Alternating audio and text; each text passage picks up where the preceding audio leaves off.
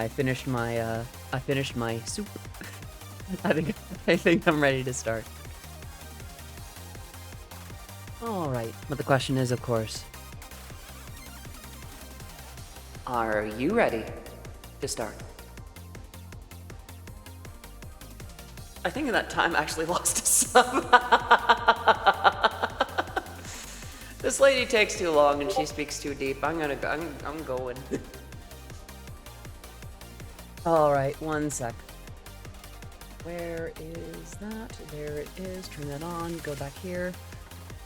All right. I think I'm ready.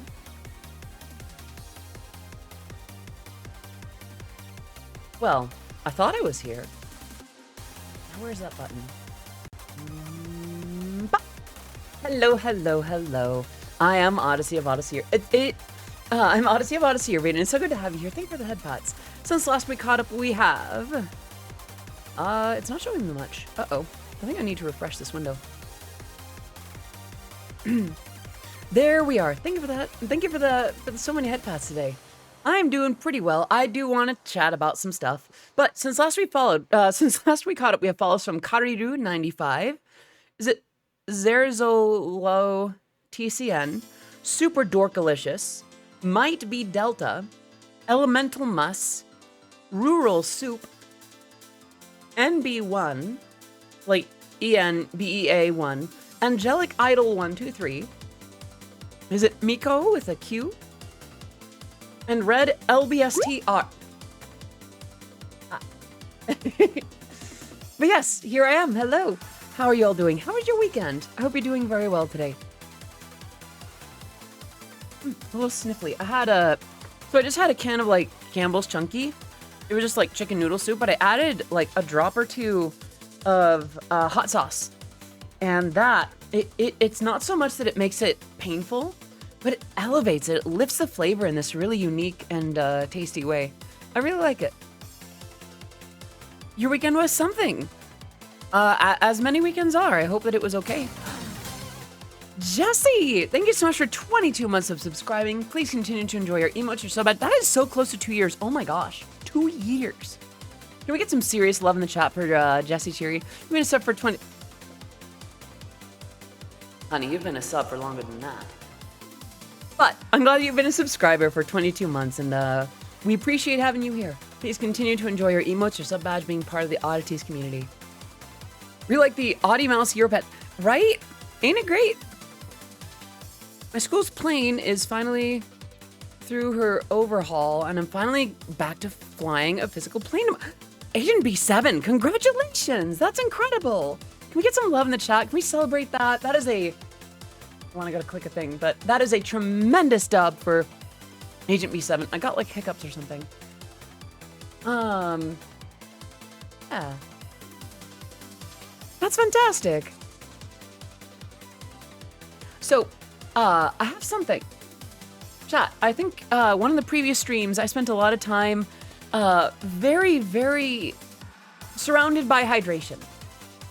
We'll say that. I had a humidifier going. I was drinking a lot of water. I did all kinds of things to make sure that I was very well hydrated because I figured, something about my apartment must be dehydrating me. So I got a little measure thing that measures the temperature and the humidity for like under $10. And I set it up next to my desk. Got the humidifier going and all that kind of thing. And I set it down and actually, no, I didn't set it by my desk. At first I set it by the heater. And Jade Switch, thank you so much for 2 months of subscribing. Please continue to enjoy your emotes, your sub badge, being part of the Oddities community. Can we get some love in the chat for Jade Switch? Now, when I set it up, I was like, oh, all right, I'm ready for it to tell me that it's fine. I've got the humidifier going, so I'm sure it's finally going to tell me that it's properly hydrated. Ow! Thank you for the 100 bits latent.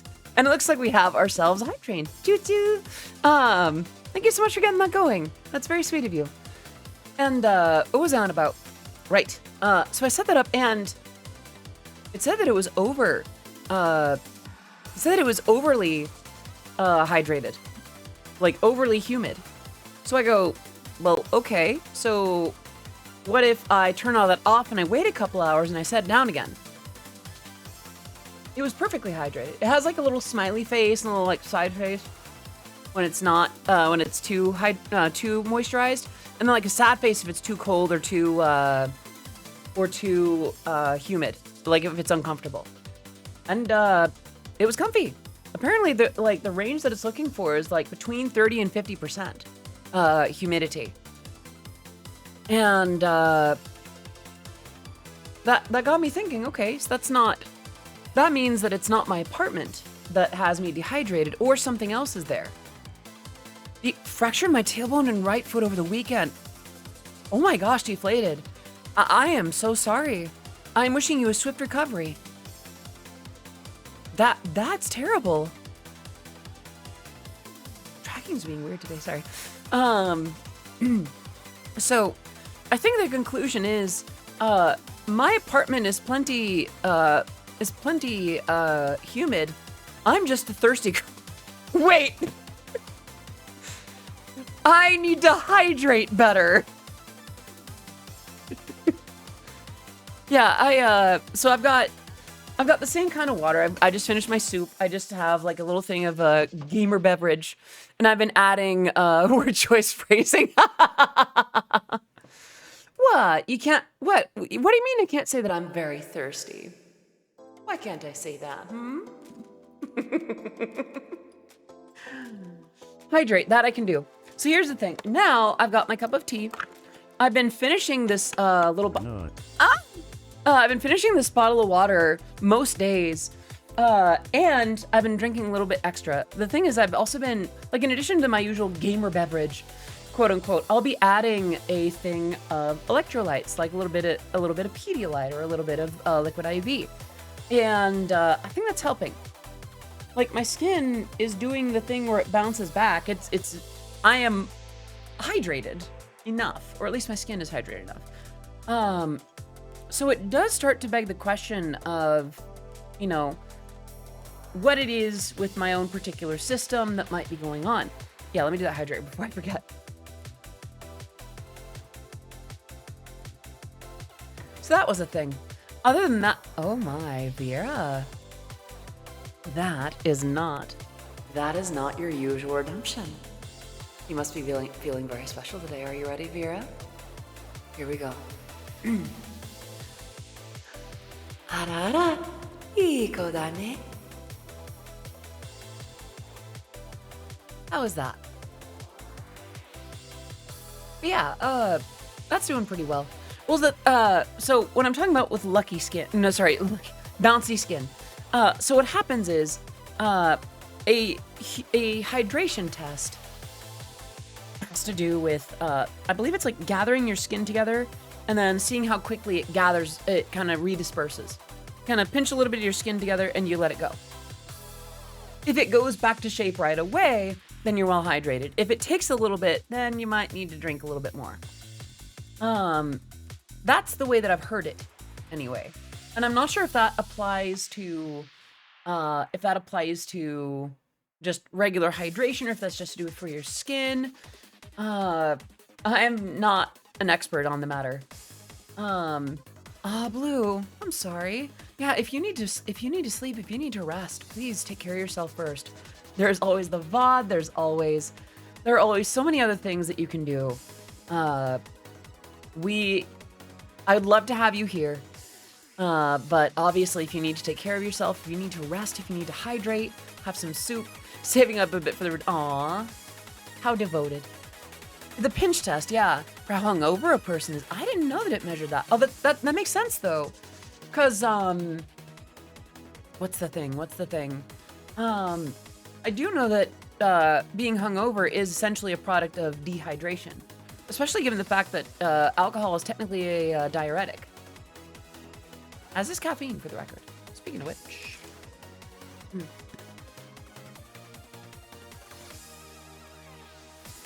I wonder if that might be a stipulation.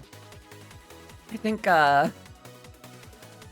if I do end up partnering with a gamer beverage company, I think I might need to see if they have like a hydration line.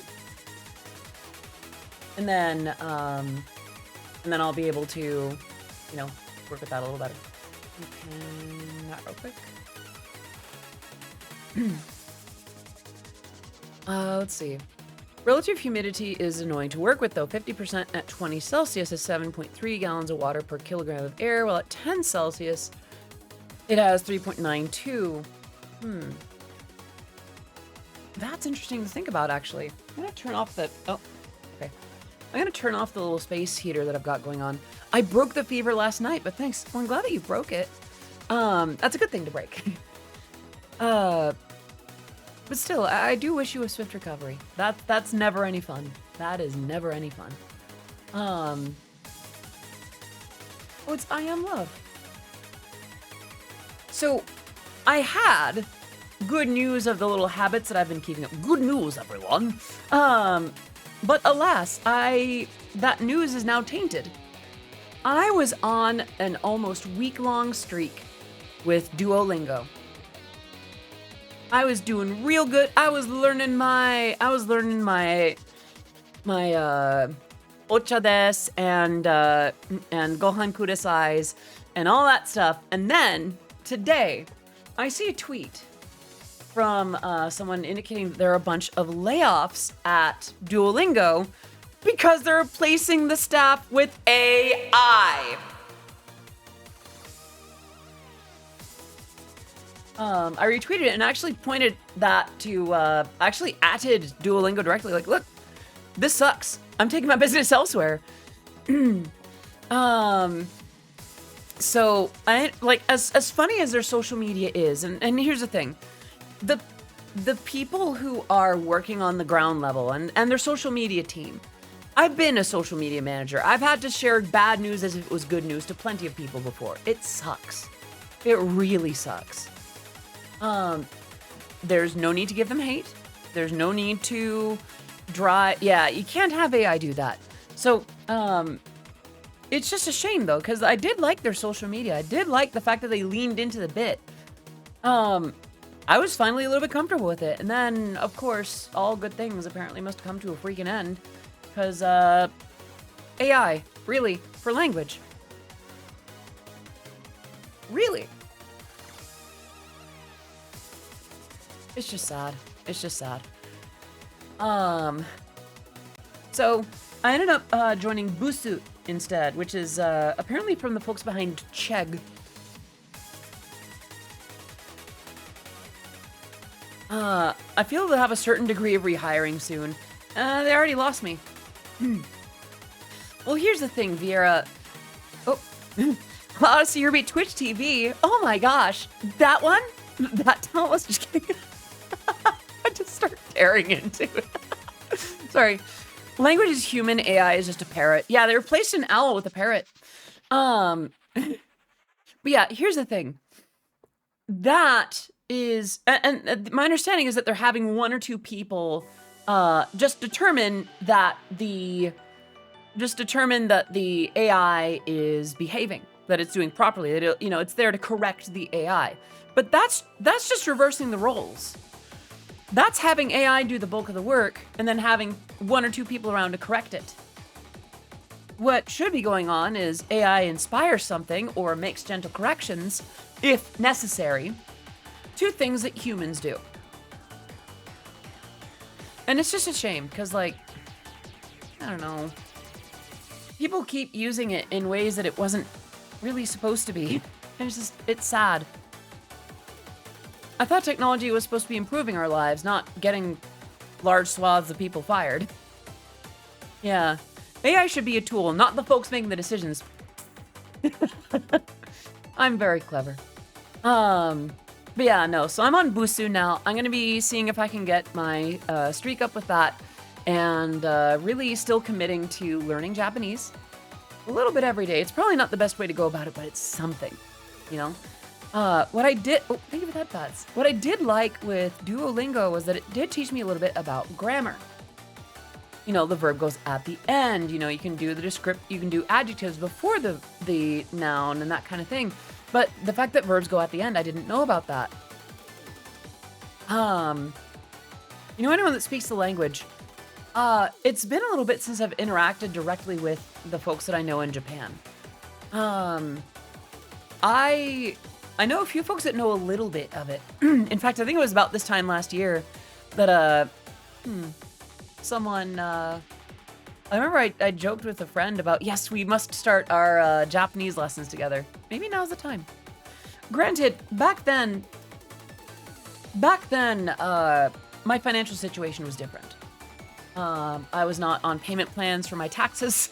I was not figuring all that out. And oh gosh, I gotta do that again this year. But I digress. Yeah, I'm still doing what I can to learn Japanese. And I don't know, it's exciting, it's fun. I like learning languages on my own. I think that's the thing. And don't get me wrong, I liked language classes as a student.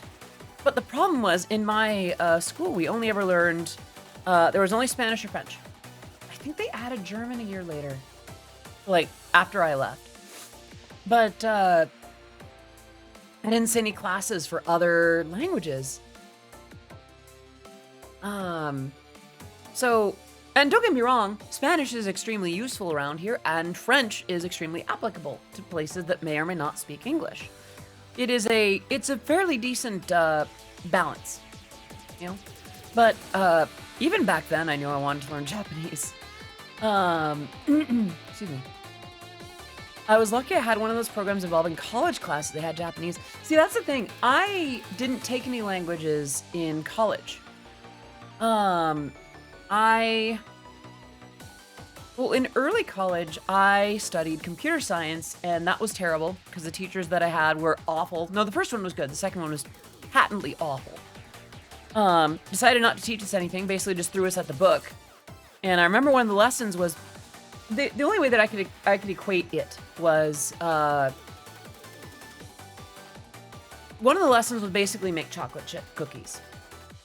And if it didn't check the certain boxes for what was used or how it went, then we would fail. It wasn't just like, oh, points off, it was fail.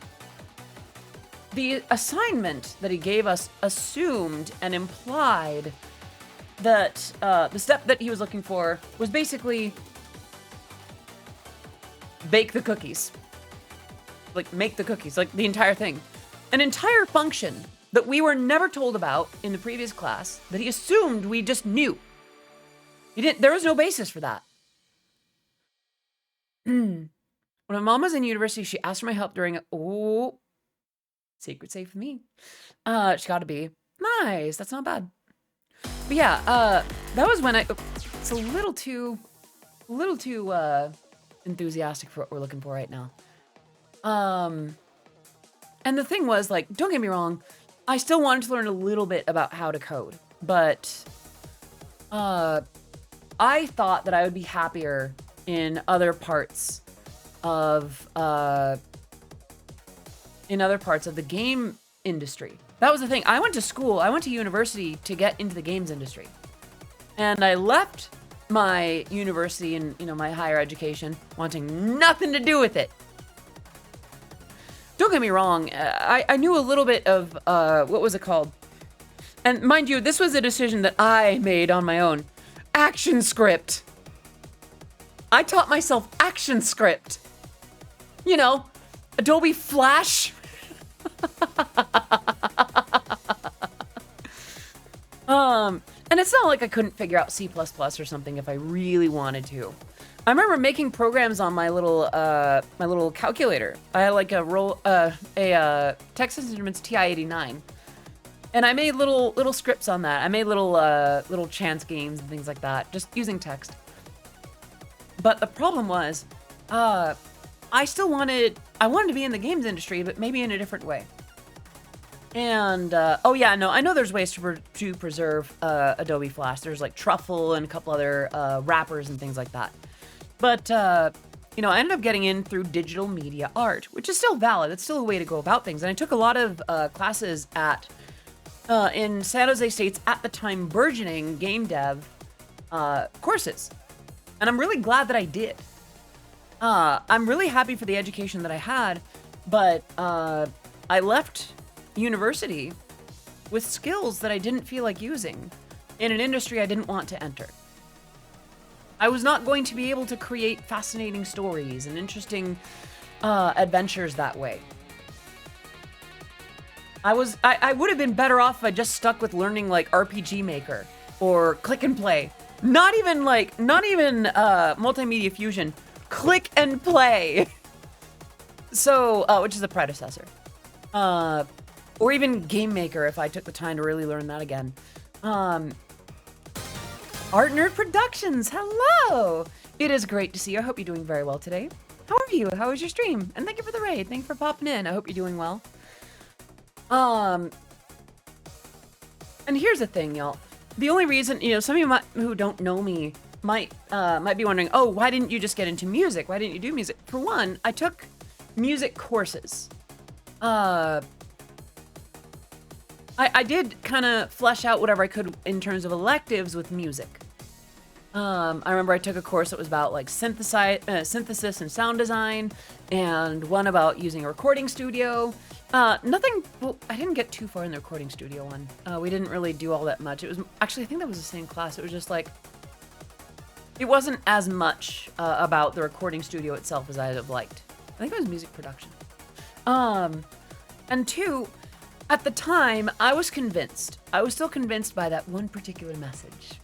That arm around my shoulder. And I quote, "This Eurobeat thing isn't gonna go anywhere." So I didn't go for it like that. I didn't think it was viable. I didn't think it was gonna do anything. It took me until 2019 to actually start doing that. It was only around now that an anonymous gifter gifting a sub to Art Nerd Productions. Can we get some love in the chat for Art Nerd? Art Nerd, please enjoy your emotes. You're so bad being part of the Oddities community. It is great to have you here. Let's see. But yeah, words. I ended up kind of figuring out, well, you know, I've got a social media following. I do have a little bit of that going. I've built some stuff in the music world. So a lot of the jobs that I ended up applying for were either to do with music stuff or with digital marketing. Was there a deeper meaning behind the lyrics to The Top? Kind of. I'm gonna have a sip of my tea before I explain that.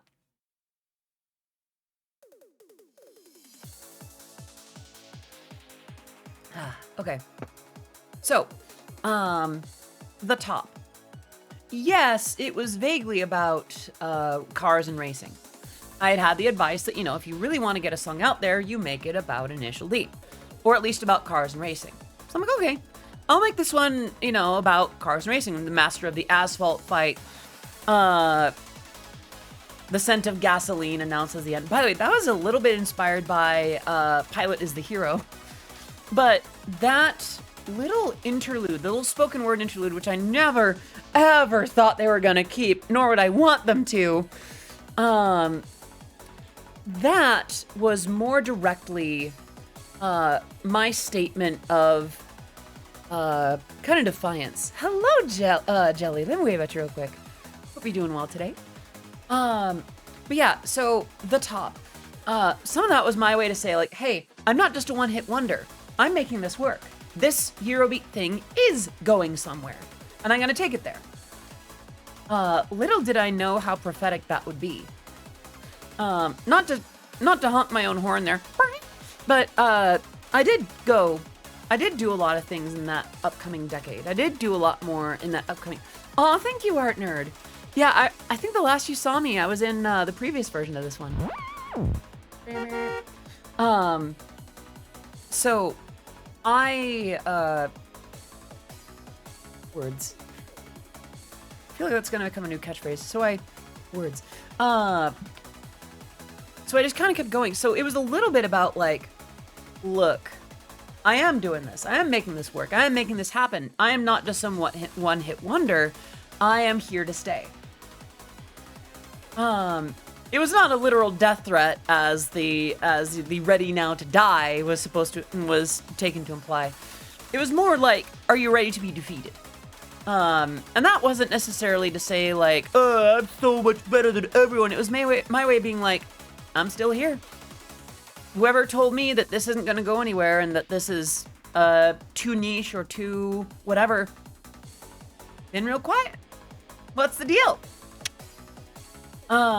Sure, I'll have to know about that. There's some people that wish for it anew, especially after I came out. But for the most part, I've actually, how do I say, with the exception of my MLP fandom days, I feel like my work and my music has never been in a better position. I am working with amazing people. I have so many of you here with me, more than ever. And I'm just really happy for that. Best way to give the middle finger to the non-believers. Listen, listen, listen. What's that quote? I think I remember the quote. It's, I think it was Frank Sinatra that once said, "The best revenge is outrageous success." And I believe that. And by the way, not everyone that told me that I wouldn't make it was doing so with evil intentions. Let me go ahead and do that hydrate before I forget. That's close up. Yeah? Was I really close? Am I getting close to you? Do you not want to be this close to me? Oh, thank you for the head pats. Interesting. Oh, that was a boop. And a head pats, I see. Ah! Poked my head. When I realized that was you, I thought it happened in reverse, that it came out more recently. It was wild when I realized the top actually happened in your timeline, because it absolutely has taken off. Ah! Let me reset. Enough of my flirty behavior. I'm somehow picturing a revise of the top, like how some Broadway shows have thank you for that, pets.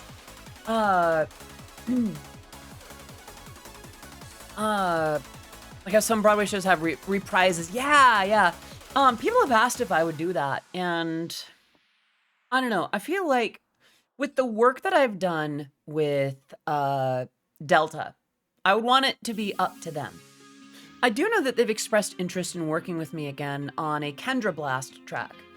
I don't really have a lot of material to bring them yet, but I've got it in mind. I don't know. I feel like there are some songs. No, let me phrase it differently.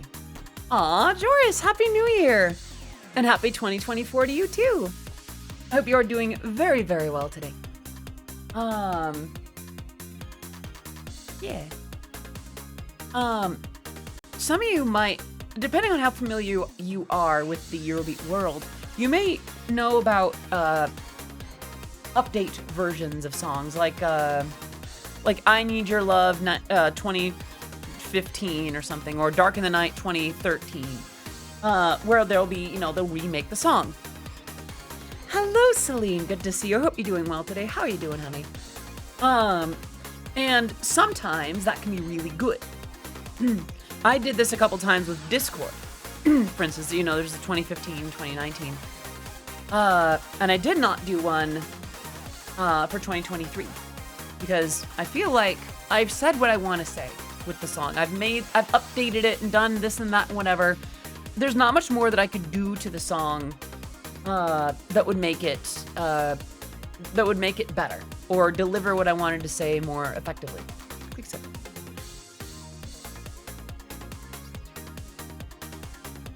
Thank you. Got it. You talk to you later. No worries, Art Nerd. Please take care of yourself. Have a great meal, snack, whatever it might be. Yeah.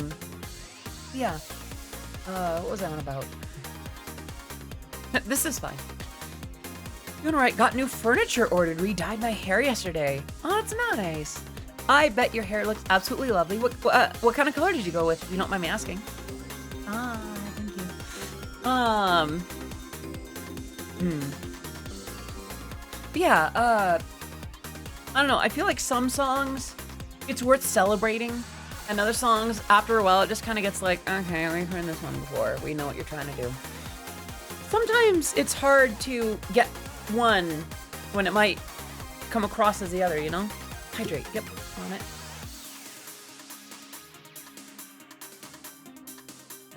Thank you.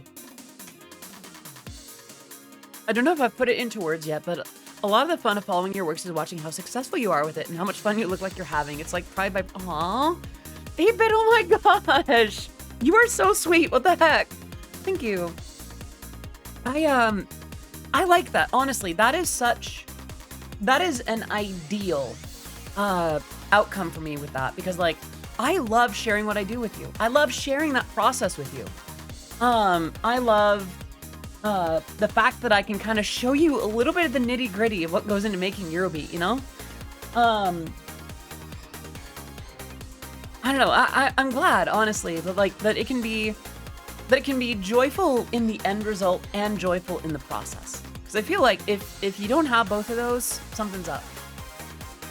Burgundy/maroon still. We've been stepping up the amount of purple in it slowly. Also reminds me I need to check for a specific attachment for my blow dry because the curls I got are just... By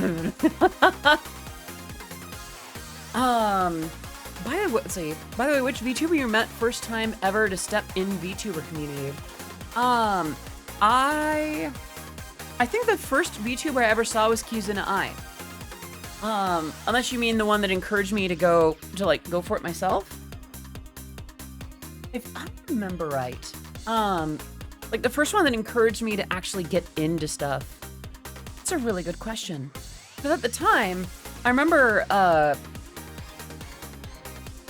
just got readed. Oh, Auburn, Red, Brown. Hey, redhead buddies. Love that for you. Love that for us, really. We redheads got to stick together, you know.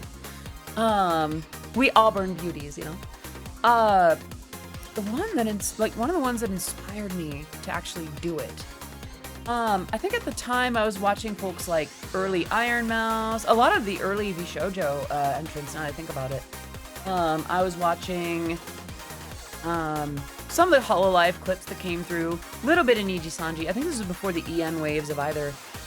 And I remember my friend Alvanil was considering becoming a VTuber, and was getting on his own case for not having the kind of production value that all these big labels had, these big agencies had. I'm like, look, you don't need to have all of this perfect. The entire thing is that you just start. You just do. You have a good time. And he's like, you know what? I will do that. Thank you. By the way, how about you? Have you ever thought about being a VTuber? I'm like, yeah, you know what? I don't know if I'd really have the production value. I was a bit of a hypocrite. But after a while, I started trying it out. How are you doing, lovely? I hope you're doing absolutely amazing today. It's the Friends that drag you in. Honestly, yeah.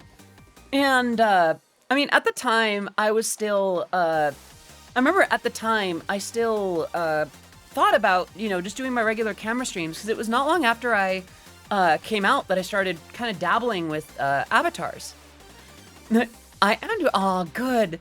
And Pandora, I'm doing okay today. I put myself together. I walked around the block. Drummer Shy's birthday is today. That's fantastic. Aw, happy birthday to Drummer Shy. Yeah. I think it was around that time that I started kind of dabbling with it a little bit. And a little bit more. A little more. Oh, I kind of like this. Sometimes. Okay, a little more than that. Okay, how much does a 3D avatar cost? Well, that's not too bad. Maybe I can, my friend is, you know, my friend Akapolisa is doing commission, so. And now I'm here. With lovely 3D avatars by the amazing Nijitan and this gorgeous 2D Jenny model. In our heads, we feel the need to bring something to the table. Sometimes others can manage to persuade us to try to despite that. And who knows where it goes from there. Here's the thing that it was for me. I was convinced that I needed to have a kayfabe. I was convinced that I needed to be Vtuber, trademark, copyright, registered, some restrictions apply, see store for details, side effects may include kayfabe. That I needed to have a character. That I needed to be a space robot ninjate with rainbow powers or something. And after a while, it just became so fun to stream with an avatar that I'm like, what if I don't need a kayfabe? What if I don't need to, just, you know, to have all that and it's just me? Like, I have all this gorgeous artwork. Bit of a reveal, by the way. I was getting artwork commissioned to myself before I even came out. Just because, like, I was kind of dabbling with it, and a lot of my friends still are really talented artists. And it was like, wait, can I get this picture? So it's like, why don't I just base this off of me? And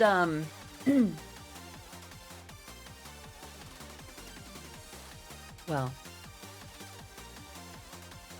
keep this between us.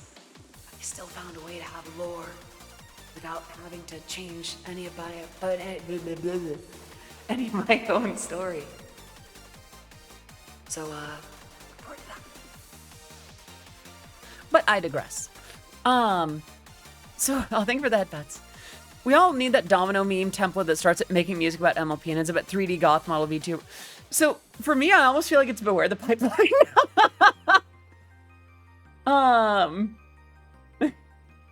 Like you've seen that meme with like Beware the Pipeline, which honestly it kind of kind of applies to me in a way. And it just got fun though. Perhaps I should make my own character. You could. That's the thing. Quick question. Honestly, you have a graphic design page, or is that another? That's probably another Jessa.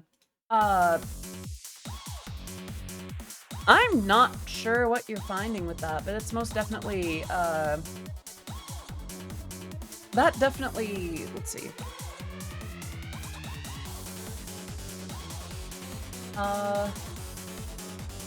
I don't see. Yeah, I don't have a graphic design page. I have the one Instagram. Well, all right, here's a sordid story. I've had a grand total of 3 Instagrams.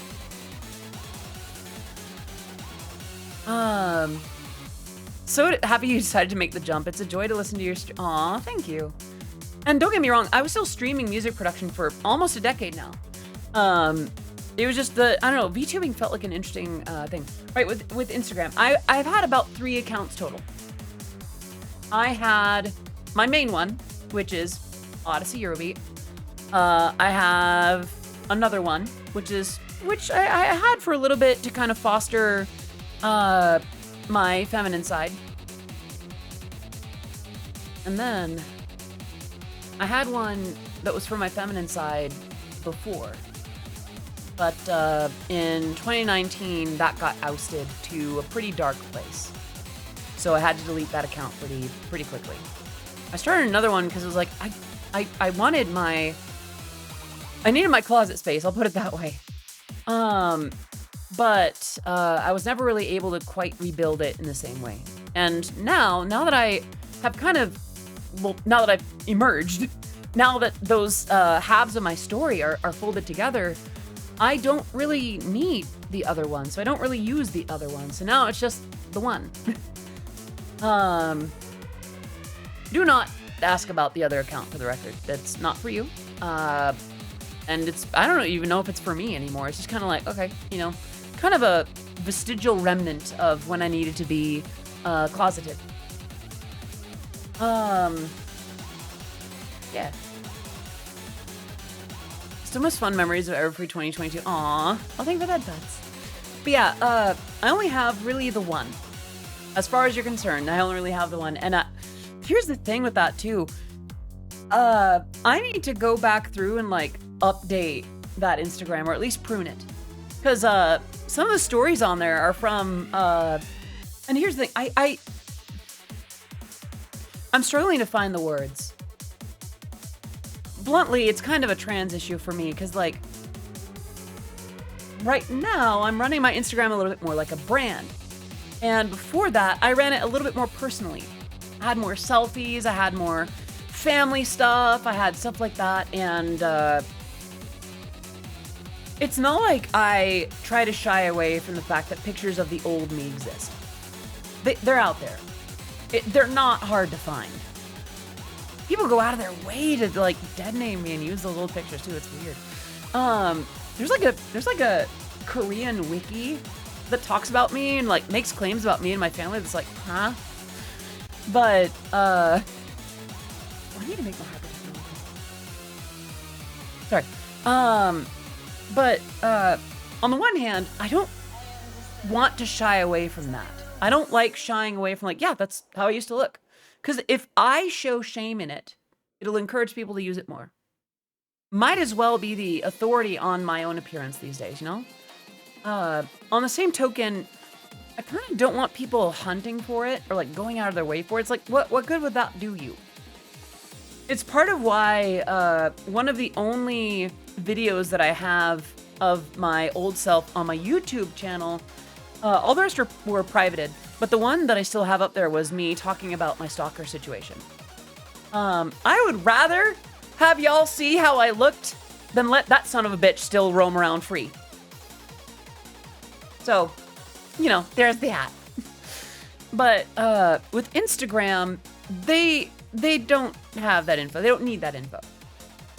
So I wonder if I need to go through and like hide a few of those pictures or close them up or just make them not publicly accessible. Same with stories. It's not my favorite thing to do. I think that that's. But at this point, a lot of those older pictures are probably starting to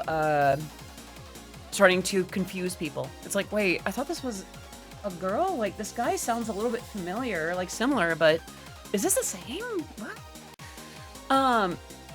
Or at least not arming transphobes, you know? What was it? Recently, even on Twitter, there was someone that was like, the subscriber feature, oh gosh. I don't know how I feel about that one. I will say, Instagram has been unusually good to me. Like, unusually good. Not just to my selfies, but to my, like, VTuber content, and my reels. I think one of my reels has, like, what, 500,000 views? And it was literally just me fangirling about dresses. But I digress. Actually, how is that one doing? Let me see. Yeah, 625,000 views. That makes YouTube kind of look kind of shy. On the same token, I'm not sure if I'm comfortable. I'm not sure if I'm comfortable charging for content on Instagram, which sounds really out of character music. Hello, pansexual chaos. That is quite the name. Bonjour. How are you? But yeah, I can stand to go back through with that kind of thing. Well, that's the thing. Apparently, okay, my understanding from those that came in from that, like we still get viewers and visitors from that reel. Apparently that made its rounds in like trans Instagram, Instatrans. I don't know. And they were like, yeah, you know, that really did the rounds. I didn't realize, you know, once we realized that it was you, it's like, oh my gosh, that's Eurobeat Brony. That's, oh my gosh. Unsure when I joined in on Button Good. I'm well, thank you. Pansexual Chaos. I am Odyssey of Odyssey Eurobeat. I make Eurobeat music. My work has been featured in Super Eurobeat, Initial D, DDR, and recently I worked on an original song for Matara Kana V Shoujo. Please don't take this the wrong way, but when I first found you, I thought Odyssey Eurobeat was a duo brand name. No, that's actually really funny, Deflated. I actually love that. Oh my gosh. But yeah, may I just call you Chaos if that's okay? Or Pan. So, you know, I do days like this. I started streaming almost a decade ago, mostly just to keep myself, accountable to, production. But over time, as I started sharing more of my personality or just more of myself with my streams, I started having more fun. And then I became a VTuber. And then I really became a VTuber. And it's just been a ball. It's been a blast. So I am equal parts Eurobeat producer and VTuber. Not afraid to post pictures of my IRL face and such, but also like, this is fun. So I'm confused about A1 and Sugano. So both of those are Japanese doujin labels. Sugano Music is run by Sugano, who is fantastic and does really great work. And is, if I understand it, like a one guy team. Also a good artist, if I remember right. Yeah, he drew that one picture of me, of like the avatar before this one, which is really cute. And A1 is a larger label, founded by Elementus, formerly, I think he's still with Soundholic, but founded by Elementus of Soundholic. So, different crowd. Although, oh, thank you for that, Butts. I do know that Sugano contributed to early volumes of Toho Eurobeat, the releases from A1. I'm gonna impose a self-hydrate.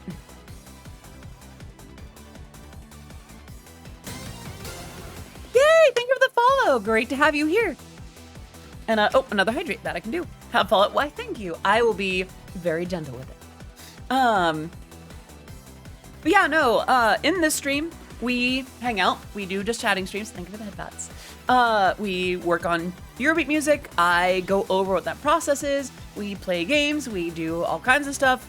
I've been kind of dabbling in other forms of content lately too. Like, I had so much fun last week learning Pada Pada routines for Eurobeat songs and like learning the dances to them. And that was really fun. So we've been doing that. I don't know. It's just I love what I have with y'all. Dare I say, the oddities like to have fun. It's just such a redundant phrase, but I love it in a weird way.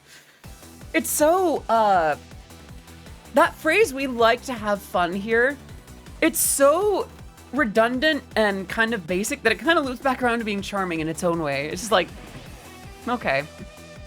It's like, I don't know, it's like when an auntie tries too hard to sound cool and hip, but instead of sounding really dated or grown-worthy, it's like, aw. I don't know. But yeah, that's what we do. Also, I was so pure. I was so pure before all this VTuber-y stuff. The VTuber corruption arc is real, and let me tell you, I don't think anyone's complaining. It's giving live, laugh, love, hee. That is the biggest compliment you could give me. Anything that relates me to, well, a certain maternal figure. I am honored by that. Although, I think I can talk about that. Didn't Matara recently start claiming that phrase, like live, laugh, hee? Entirely unrelated to another talent, of course, just for the record. But, honestly, if I give off live, laugh, hee vibes, I am thriving. My skin is clear, my crops are thriving, my purse is full, metaphorically. Is that one cool aunt? I am that cool aunt. I should have you know that I am my oldest niece's favorite. Because I play and I do the fun voices. Or did. Lately, voice health has kind of gotten in the way of me doing a lot of voices. I think it's to do with my false folds. Allow me to explain. In the voice box, in the actual voice apparatus of, the human throat, there are the real vocal cords, and then there are false vocal cords. They are where a lot of very intense singers will get a lot of their grit, a lot of their power. And I'm trying to think of an example of engaging the false chords in the voice, but not much comes to mind. I think I kind of burn mine out is the issue. That's my theory anyway. Adele. Maybe? I don't know. Point is, I think that might be the part of my vocal apparatus that's fried, because the rest of my voice feels fine. It's just that part just doesn't seem to be doing well. Although, I'm not exactly thrilled about the notion of going to get a camera shoved up my nose a third time to determine that, but, I don't know. Hello, Caitlin. Good to see you. Let me wave at you real quick. Hope you're doing very, very well today. But yeah, sorry. When I'm talking about, and I understand VTuber-y stuff, engaging the false chords sounds rad. False chords are used for harsh vocals. Yes, they are used actually to, there's a way to do death metal screams in a way that does not destroy your vocal cords. And that is how. Mine are a little bit borked. So, I think I need to, or that's my theory anyway. Oh, thank you for that. That's my theory anyway. Because right now, the rest of my voice feels fine. Doing good. Still going insane over what I did yesterday. What did you do yesterday, if you don't mind me asking? It's like Foo Fighters. Yeah, exactly. I wonder if I'm just inflamed. Like, I wonder if it's just an inflammation of some sort. A lot of singers use vocal fry in metal. Death metal is mostly false chords. Yeah, exactly. Just take the schedule and oh my gosh, tomorrow. That's just gonna be barking the stream. Basically, yeah. Actually, let me talk about that a little bit. So, a couple days ago, I watched Matara Khan streaming with Haruka Caribou. And they were playing Nike, Goddess of Victory. This was the last in a chain of VTubers I watch playing Nike, Goddess of Victory. And they keep playing it, and they keep going back to it, and they keep having emotional experiences with it, which surprised the heck out of me, because this is the one that got a lot of its claim through big booty. Like, she breasted boobily down to the stairs and titted down, kind of stuff. And on the same token, I've also learned... Oh, that's back, huh? I forgot I put that back. Aw, what a good doggy, Vera. Oh, good boy. So, quick sip. This is not my first time playing a gacha game. Boobs can be an emotional experience. Believe me, I can tell. You're telling the right person. I got Open Your Heart on loop. Do you know the Chalk Eaters song featuring Johnny Gioeli? I'm familiar with the Chalk Eaters. Not very much, though. I think I might have them mixed up with someone else. Boobs are very boobining. Basically, yeah. So here's the thing. I played a gacha game before. I played a couple gacha games before. And I noticed that what Nike does is what another game that sounds very similar used to do. Nikki, Up to You. How many of you are familiar with Nikki Up to You or Nikki Dress Up Queen? Bear with me, I'm going somewhere with that. Or Love Nikki. Aw, Vera. Well, then clip this one. Vera, you are such a good boy, huh? What a good puppy for me, barking for me like that. Hmm? What a good boy. There you go. Right. So with Nikki, the idea is that they took a dress-up game and they added stats. They added numbers to the outfits, to tops and bottoms and dresses and skirts and jewelry and boots and socks and all that kind of thing, and traits and attributes. I do that a little bit. Pan. I used to be so pure, and then I remember I remember not long after I debuted as a VTuber, people were like, Mommy, sorry, Mommy. And I didn't expect my reaction to be, welcome back, honey. You must be absolutely drenched. Come in, take your coat off. I've got soup on the stove and But it's kind of nice. It's fun. It's nice to actually have some confidence and even some fun with my sexuality. Nike. Nike. I guess? I'm not entirely sure. I'll need to look it up for the game that we're playing tomorrow.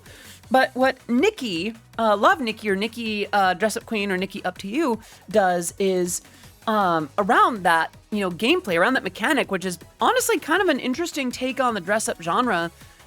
They went ham on art.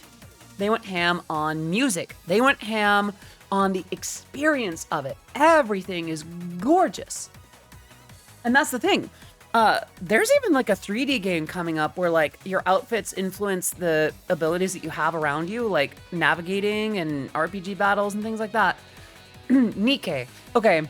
But that's the thing.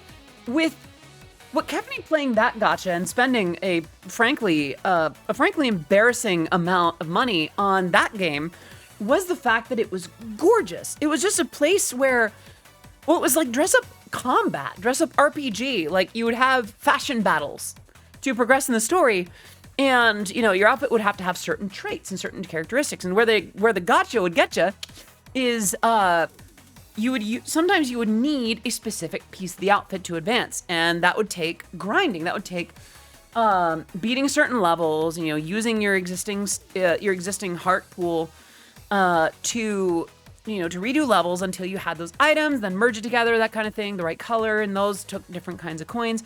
It's monetized very predatorially. That part's not good. That part is money in a bad way. But the actual experience of it, the artwork is beautiful. The music is gorgeous. The story is not the worst. It's not Shakespeare, but it gets the job done, It's enough to keep you hooked. Also, the cat's supposed to like grilled fish. What's up with this weird stuff that he's supposed to like in the new games? What's up with likes grilled fish, okay? It's a weird thing to get caught up on, but believe me, if you play the games, you'll understand. But that's the thing. They went out of their way to make the actual experience of using what you got interesting. And I feel like that's a note that that gacha games like Genshin and other MiHoYo products, and I think Nikke took to heart. Because just getting you... Oh, take care, 8-Bit. Thank you so much for popping in. Have a great rest of your evening. Sleep well when you do. That's the thing. I feel like Nikke got that cue. Because yes, big booba. Big booba. That is undeniably an element. But then you get invested. And how do you get someone invested? The Anomaly, thank you so much for the follow. Welcome to the stream. It is great to have you here. I am Odyssey of Odyssey Eurobeat, and my work has been featured in Super Eurobeat, Initial D, DDR, and most recently, Matara Khan's newest original song. Great to have you here. And that's the thing. So then they get you invested. And what they do with that, they do that by building an interesting story, by having artwork that's actually not just boob, but also really compelling, really gorgeous backgrounds. Thank you for that, Pats. It's like an essay. The boobs are the hook to get you interested in the experience of the said game is the rest. Yeah. And by the way, this isn't necessarily to say that these games are all ethically perfectly fine and good and great, and that the monetary process isn't super predatory. Nor do I think that gacha is a great way to go about monetizing your game. That's very unethical in a lot of ways. But if a game must be a gacha, I think they finally understood how to make something reasonably compelling. And a game that you can enjoy even if you're not going to steep yourself in that. Like, here's the thing. I would imagine, with very little experience in it other than games I've already played, a gacha game lives on how well you can play it without rolling for gacha.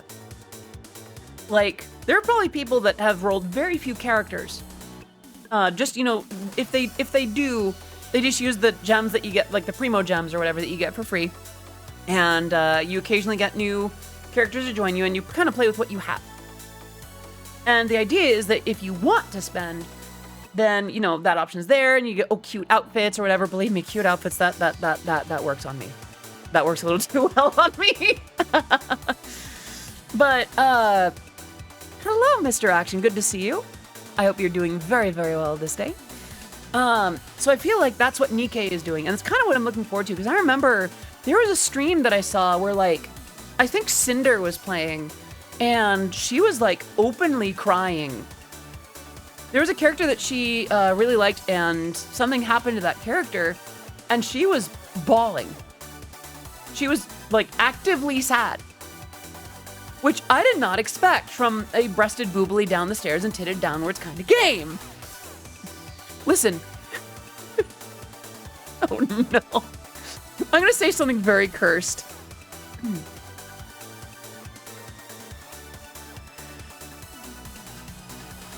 Between every set of breasts is a heart after all.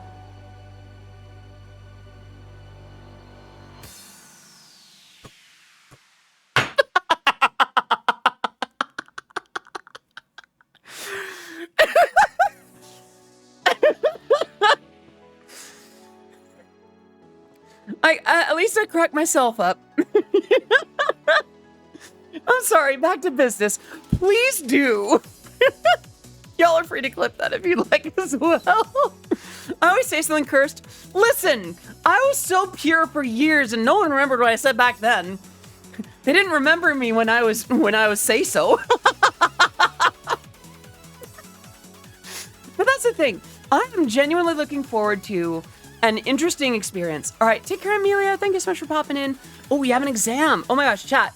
Can we send your love to Amelia. Amelia, you're gonna do absolutely amazing. You're gonna nail that test.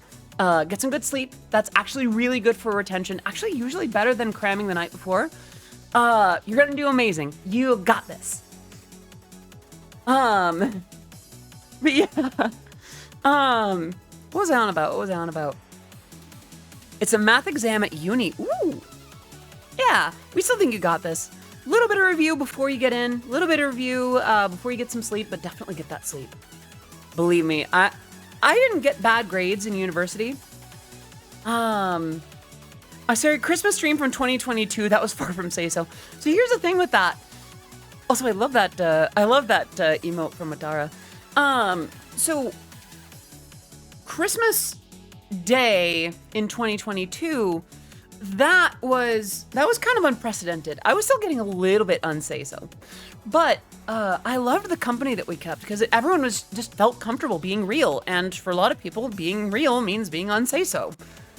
And I don't know, it's just kind of nice. It was a neat little way to celebrate the day when I couldn't be with family that day, so I was there with friends. So it's just kind of fun to say. It's fun to say some unhinged things from time to time. All right, I'll finally do that hydrate. 1 second. Thank you. Nice Hoppet. Thank you. I'm glad you liked it. Wait, was I in 2D or 3D that day, or was I actually like IRL streaming? Before any of that, I think I need to lower the boop.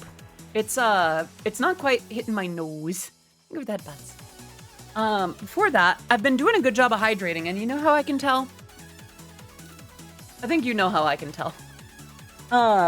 Where's the button? There's the button. There it is. All right, properties. Boop. So, I will be right. Oh, it's IRL. Christmas? I streamed on Christmas? Are you talking about the Audi Day party, or are you talking about like, can confirm the tear-jerking writing sometimes in Nikkei. Actually, one of the few gotchas that got me paying attention to the story and actively turning the audio back on and stopping videos and such to continue major story missions. Yeah, hopefully, human, you're right about that.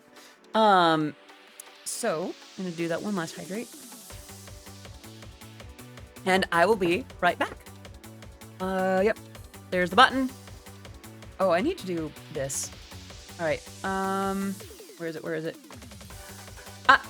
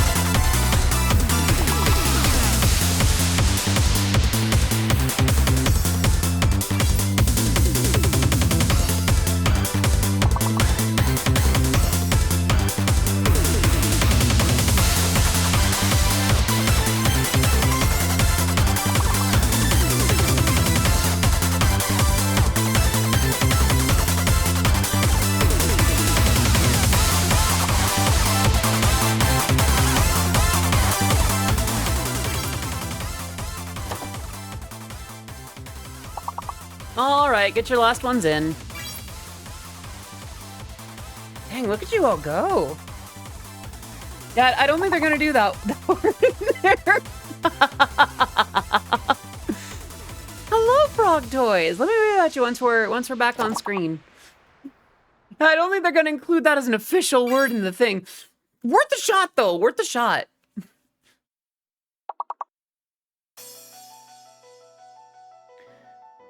All right. It should be. Take that up with them. Take that up with them. Alas, I must end your streak. Level 5. Goodness. Y'all did good. Aw, good job, chat. Good job. You're so smart. All right. Let me return. Ah, there we are. All I could read was nice. Goodness, I really did set the trend for chat today, didn't I? Hello, hello, hello. I'm sorry I was gone for so long. Did you miss me? That's probably a yes. But, aw, thank you. Right. What were we on about before all this? Thank you for that, pets. Let's see. Oh, I missed a new chatter. Is it Jorenhagen? Thank you so much for the follow and the stream and the sub. Let's go. Can we get some love in the chat for Jorenhagen? Thank you so much for the subscription. Please enjoy your emotes, your sub badge, being part of the oddities community. Great to have you here. Yeah, well, that's a really cool emote too. I hope you're having a fantastic day. I don't know, today's going really well for me. Just giving back to someone who has given so much to me. Is that right? Aw. Well, I'm glad that I could have done something for you. I will say, something that I've been having like weird terms with is this idea that my music's done, like the music of it has done something for people. Like that's still weird to me. As far as I'm concerned, I'm still making Nightcore Italo Disco that at one point was about a children's villain. So, I am honored when I have any kind of place in someone's life beyond music. Neat. But yeah, we were talking about Nikkei, right. I don't know. I tend not to jump into gachas just randomly, but I've seen enough other VTubers and streamers getting into it to where it's like, you know what? I want to see what the hype is about. If it's good, then I keep playing it. If it's bad, then we tried it. I had just very nice things on my screen for a couple hours. All good. I played Nikkei for the boing boing and I stayed for the story. So there is one thing. This is gonna be interesting, by the way. During the break, I tweeted in Japanese to invite some folks from the Japanese side of the Eurobeat world to come hang out. That doesn't mean that they're all gonna pop in. If they do, fantastic. We love our Japanese oddities just as much as we do our Western ones. Guy the Persa, I see. Well, if it's for the new recruits. Depleted. Why? What? Why would you do that? Oh no. Oh no. And all right, let me take care of Persa's request here. Oh, thank you, Joran. So this is actually an instrumental, a blend of instrumentals on songs that I've worked on. This is the instrumental for Our Desires, which is a song that I did for Toho Eurobeat.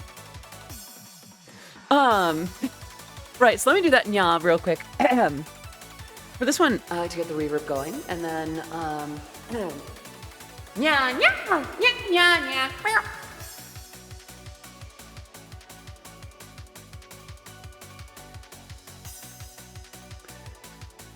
And there you have it. The right clip. I see. But yeah, we like to have fun here. Joran sounds way too much like my name. I'm confused. Oh no! Is one Joran and one Joran?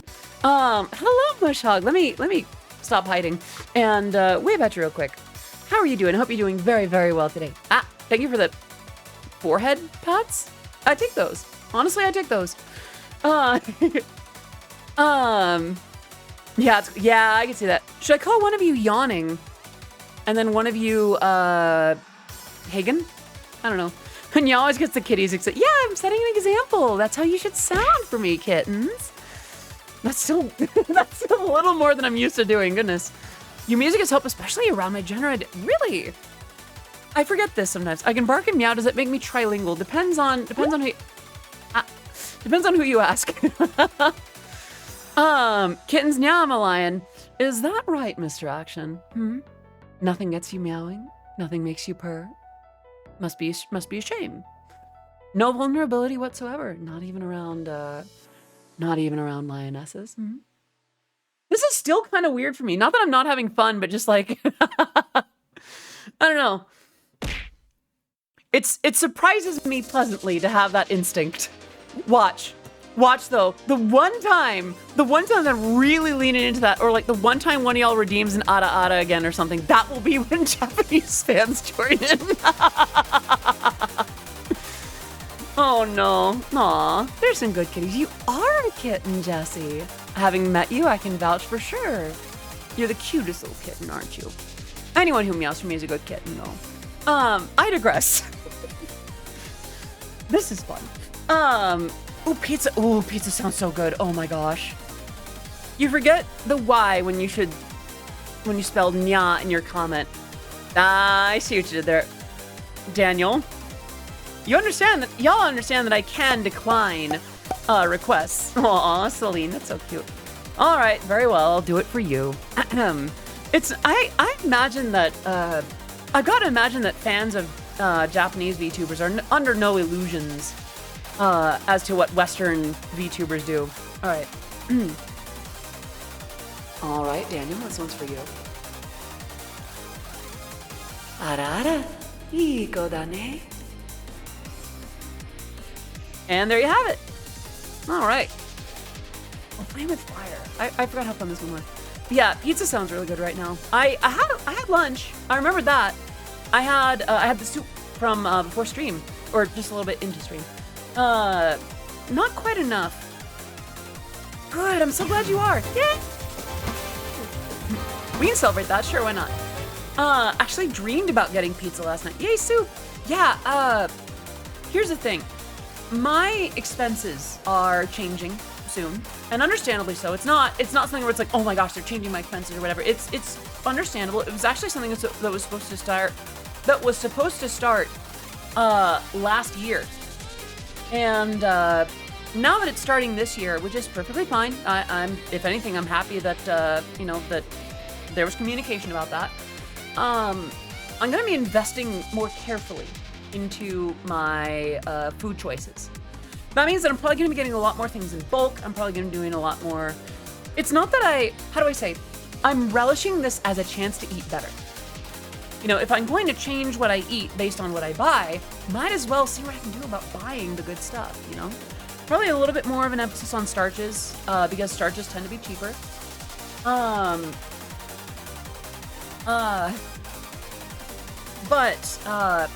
Things like, rice and maybe some noodles here and there, lots of proteins, lots of beans and maybe some meats, fibers. Yeah, a lot of beans for that too. Cheese is also interesting for protein, although cheese does have its issues. Frozen veggies. I've been doing these little microwavable sets of frozen veggies. Eggs. Love eggs. Love eggs. I should know. I was one for a little while. Yeah, most mornings I'll actually have eggs with some kind of veggie and some kind of additional protein. But now I could start pairing it with the rice. Because then I'll have filling food for really cheap. 7-Note vaudeville.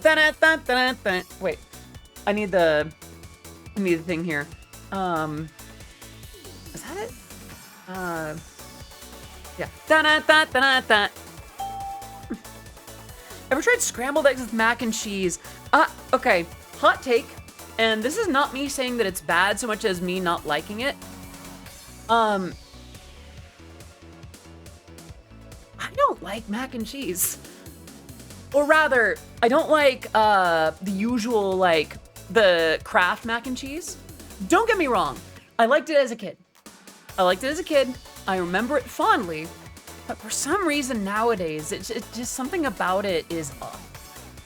And I understand about adding cooked hot dogs, or I remember my mom once added tuna. And actually adding tuna kind of slapped. And I've had fancy mac and cheeses, and I actually really like the fancy ones, like where it's like a white cheese with like the shells. Did have too much of it when I was little. I don't know about too much. Baked mac and cheese is really good. The macking cheese, right? I haven't tried. No, I haven't done much with mac and cheese though. I imagine if I made my own, it'd probably be really good. Yeah, white cheddar. Oh, it's so good. Yeah. And that's the thing too, like one of the challenges that I'm looking forward to with kind of changing how I spend on food is designing meals that'll be both delicious and cost effective. Because like my mom used to make stuff like manicotti or like stuffed shells where it was like where it had the ricotta cheese and the chicken and all the shells, and it's pretty affordable, and then you eat it and just like, look, forgive me for the delivery on this, but nothing else will do. Yeah, nothing else will do with this. Really good, really good. Cooking for oneself is one, cheaper, and two, more delicious. That's true, and I've been doing a lot more of that. Like, I don't tend to, well, how do I say, DoorDash does still cost me a bit more than it should. But I do tend to make most meals for myself.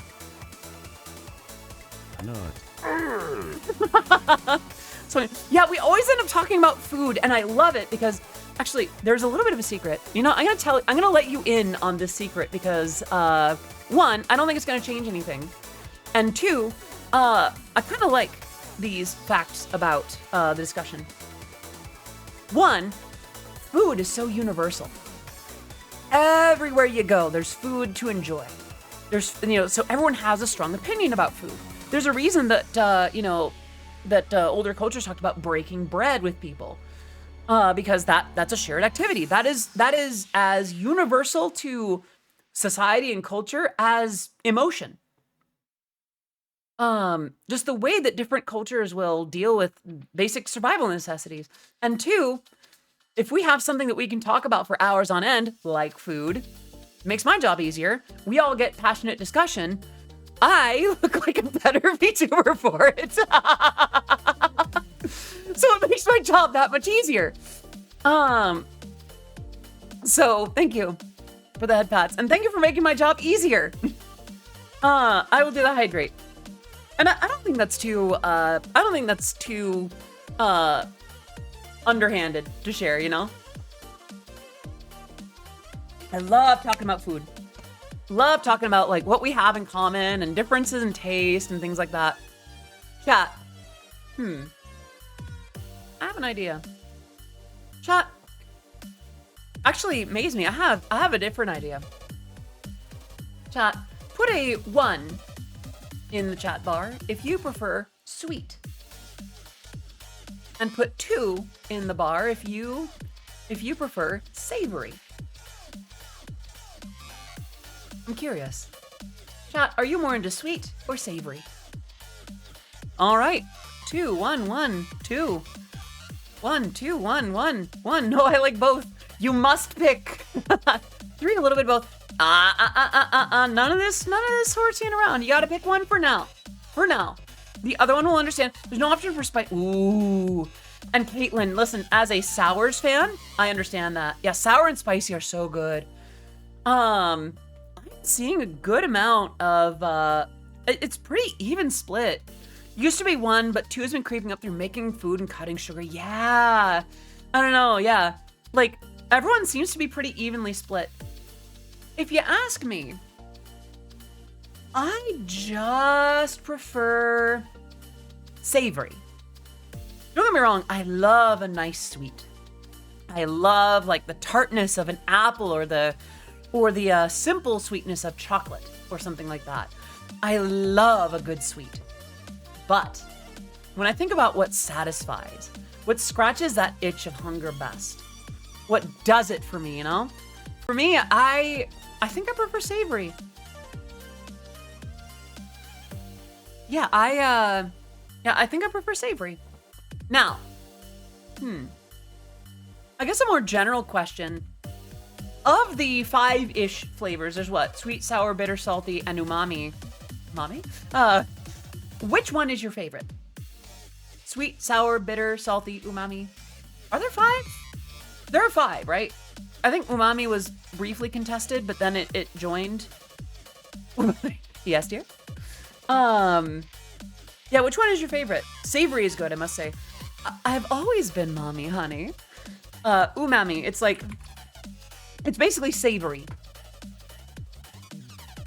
I think that's a quick way to write it. It's not necessarily one-to-one.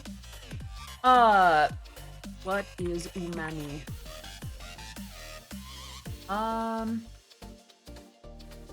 It's one of the 5 key taste profiles: sweet, sour, salty, bitter, umami. It's naturally found in seaweed, miso, kimchi, soy sauce, oyster sauce, dried shiitake mushrooms, and Parmesan cheese. So here just chugs back to I'm not going that far, but well, now that you say it, I probably would if I had the kind of power. This is why I can't get rich. I would just throw back too much MSG. Juicy sweet like a good. I see. I think I still prefer savory, but I have a lot of love for sour. Or I should say somewhere between sweet and sour, and spicy. I actually really like spice. I used to not like spice at all. I used to be a total spice wimp, but I did an interview. Actually, no, even better. I did a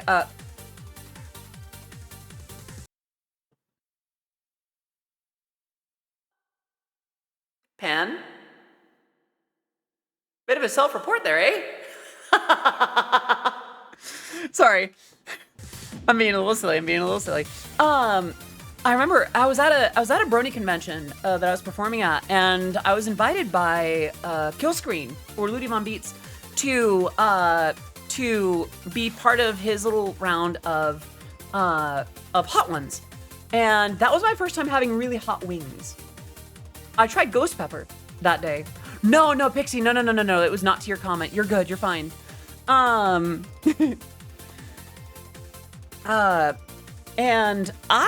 it burned like nothing else. That was the day that I learned if you touch your like forehead with your thumb after you've had that level of hot wings, it burns your forehead. But something interesting happened. I learned to like spice.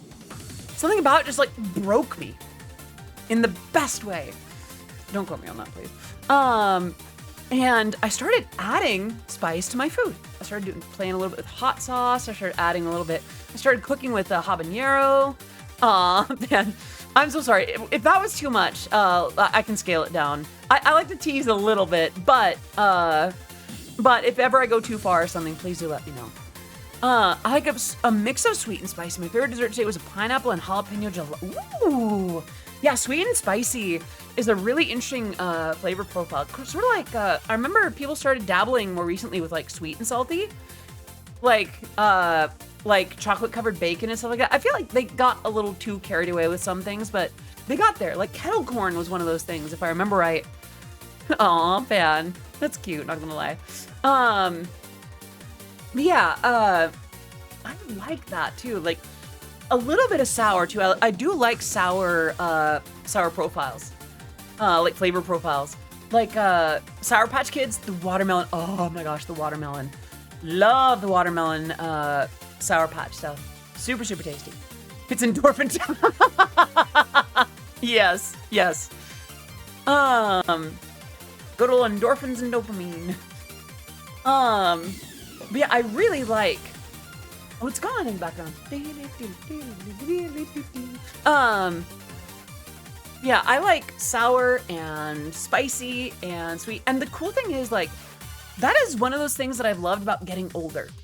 Weird as that is to say, like, yo, I'm closer to 40 than I am to 20. And one of the things that I've loved about getting older is having my flavor profile expand. You know, the things that I used to not like eating, I now enjoy. Like, I used to not like tomatoes, now I do. I used to not like mushrooms, now I do. I used to not like sour things, and now I do. I used to hate spice, and now I'm just like, oh, just add a little bit. You know, I go out of my way to add it, and it's nice. I like it. I don't know, it's just, there's more that I get to enjoy in life now, and it kind of it encourages my adventure. You know, my sense of adventure. A super picky when I was younger. I'm so with you on that. My mom, if ever any of y'all meet my mom, she'll have that story about how I used to only eat scrambled eggs and peanut butter and jelly sandwiches at a pretty darn young age. Anything else, it was very hard to get me to eat. We have French toast also. But yeah, I used to be super picky, and now I'm just like, ooh, let me try a little bit of that. Let me try a little bit of that. Yeah. So, I don't know. I like a lot of foods like that. Autism say no to finding the new stuff, but at the same time, I love trying new things. Aw.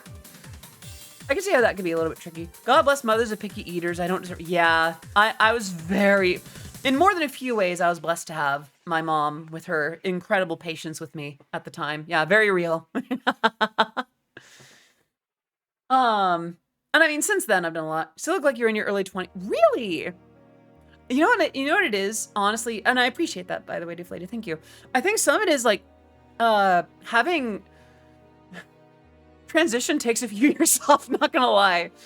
I'll think about that, Butts. I think it is. Hello, Daffy Fall. Good to see you. Let me wave at you real quick. Not me trying to help Tiny expand their palate. Aw. The thing is, like, I carried a lot of burdens. I lived my 20s like my 30s. Now I'm trying to live my 30s like my 20s. Hi, OJ. Hope you're good, friends. Speaking of food, I'm trying to decide what's going to be dinner for the week here. Ooh. What are the options? And Daffy, I'm doing quite well. I had a pretty solid weekend. I was working on a few things that I can't talk about yet. And now I'm here. I'm having a good time. We are talking about food. Earlier, we were talking about the game Nike, Goddess of Victory, and about boobs and butts and gotcha games and all kinds of fun stuff. So, again, we like to have fun here. I think I might title, so one thing that I've been doing is for 2024 streams, when I upload the VODs to YouTube, I'll add a little description of what the stream was about. I think I'll add for today's stream, just, we like to have fun here in the description. But yeah, I feel like, right, we're talking about food because I was talking about like how I'm going to spend differently on food in the days going forward. Yeah, I'm kind of looking forward to the challenge of, okay, you know, a little bit, you know, what kind of proteins can I do that'll last a long time? What kind of veggies will I include that last a long time? Like spinach is really good. Exactly. Where is it? There it is. But yeah, so spaghetti or chili con carne or pasta, like stuffed shells is really good. A lot of pastas do really well. I need to make another thing of chili con carne though. It's also oh no. Itadakimasu. Yeah, that could be a meal depending on who you're talking to. Well, one's a good source. I gotta cut it there. Yeah, write it down. I know. Yeah, y'all getting your thank you, Pixie. Not gonna lie, adding the bonks for myself and for the chat was such a good move. And I'm very proud of that. Oh, another one. Aw. Chat, are you being naughty? Are you being bad today? Hey! I guess I was due for mine. Excuse me for the snort. Violence, basically, yeah. Yeah. Dakama19, thank you so much for the follow. Welcome to the stream. It is great to have you here.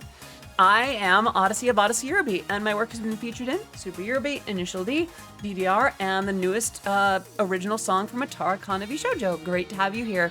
What a great time to start following, right? Yeah, how do I say? This may be an 18+ stream, but, you know, I feel like I try not to go too super far. Oh, hello. Aw. Oh, you're subscribed to Matara. Welcome. Any momos are welcome oddities. I'll put it that way. Yeah, how you doing? Yeah, let's see. Any momos in chat? Let's see those Matara, like little Matara 10 hearts. Yeah. How do I say? Yeah, I'd say it's a little bit of the edge. We're 18 plus just because we're like all the time, which I have been doing a little bit more often lately, but getting too blunt can be a little like, don't get me wrong, no one here is like gone complete, like we're not doing disciplinary action, but let's guide things back to slightly more say-so territory. Got a gifted, so I need to start watching more. Yeah, oh my gosh, Matara Khan is so fun to watch. She's that like perfect balance of like an adorable aunt, you know? I don't know, she's amazing. I'm biased inherently. She's still my full tilt like Kamiyoshi, but yeah, she good. Now, all right, that's a bit much, man. We're adults, all of us in age, some of us mentally. Yeah. Got the wine. Yeah, exactly. Yeah, that's what I like about her. Yeah, salad. Okay, chat, what's your take on salads? 1, you like them? 2, nah. I actually really like salad. I'm weird like that. Like, okay. Those, there's a type of salad that you get at like Costco in the big bag. It's just like, it's basically just water. But it's got like the little slivers of carrots.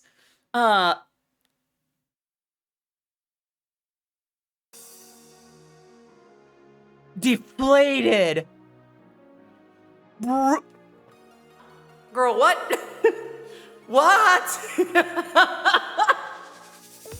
Wow. Oh. Okay. Yeah, let's get back to food. Let's get back to food. Goodness. I swear, listen, y'all are gonna get me in trouble with Cotton. You're gonna hear the kind of stuff that goes on here and be like, hello, honey. I'm just like, hi, Cotton, hi, hello. I was actually headed to Costco in a bit. What's this about a big bag? Yeah. So, there's this big salad of like, I think it's just like a garden salad. People bring the sauce and spice to food night. They do, apparently. But yeah, it's basically just like lettuce, a little bit of cabbage, shredded carrot, and I think a little bit of like shredded, like red cabbage too. Add a little bit of ranch to that, and oh my gosh, I can inhale that. I could absolutely inhale that. It'd be fun. Stop. Here's the thing. It was amazing having her here for the Audi Day party. I don't know if I'm in much of a place to like have her around for that kind of. I'd love to just hang out with her, but she's very busy. I think she's still streaming at the moment, so that'd be a little. I don't know how to feel about that. Like, I don't know. I'm gonna do that hydrate before I forget.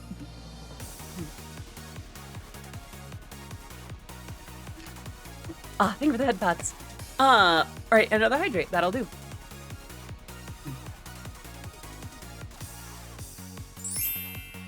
Nah. Here's the thing. As much as okay. Real talk time. Of course I get a little parasocial. I really like my streamers. I really like, don't get me wrong, I'm not gonna sit here and act like I am everyone's friend. I like watching streamers. I really love Vtubers. And of course, I would love to be friends with the ones that I know and admire. And there's some that I am close with whose streams I don't watch as much.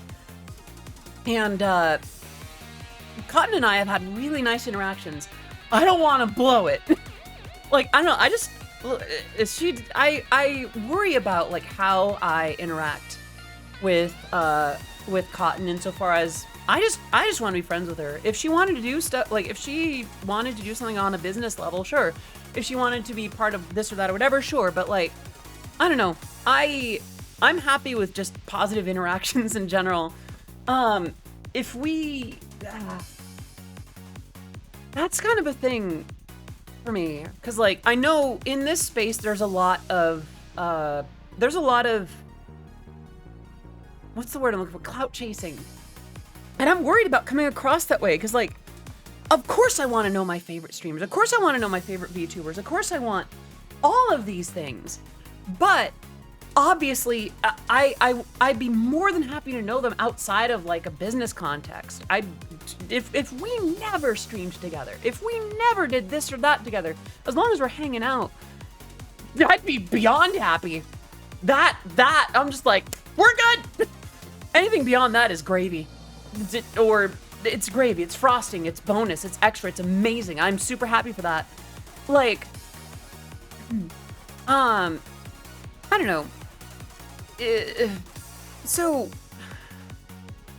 whenever people talk about, like, I remember in September and to some extent October, there was talk about, like, prank calling Cotton and other streamers, and I prank called a few other friends, and then the one time that I did try to prank call Cotton, I don't think she was around, and that is totally fair, that is super valid.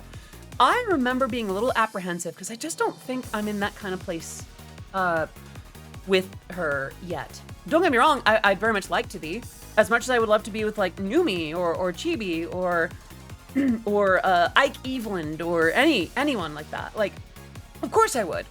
But, for me, I'm also the kind of person that needs to be told, like, honey, you're there. Really, you've been there for a hot minute. So, I'm a little bit hesitant to take that first step because, like, also a little bit of social anxiety, also a little bit of imposter syndrome, also a little bit of just, did I ever tell you that I'm anxious?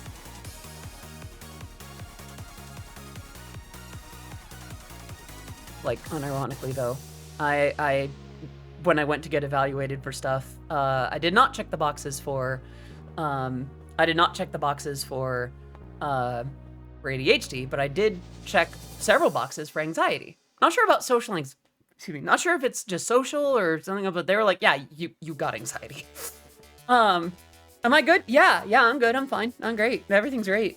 But that's the kind of thing. I overthink it because I want to be good to those around me. I don't know what place I have in the VTuber sphere. I don't know what place I really have in the Eurobeat sphere anymore. Like, Evie, hello! Feeling that you're not capable of what you're capable of doing. I guess for me, here's the thing. I try to be as kind and as good to people as I can. And I'll occasionally go a little step further. I don't need to share the details of, like, my interactions with X or Y VTuber, but while I'm in this space, what I can be is kind. What I can be is easy to work with. What I can be is approachable. And it's not that I'm incapable so much as I often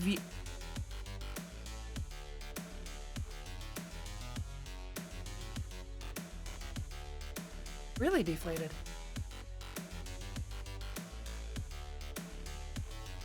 I like that idea. If that's true, then I'm honored. Cotton's been extremely sweet to me. I got a text message. Yeah, and I super appreciate that. I guess that's the thing. I never want it to sound expected or like it's part of some this, that, whatever. If that's true, then that's fantastic. And that does warm my heart. Real quick, I'm gonna turn on a light in here. It just got really dark. Remember Chibi? Yeah. Oh my gosh. She did not have to do that. She's so sweet. Oh my gosh. She also called me pretty, which she did not have to do that. She did not have to do that. Yeah. No. She really did not have to do that. But I'm glad. I'm kind. She's kind, and I'm glad that she did that. Yeah, so that's the thing about, like, other people running to other VTubers with what I say or do. It's like, maybe don't bother them with that. Like, there's I understand the fun and banter. Like, I love watching Numi and Cotton get into little banters with each other. It's so fun. I'm gonna turn on a light real quick. I will be right back. I'm just gonna vanish for less than like 10 seconds. Cutting the air. Wait, I'll be right. Let me receive those headphones. All right, there we are. So I'm. Nope. Come on. Let me back. There we go. I really. Ooh. Oh, Arrow. Thank you. Yeah, I'm trying to be, wait, did you time it? What? Wait, what is this one? Oh, this one has lyrics. Sorry, I'm gonna skip this one. Really cute background. Where do you get my assets? Etsy. I get so much from Etsy. I got this chat from Etsy. I got the background from Etsy. I think I got this avatar from Booth, but there's even fully like ready to go avatars on Etsy too. I think I've even seen some of Lucy Pyre's backgrounds. We actually had like the same beach background for a little bit. Like, oh yeah, look at that. Assets. Pixie? Dang, okay. Woo! Love night cover. Thank you. I'm so proud of how night cover turned out. Like, that whole thing. Like, okay, some of you might know the origins, some of you may not. I'm not gonna get too into detail, but I have always very much appreciated the effort that that Matara puts into vocals and singing and learning and practicing and getting better at it. And when I was approached with that opportunity, I was beyond honored.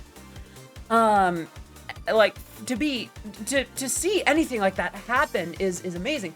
The background, Hellion, the background is the instrumental for my remix of Dance with Wolves. Oh no, great asset to the company. But yeah, what was I about? So with Matara, right, so when I had that opportunity, I was honored because like to be trusted with an original, let alone Matara's first. Mind you, this was during her Hollywood days. So then there was that bit of time where, you know, she had made the decision to leave Hollywood and, you know, be where she is now. But the fact that she still wanted to work with me after that and to still put that out there, that is such an amazing thing to be trusted with. And so I knew that I had to do my absolute best and to trust what I couldn't do to the absolute best. That's part of why I brought on Shinon for mastering. Because Shinon, not just an amazing moderator here, and not just an amazing streamer in his own right, but also really good at mastering. Like, does it for a living. And I've always wanted this to be a thing that uplifts those around me. And how do I say? Words are failing me. So when that started, when that all came out, when that finally released, it was amazing to see people's reactions to it, and I was just so glad to be any part of Matara sharing her voice with the world. And when there was the misunderstanding about the first release, with the first version of the release, when there was that misunderstanding, she was so incredibly understanding, and she didn't get harsh or anything like that. She just wanted to understand. I found where the miscommunication was. I apologize deeply. I totally didn't nearly cry or anything. We figured it out, and she's... Matara Khan is so much sweeter than I warranted in that moment. To have any kind of hiccup with a release like that is super scary. To be on either side of that, and so for her to approach it with just such sweetness is like, hey, just want to figure out what's going on. This is not what I expected. This is not what I was looking for with that, so let's iron it out. It would have been understandable for her to be more upset with me, because I did mess up. That was, I did not take things into account that were a little hard to understand. There were some things that were not specified straight up, but there were things that I could have done to kind of figure ahead of time. There's some things where I could have guessed a little better. Let me hydrate. But yeah, night cover, everything about that was a dream. Just a fantastic dream. Matara is amazing to work with. The recording engineer, Redacted, is really cool too. I know nothing of them though. And just I'm extremely fortunate to have any of what I have in the VTuber space. Bringing it back to the original subject. The fact that I have anything here is I count it as a blessing, as a bonus, sorry, I'm kind of getting into the subject a little deeply, but I didn't know what to expect when I started getting more into streaming. Hello, Vinyl. How you doing, honey? Let me wave at you, cutie. Popping in to say hi, back to work. Have a good day at work, kitten. If I'm still streaming by the time you're done, you should pop in, yeah? But yeah, I don't want to take any of what I have for granted. Kitten, my dear, you were the one who stuttered about it, not me. Yeah? Kitten. Right. So I try not to take any of it for granted because I'm not going to assume that people should make certain decisions about me. You know? While I would love to be friends with as many people as possible, that's just not going to happen. So, when someone does want to be friends with me, that surprises me. Not because I think I'm a bad friend, but because, like, the people that I'm talking to, the people that I'm working with, the people that I've interacted with are folks that I've looked up to in this space. They're people that I look at and say, oh my gosh, that's you. That's you. I watch your streams. I know what you're about. Thank you for the headpets. And some of that, it's hard to see myself as on their level. Cause like, I remember finding Numi's streams as I was kind of tapering off of the IRL just chatting category. Don't get me wrong, there's nothing wrong with IRL just chatting streamers, but something about Numi's streams at the time really enchanted me. And there are a few cues that I take from her as well. And then her music. Sorry, but I must leave. This is a fun yet chaotic stream. And, oh, thank you, Pan. Definitely return to another stream. I would love to see you back. Have a great rest of your evening. Can we get some love in the chat for Pan? Have a great evening. See you again soon, yeah? And the thing is, like, it's you from the exactly, yeah. Like with Numi, it's like it's you with the music and the this and the that. It's Cottontail, you with this and that, and the kitten and the squeaky toy and the banter with that other streamer that my friend really likes. And oh my gosh, it's you, it's Ori, it's you with the Valorant and the voice and the really amazing logo design for friggin' every VTuber ever. Like, I'm a fan. So to have any interactions with these people at all, and mind you, I think some of this is in that weird sort of uncanny valley where character and person blend. Because that's the thing about VTuber specifically. I think there is this, there's this territory that VTubers get into that we haven't seen since a lot of modern puppetry. Because think about it, some of it is a kayfabe. Obviously, you know, there's a sense of me being this redheaded big booba bombshell in a cabin with a fire in the fireplace. And then there's also the element of me behind the screen. Me with the microphone and the keyboard and all that. So there is some element of me wanting to make sure that I'm not confusing their kayfabes with their personalities. I mean, well, I have some scaling to do. And maybe I'd love to have this outfit in real life too. So I'm not the space heater on, but it's not snowing outside here. But that's the thing, like, I want to make sure that I'm being respectful in my approaches with the other streamers and other VTubers that I'm around, and find myself delightfully in the company of. Because to make that mistake, think of that, Putz. If I don't want to make that mistake, you know, where someone's like, I'm not really like that, chill. Why did that make me smile? I was like, I'm just kind of like doing the cringy face, but it's kind of closing my eyes. It's like, I'm not really like that, chill. Just like, I hope you can understand. Thank you. Like, a lot of these streamers are why I started staying as a VTuber, why I started, like, really falling in love with the scene. And, yeah, there is that blend between, yeah, they're a real person, but they're also this collection of lines. Or, you know, there's a person, but there's also this dog girl. There's a person, but there's also this bunny girl. There's a person, but there's also this, like, literal dog. You get the idea. And, I don't know. I'm trying to be careful. Whenever I work with... Hey, there's the dog. No. No. So... No. When someone's like, you know, I'm gonna tell Cottontail about this and that, but it's like, wait a minute. I don't want to be awkward. I'm already awkward enough as it is.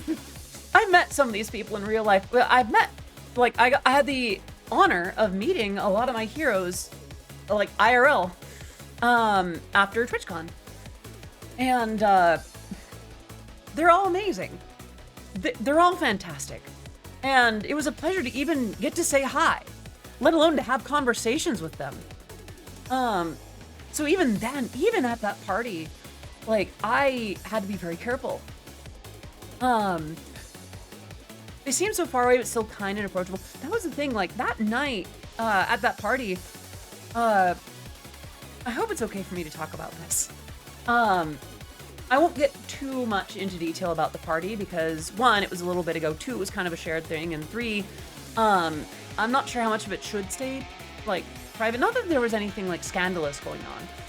But, I was an extrovert at the Bishoujo party. I was an extrovert, which was weird, and it didn't happen until, okay, a little bit of context. At TwitchCon, Cotton and I were gonna meet up, and it ended up not working out at the event. But then she asked if I was gonna be at the party on, like, the final night, and I was. I won't get into that, but that was an amazing party. And I was honored to have been invited to that, so we were gonna meet there. So, you know, I find my way to the party, I end up getting into the elevator, I gave C-Dog DBA a cough drop. Poor thing's voice was completely shot.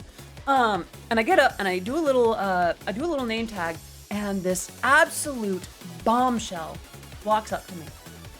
A little bit shorter than I am, not by much.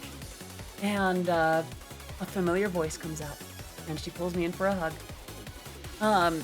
I don't think I would have been anywhere near as socially confident that evening if I hadn't had a hug from Cottontail. That entire night, everything about that night, it was infinitely better than I could have ever imagined. That was not something that she had to do. She could have just said hi, she could have shook my hand, she just could have been like, hey, welcome to the party, it's so good to see you. But she gave me a hug. We started talking. She pointed out that we were wearing the same shoes. And that we loved those shoes, and they're really good. And that set in motion that I felt welcome. Is that Straub? That's Strawberry! Bring it to me, Strawberry at TwitchCon 2022. Yeah, she gave me a little friendship bracelet. She's super sweet. See? Yeah. Right. So that set everything else in motion. That gave me this confidence of, like, I am welcome here. I have people that actually want to meet me here. I had someone that, like, hello? And then for the rest of the night, after I had one drink, I was floating around. And there is a certain amount of putting people on pedestals. I do have a tendency to do that. I don't think very highly of where I am in the Vtuber space or the Eurobeat space. There's a little bit more confidence in the Eurobeat space. Like, I think I hold my own pretty well in that part of the world. But I think it's part of why I want to be so careful with how I interact. I don't want to. I think I'm talking in circles. Point is, I want to make people around me comfortable and have fun. And who knows, maybe there'll come a point where I'm comfy with the banter. Or like with prank calling some other VTuber just out of the blue, just be like, hey, what was that? What was that about? Press 1 for, thank you for that, Pets. What was it that Cotton did? Like, press 1 for Dommy Mommy. Press 2 for Sappy Bubby. Press 3 to talk to... What was I supposed to be? Cotton Tail. Hydrate, that I can do. And this is not just me, please understand, this is not just me praising Cottontail and Matara-Con and all that. This is more just my gratitude for a scene that did not have to receive me as well as it has. For all intents and purposes, I come to this space believing myself a creator that should have been out of the zeitgeist by now. I've been making content for 15 odd years, 16 years, 17 years. With a lot of people knowing my work from the last decade. I made one or two things that people appreciate and recognize, but sorry, I went on a weird tangent with that. We can drop that if need be. We can change the subject. Is that Flandre in that 10 emote? I need to play more Toho. Oh, oh, wait a minute. Y'all, let's change the subject to conventions. On the subject of things like TwitchCon and AX and things like that, I have a couple of gigs coming up pretty soon. One of those is Toho Fest, which is coming up in, I should know this by now, when is Toho Fest?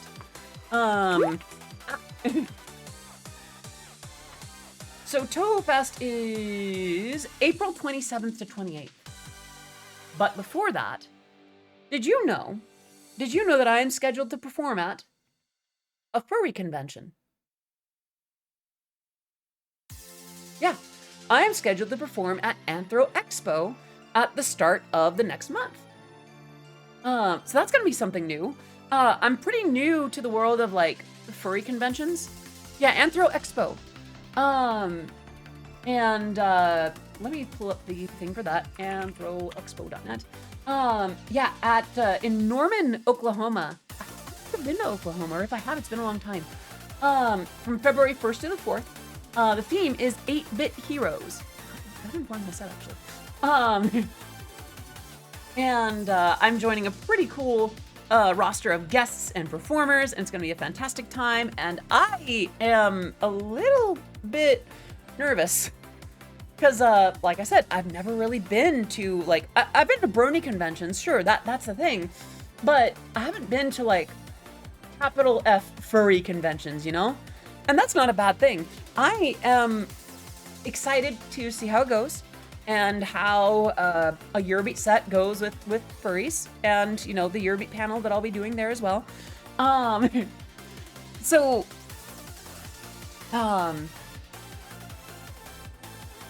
My brain just needs to latch onto that thought a little more. But yeah, if you want more info, same will say, I've heard the community is amazing though. I've met enough furries to know that it's a good crowd. It's ultimately a good crowd. I know there's a con here like at the end of this week happening around close to where I am. And some friends are actually going to be in town in the just for that. And we'll be catching up, actually. That'll be cool. But I've just never taken the time. It's not that I have, how do I say? It's just not a sphere that I've invested time in. Uh-oh, the convention talk drove a lot of people away. But yeah, no, But where are the orgies? I heard the furry community has... I mean, those have happened at conventions I've been at anyway. There have been orgies at brony conventions. There was an orgy at... I think there was a year at MagFest where they had a Eurobeat themed one. I wasn't there for that. But I remember a friend of mine was like, hey, there's a Eurobeat event going on. I'm like, don't go! because they're very much in a committed relationship, and they, you know, they were like, oh, I don't know. See why you're being successful in the context of other streamers wanting to know you is deep down you're deflated. You're so sweet. What the heck? But yeah, frazzled by sweetness. Yeah, so Anthro Expo is going to be new to me, and I'm really excited to see how it goes. And to see, and this is, how do I say? I also understand that one convention does not speak for them all. No convention is a monolith. But I'm also kind of curious to see how it goes, you know? As well, I'm showing y'all what people have theorized for my particular, if I had one, what a persona would be for me. Who knows? Maybe I'll leave a different person or a different creature altogether. I would be going to a furry con for the first time this year if it weren't for being in Disney at the same time. Oh, right. No, go the horizontal mambo. They're doing horizontal pada pada with more leg motion. Then we established Banui, bun. Yeah. That was one of those ones like, oh, that's kind of cute. Oh, yeah. That, yeah. So, yeah, I'm kind of excited to get back into convention season. Also, I have been getting news and updates about other things with future conventions further into the year. I am so excited. I cannot wait. Not the super big ones where I've got like gigs and such, but there's one where I am a regular at. Gotta love a good Benoist Sona. Yeah. There's a convention at which I am a regular, and some things are happening with that, and I will be very happy to be participating in that Goshijin-sama. But yeah, I have a lot of conventions coming up. By the way, there is a reason I'm talking about these. One of them is I am supposed to promote my attendance and performance at these events on social media. Surprise! You're all part of a contractual obligation. But a good one though. Like it's chill and all that. If you are interested in Anthro Expo, here is Anthro Expo. And if you are interested in Toho Fest, that will be here. Yeah. And we're gonna pin that. So yeah, I need to check if I can suggest Anime Fest, but I'm not entirely sure what the new venue will be like. Actually, Celine, please do tell me about that. Do you know where that is and when about that is? I know there was actually a gig that I ended up turning down because it was at the same time as a thing for which I'm already booked. Otherwise, it would have been really cool and fun. But I don't know. There's some things that I do not because it would be a great thing for my business, but because it's a great thing for me. But yeah, Anime Fest. Where is Anime Fest?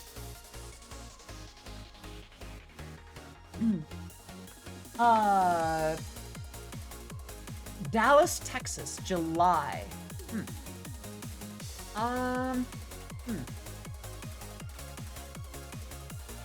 Let me check. That was July 1st through 4th. Okay. Another Texas Con, Dallas area. I need to check the location. July. Yeah, it looks like Anime Fest is in late July. I don't think let me see if I have anything for that. But see, here's the thing. I am unironically receptive to more conventions in the near future. For lack of a better way to phrase this, the previous connection that I had with a manager that I ended, that I no longer have on my team, that was the original contact that I had for conventions.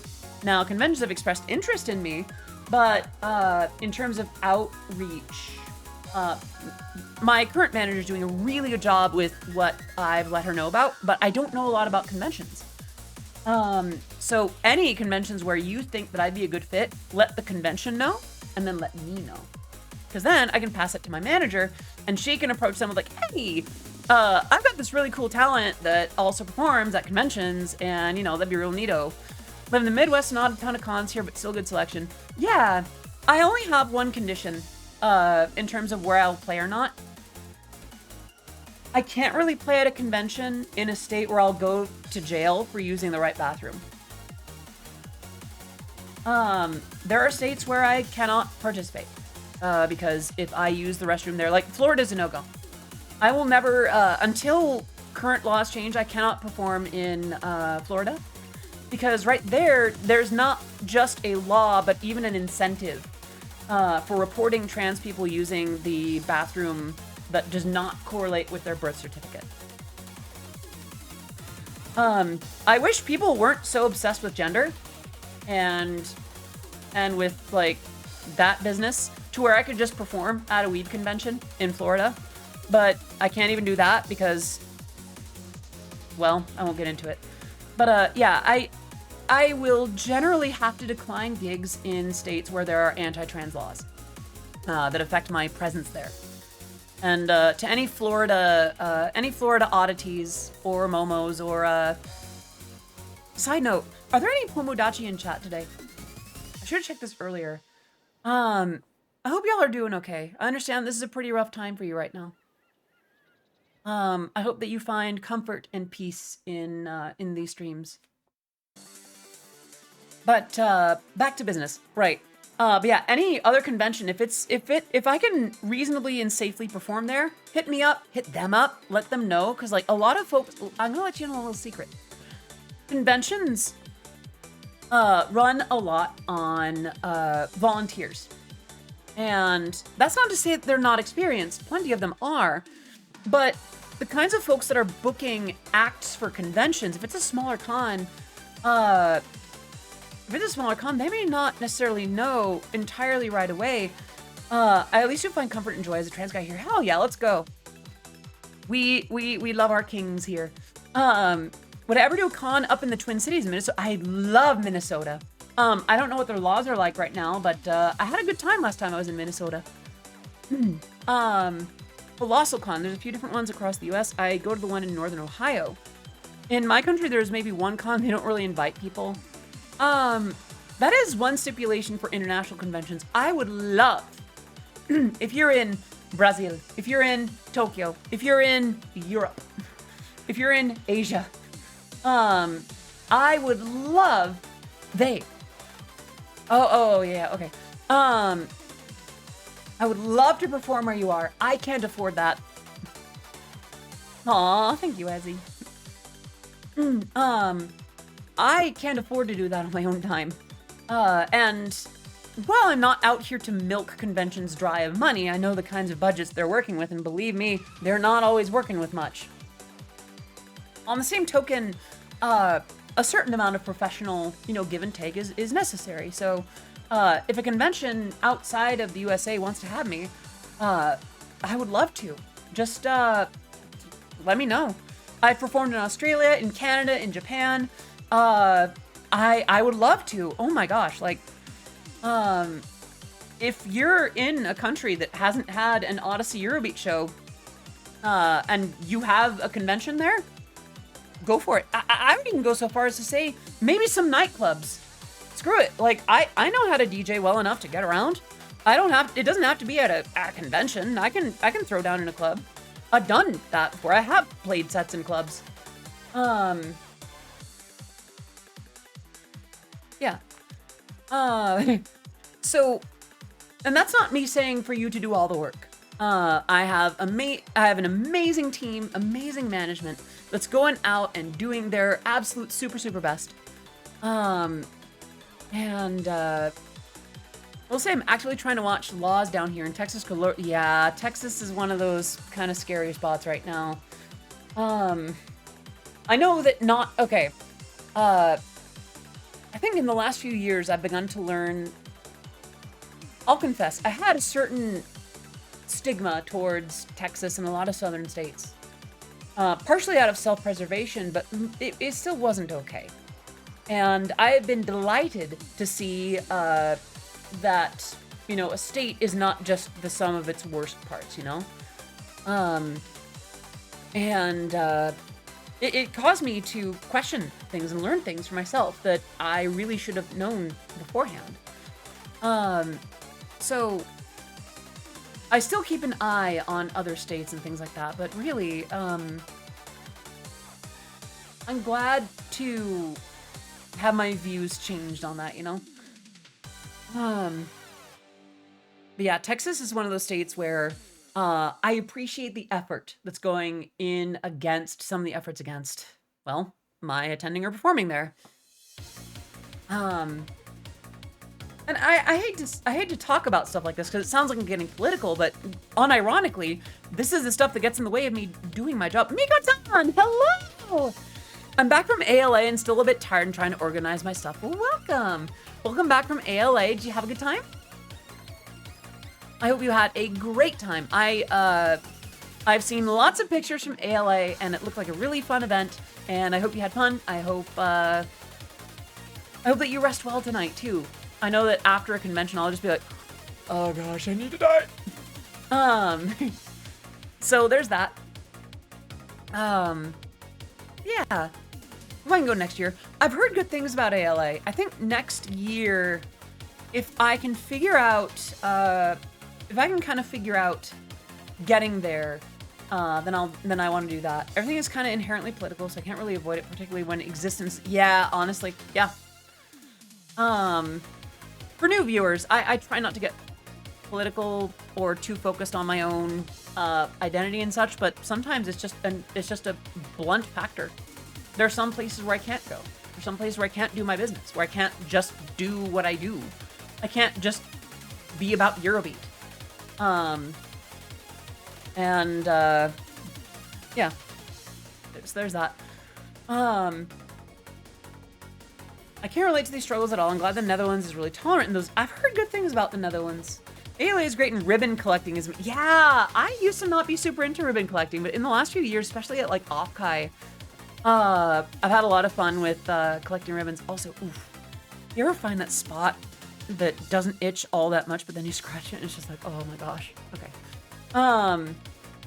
I'm getting a bit tired, so I'm going to rest for a little bit. Maybe back if the stream's not over by the time. No worries, Maze Me. Have a great rest of your evening. Sleep well if you do.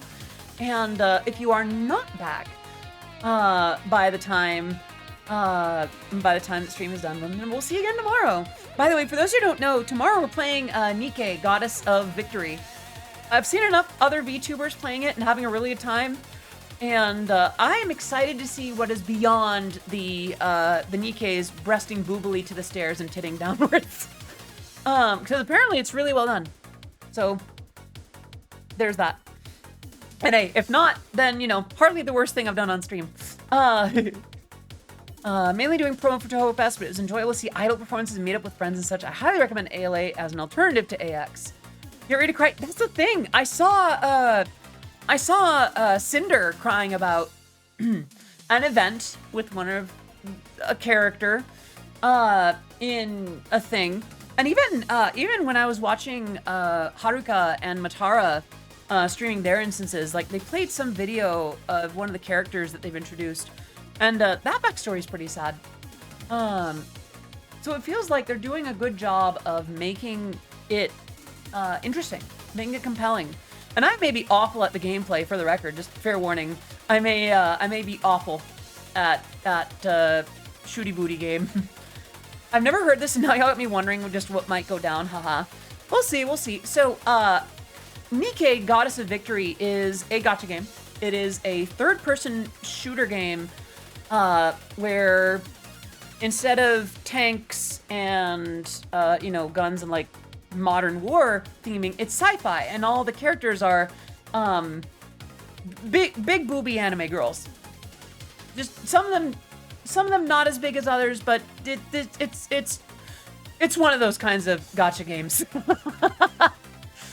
But my understanding is that they transcend just oops all titties, and they get into good storyline and good music and good expression. They do a little bit more to circumvent the stigma around it. Usually big booty more than big booby. I've seen some things. If you come around Anne in game, give her a hug. Duly noted. Something about yeah. Some of y'all were there for that.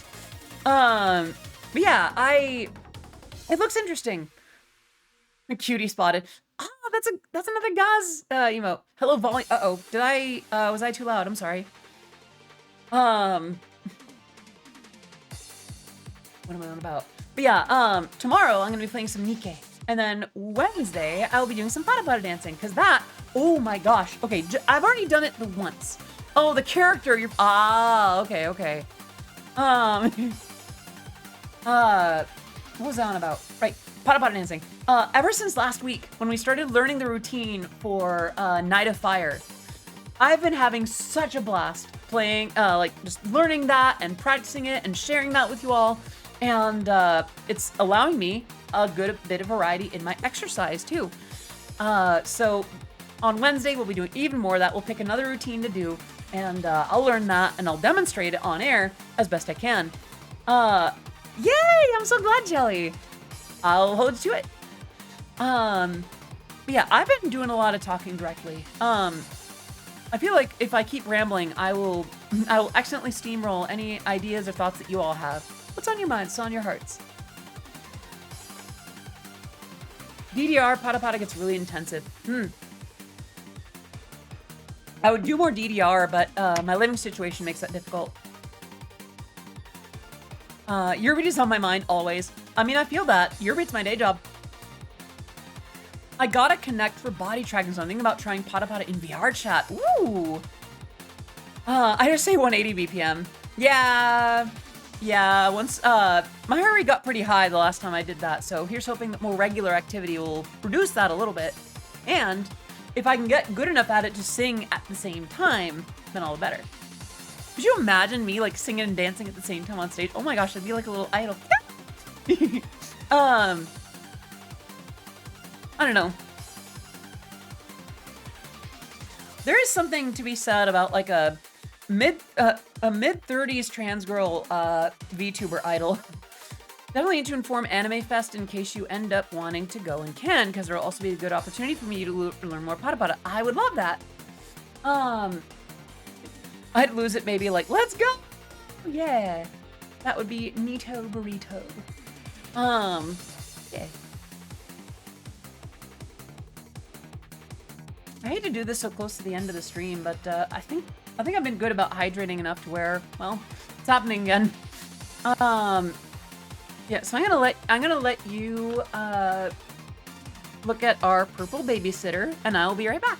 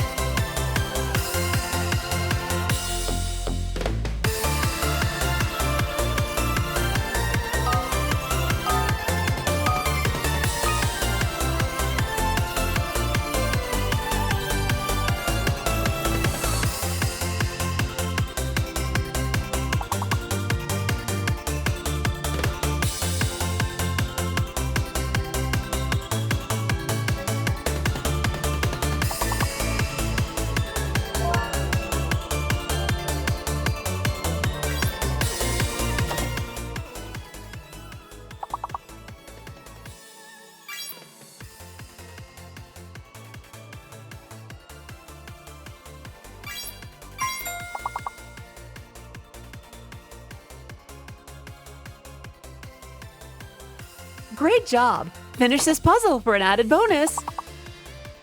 Sorry, I couldn't help myself. All right. Oh. I'm in the secret. Oh, hey, okay, there we go. All right.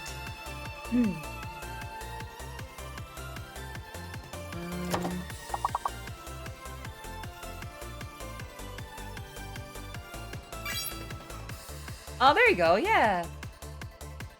Let's see.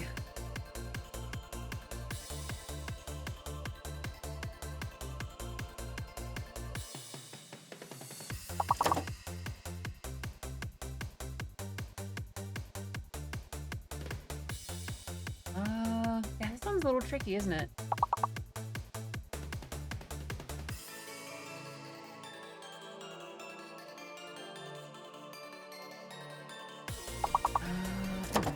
Maybe this is just where the puzzle ends. Is it weird that I kind of like how I giggle these days? Just I don't know. I used to. It's not like I disliked my laugh before, but now it's just fun. All right, any last shots? Going once, going twice, and there you go. Great job. Great job, oddities. Great job, chat. All right. Where's the puzzle? Where's the puzzle? There it is, and done.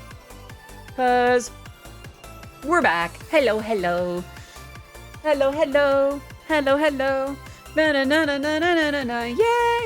But yeah.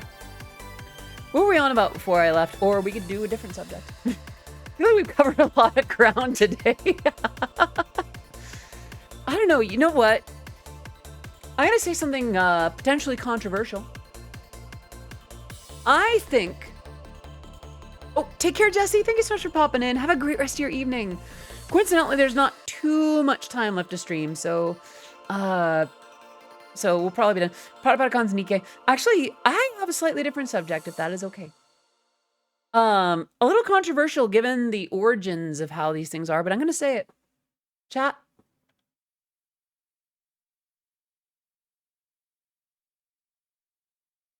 I think just chatting streams might be some of my favorites.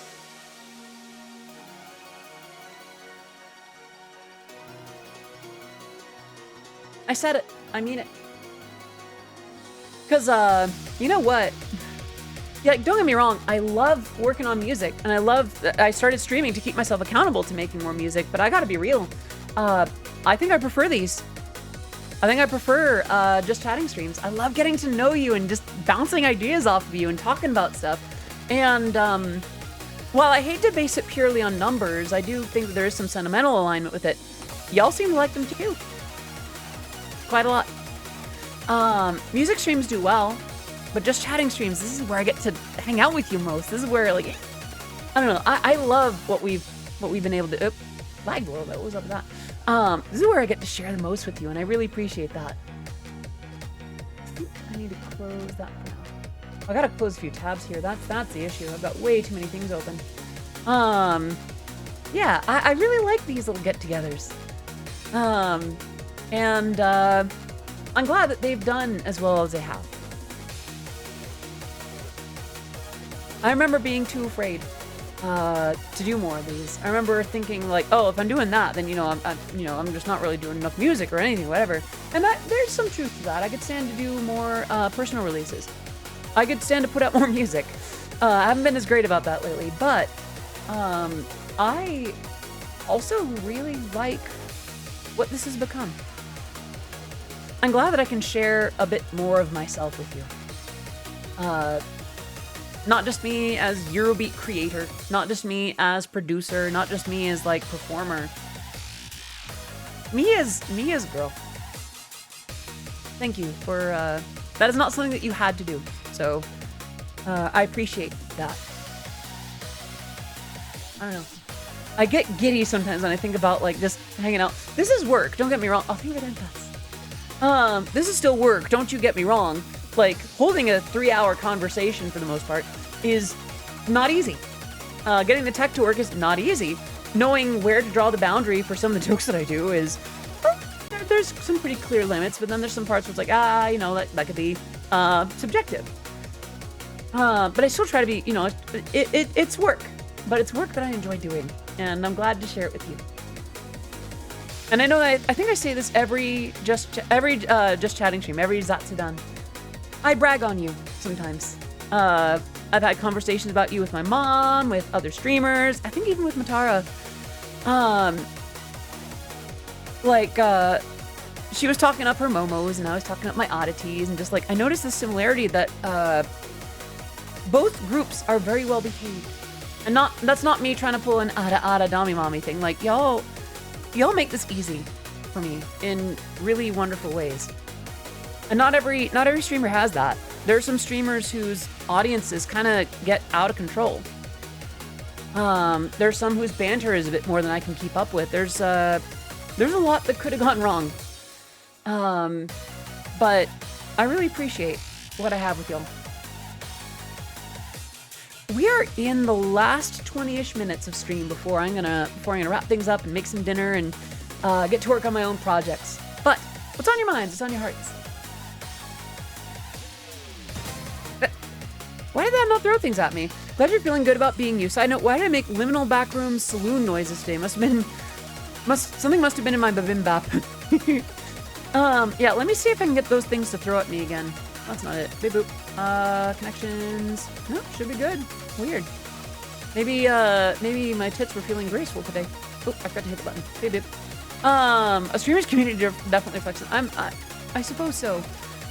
Other subject, but the art for these emotes are pulled from Toho for Busy Person games. I see. Where the... Hello? Maybe I need to reconnect. Hang on. If y'all are gonna throw stuff at me, I better fix my tits. Alright. Disconnect, reconnect. Yeah, should be doing.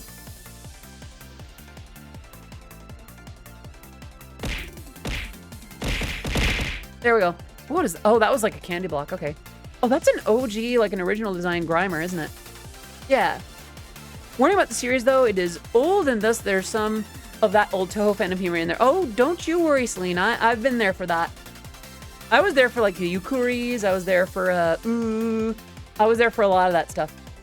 I was there for Sanai as a good girl. Not, like, there, but, like, I was around for when those were starting to, be around. Hotel Awu? I'm not sure if I understand. And thank you, Meow Hong. It's good to be back. Well, it's good to see you back too. I hope you're doing well today, Meow Hong. Oh.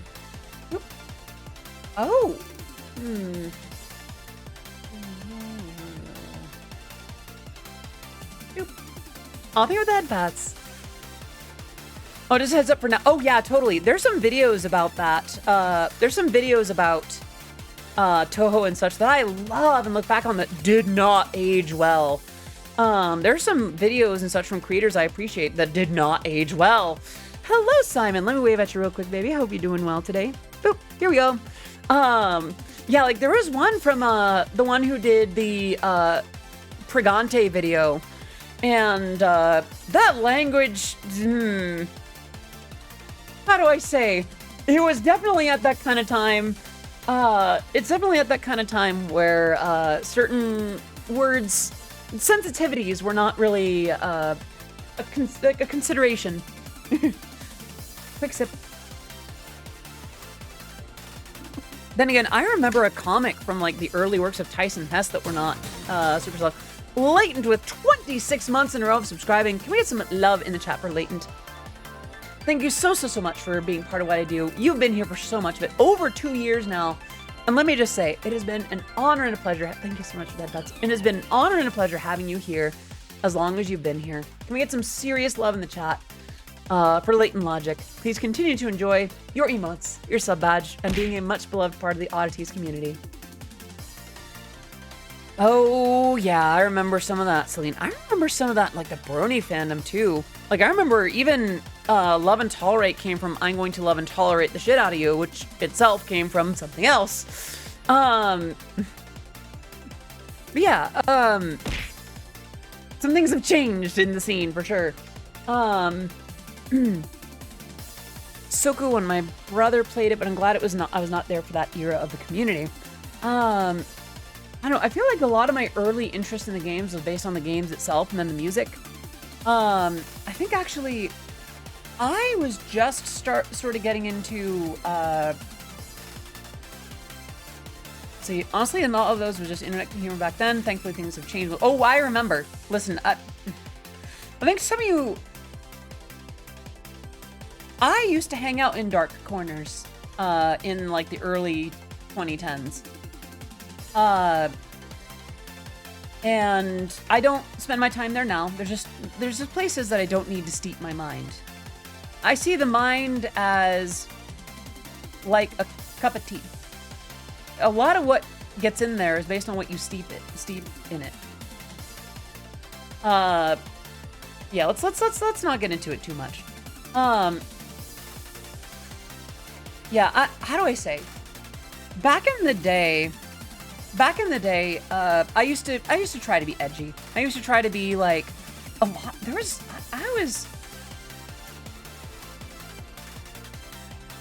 in the 2000s and the early 2010s.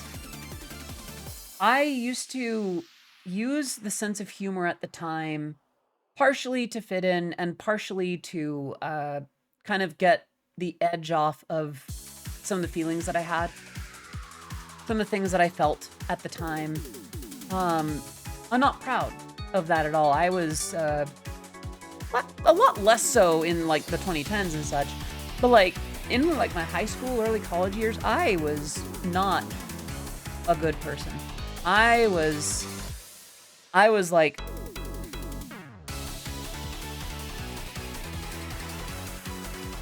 I'm trying to choose my words carefully here. I was very unkind to at least a couple of folks at my high school. How do I say? I didn't go out of my way to be unkind, but there were definitely some things that I look back on having said, and I shudder. And edgy when I was growing up was bringing a frog to school. Now it's way worse. Yeah, I feel like a lot of like grown-up culture and a lot of that stuff is really rushed down to kids. Like a lot of kids don't have a childhood. They just have like a really, really early adulthood light. And it's kind of messed up. I'm glad that in the 2010s, I learned a lot more compassion. I learned a lot more about who I am and how I relate to other people. And that's the thing, I wasn't really a mean girl either. I was kind of a loner. I tended to act more out in self-defense. That doesn't justify what I said. But you know, that's one of the few things that I kind of hold myself to when I get too harsh on how I used to be. But there's a lot that I did to kind of protect myself from the consequences of if people found out that I might be less than the perfect masculine cis dude at the time. So in recent years, it's been interesting to see how I guess just the places that I'll spend time in, the attitudes that I spend time around, and where I no longer need to spend my time. But I used to be there for a lot of the founding memes and things like that. I was there for a lot of founding moments in fandoms and other scenes. And look, anyone here who thinks that the Brony fandom started on like Reddit or Twitter, honey. But like, I don't know. It's just not a place I need to be anymore. There are places to have those conversations without, just without steeping yourself in the filth of it. I will say this.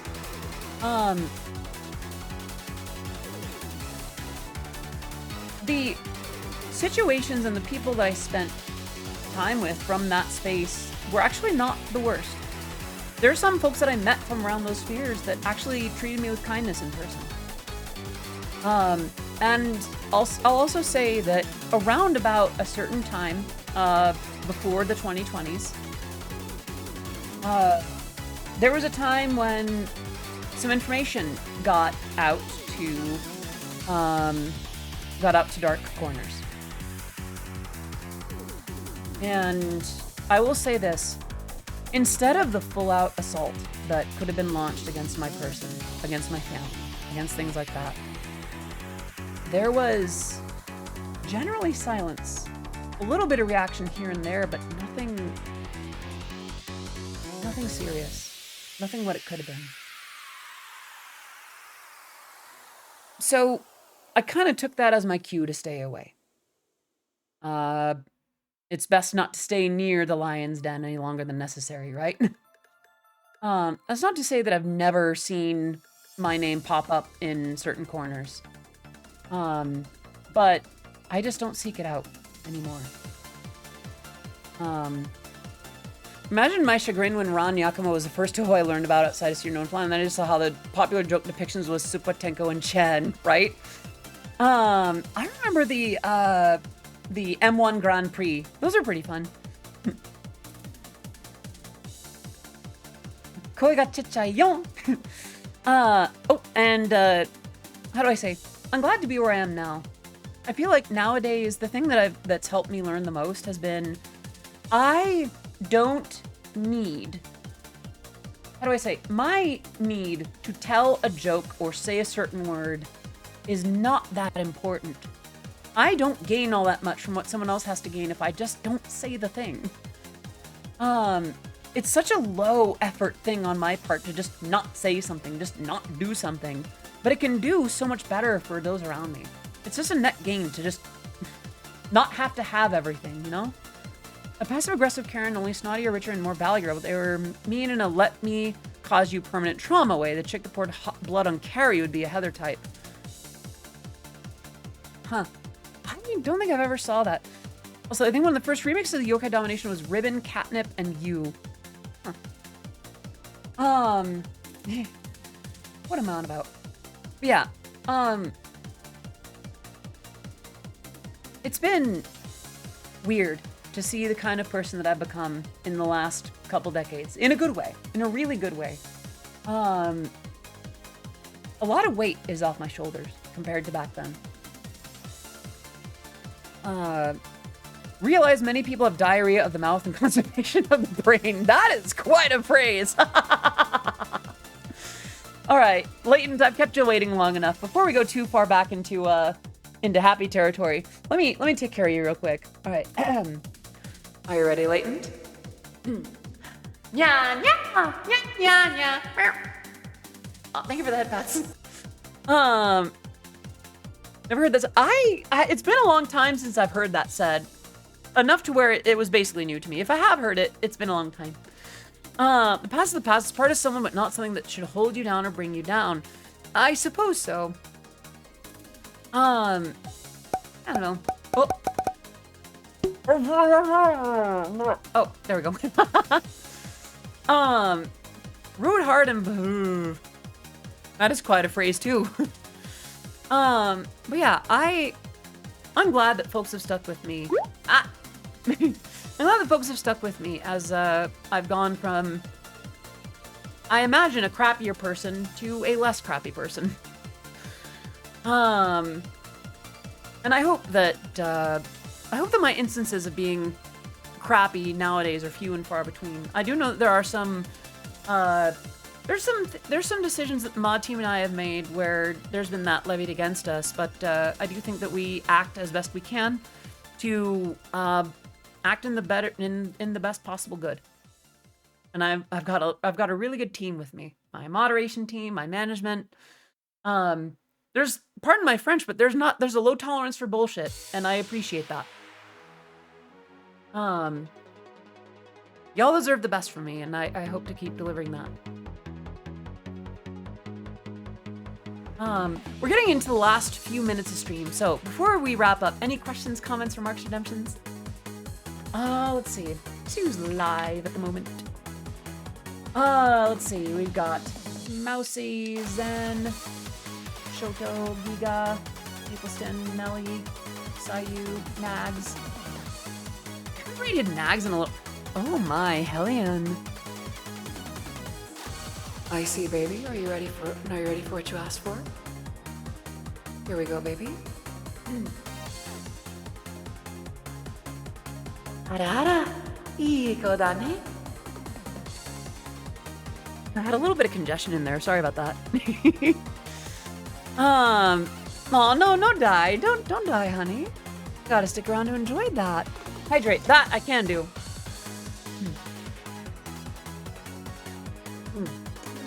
I'll think of that, bats. The biggest thing that people need to remember is that some people, even in the worst place, eventually grow past it, and some even become amazing people. Thank you. As a 44, almost 45-year-old flesh mech user, I have a high tolerance weird crap-o-meter and a low tolerance BS-o-meter. I think that makes sense. Like, I don't know. I think the thing that I had to learn most of all, over time was how many things were and were not for me. And to learn to just let other people have things that I don't need to understand.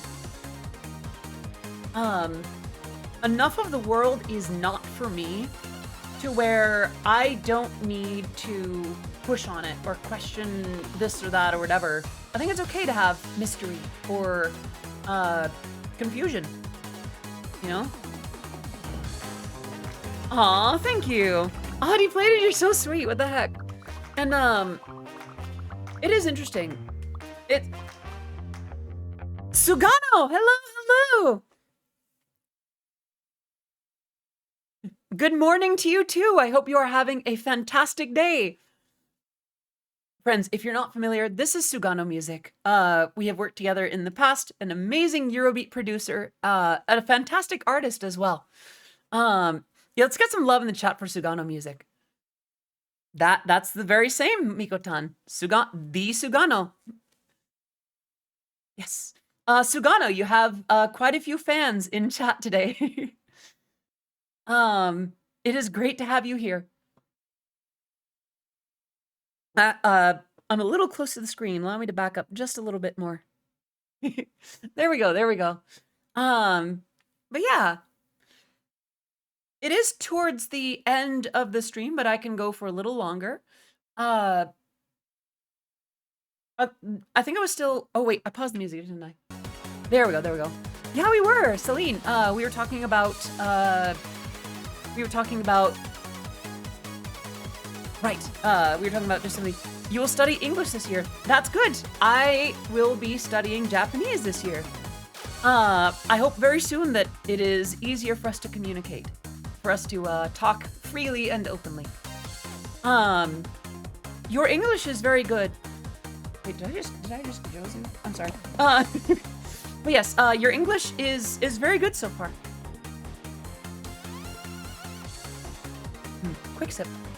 I want to understand everyone's English streaming. This is a good place to do so. I hope that in this stream it will be easy to understand. Yeah.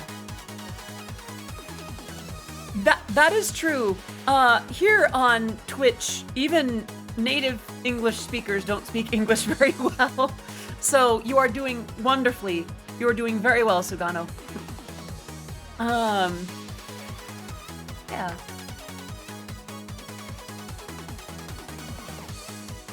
Yeah, I know that, let's see. You need to get back on Duolingo, but yeah, Celine. My understanding is that, Busu is the new app to replace Duolingo. It is very sad to me that, that Duolingo made the decision to replace staff with AI. I think that, especially with some of the errors that have shown up, from what I understand, in the recent lessons.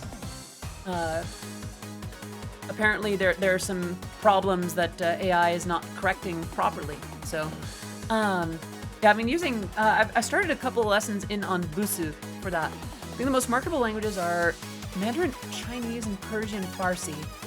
I think it's Busu with 2 U's at the end. Yeah, for those who don't know, at the beginning of the stream, I talked about, you know, I had a good streak in Duolingo. Hello, Reniculous. Let me wave at you real quick. I hope you're doing very well today. But yeah, I had a really good streak in Duolingo, and I was really excited to tell you all about it. And then I saw the news that Duolingo laid off a lot of their staff, fired a lot of their staff basically, and replaced them with AI. And I can't support that. I'm not going to support that. In good conscience, I think that's not the play, that's not the move. So, yeah, exactly. Like half, the other half is just checking AI, IRC. Yeah, but that's still not good. Don't put that on an AI. Yes, some things become faster, but that doesn't necessarily make it better. It's letting errors through to this day. People were responding in that thread that I mentioned. Like people were talking about like, yeah, how did this get through? This is unquestionably the correct word. So, with a heavy heart, I deleted, I created an account on Duolingo. I think the English course on Duolingo will be very good, Sugano. I have some problems with the business of Duolingo, with how Duolingo does their business.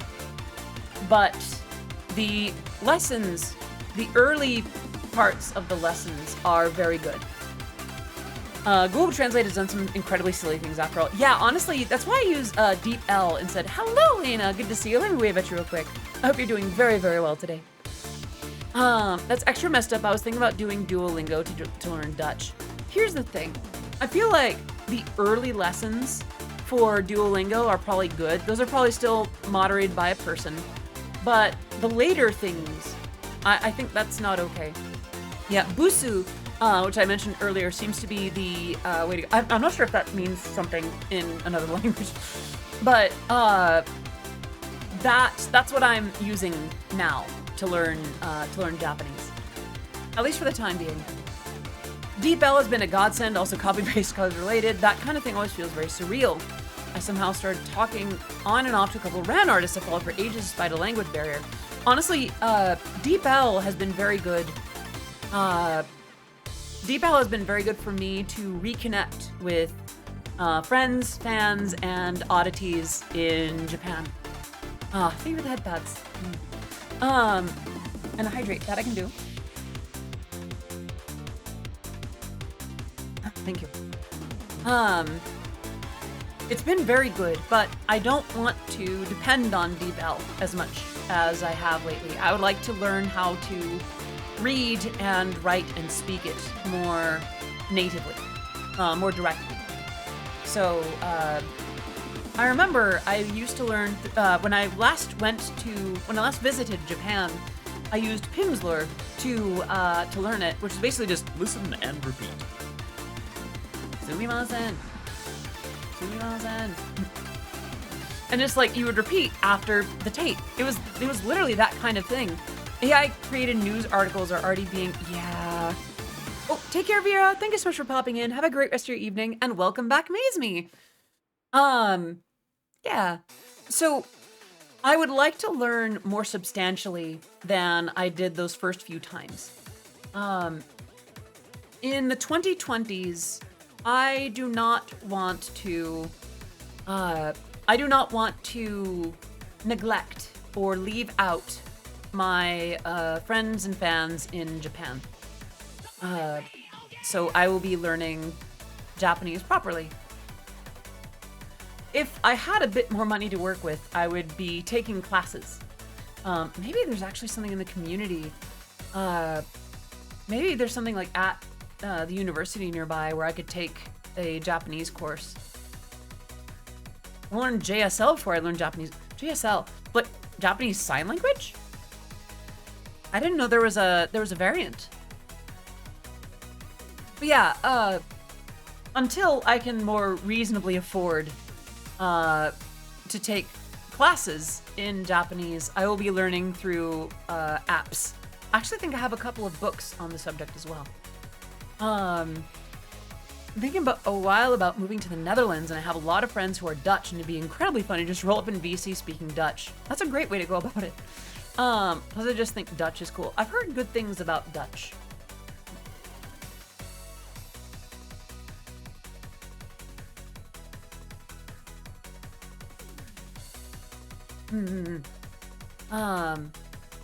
Well, yeah, I would think that JSL would follow the conventions of Japanese grammar versus ASL, which would follow, American English.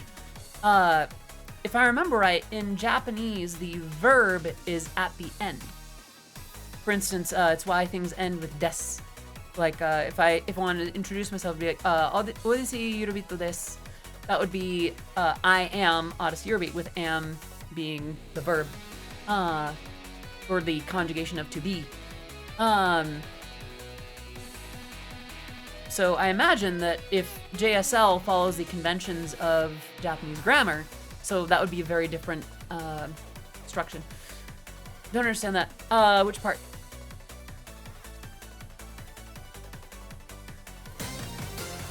Is it Kadabi's Dreadfist? Is it Kadabis or Kadabi's Dreadfist? Thank you so much for the follow and the stream. It is great to have you here.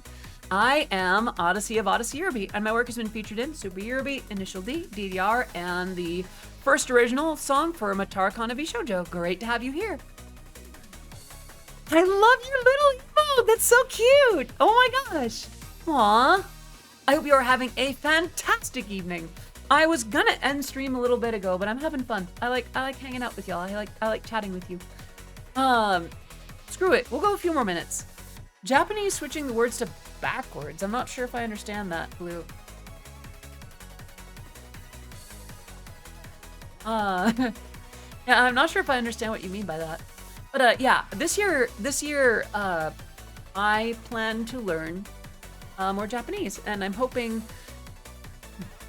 I have this image of myself by the end of the year. I have a goal that I see from myself. Friend pointed your YouTube account to me. I've heard your music before and I absolutely love listening. Oh, thank you.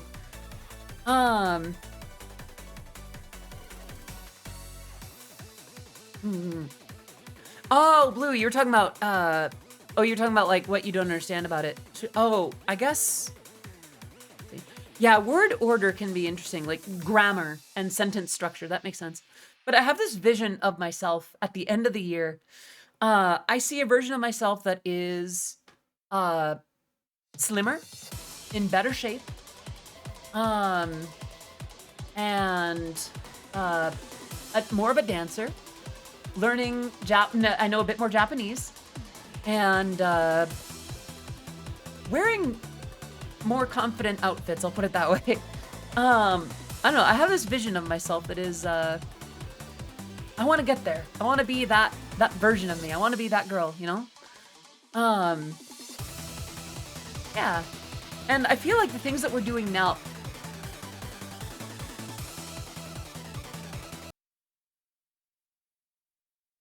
Hey, chat, before I forget, I realize this. Should I stream my Japanese lessons? Like, in the same way that we're doing like the Pada Pada streams, right? Where, once a week I'm doing Pada Pada. What if one of those days of the week I'm streaming my Japanese lessons?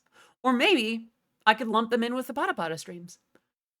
Because then, we're getting all the learning done, and then the rest of the days are for play. Yeah? All right, but if I'm gonna do it, y'all need to show up for that, yeah?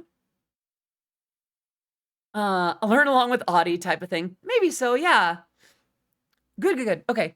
I wanted to run that by you before I made any big decisions. There's a VTuber that taught Japanese. I've streamed with one. Rico something.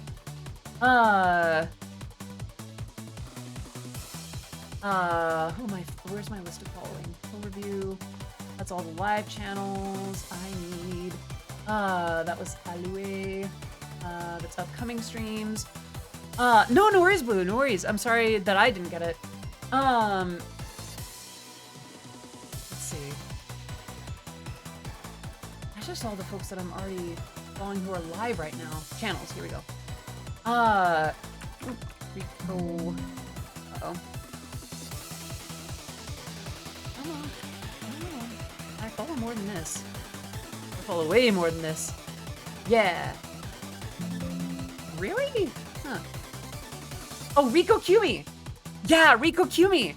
I know that Rico Kumi teaches Japanese from time to time. And yeah, I got to play Mario Kart with her recently. she's amazing. She's hilarious. She's adorable. And I believe she has the same manager as I do. So there's that. Kason has, yeah, I remember a few of Kason streams. I mean, she was known, an associate of hers was known for doing that in past streams as well. I just remember, good morning, mother. I can't finish that. I don't know if my Kason or other VTuber impression is acceptable. I'd like to meet Kason someday.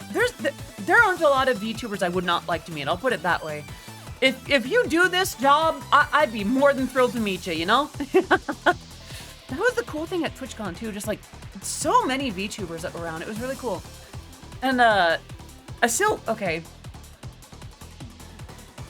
hope that I get to meet Vexoria, the Sun Eater, again, because the last time I met her, I only got to say that I liked her voice, because that was all I could get myself to say, instead of, hey, you have a beautiful voice. It inspired me to be more comfortable and confident in mine. So if Vexoria ever comes along this way, I want to clarify that, but she seems like an absolute sweetheart, and I would love to do that. IRC, who has really got me to start watching. Yeah, she was a super important part of building that bridge, making that connection. Rico Kumi. Let me post the name. Here. That's the one who does the streams that way. Scary part about meeting VTubers IRL is they are all looking amazing. Right? That was the thing. Every VTuber I met at TwitchCon, every single one of them was just like drop dead gorgeous. Y'all, just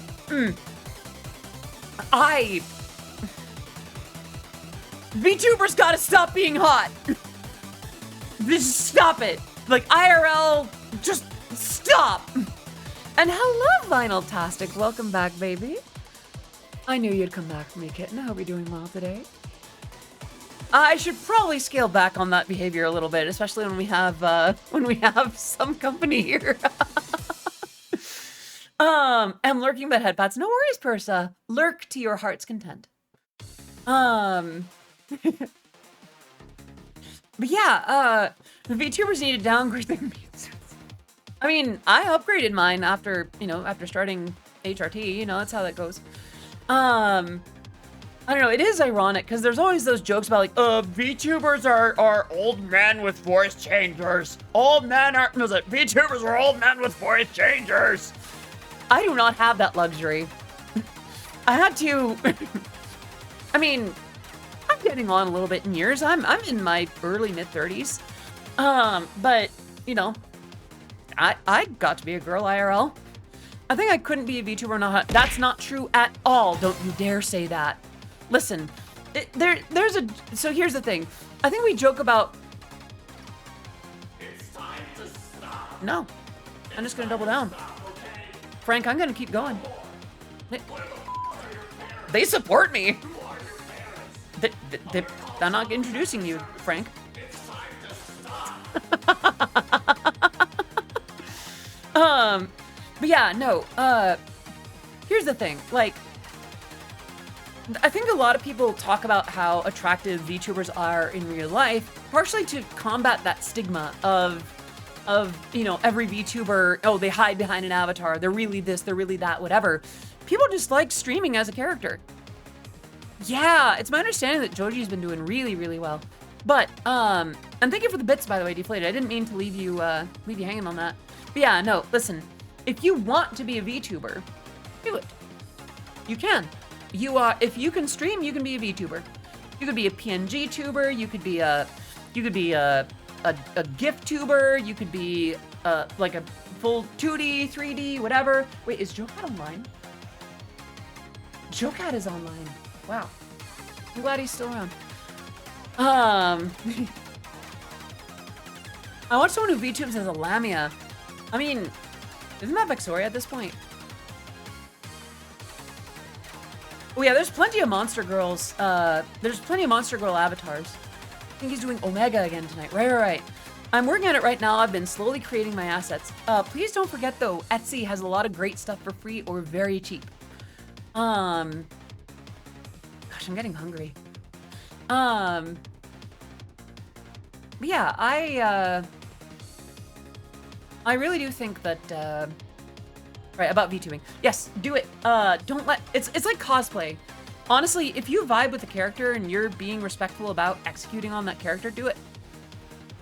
Vex is full scaly now. Looks like the XCOM snake. I saw that model. Wait, does she exclusively stream with that one now, or is she still like? Is she more about? Is she full tilt snake, or is she still sometimes the Lamia? But yeah, I feel like I've gone for a little lot. Let's see, don't think so, but it's nice. That's fair. Also, okay, while we're talking about upgrades and updates in the VTuber sphere, can we talk about Cottontail's new design? Listen, I've seen y'all's reactions to Goth Girls. If you're not following Cottontail and you're not squeamish about adult-ish content, or at least adult humor, you owe it to yourself. You're respectfully barking, "Aw, what a good puppy, huh? Yeah, what a good dog." I'm still wondering why centaurs have 2 rib cages. Yeah, I've seen that. I don't want to think about that. It's like when some characters will have 2 sets of ears. I'm worried I won't have time, especially once semester. I mean, here's the thing, Maze-Me. At first, just stream to get a sense of streaming. Stream to get a sense of if you want to keep doing it. You don't have to do a certain schedule unless you know for sure you really want to start building that out. For a lot of people, VTubing is less an issue of if they want to be VTuber and more if they want to be a streamer. And how often you want to stream. You don't have to do it for money. You don't have to do it for numbers or anything like that. You could just do it because you want to do it. Iron Mouse started streaming because she was lonely. Like, I didn't have to stream anything. I just did it because I enjoyed it. I only enjoy 2 bunnies, you and Pippa, and y'all are both opposites. I'm aware of some of the differences between Pippa and myself, and I'm not sure how much of a bunny I am. I mean, I could add bunny ears, but I'm less of a bunny and more just like Playboy bunny. Let's see.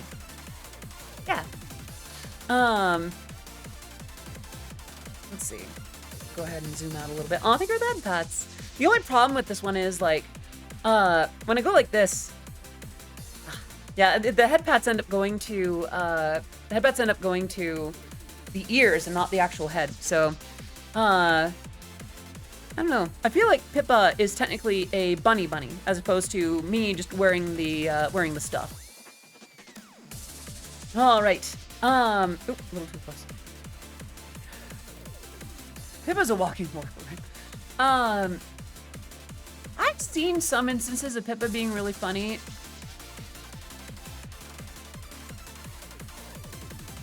I do understand that Pippa is a Eurobeat fan.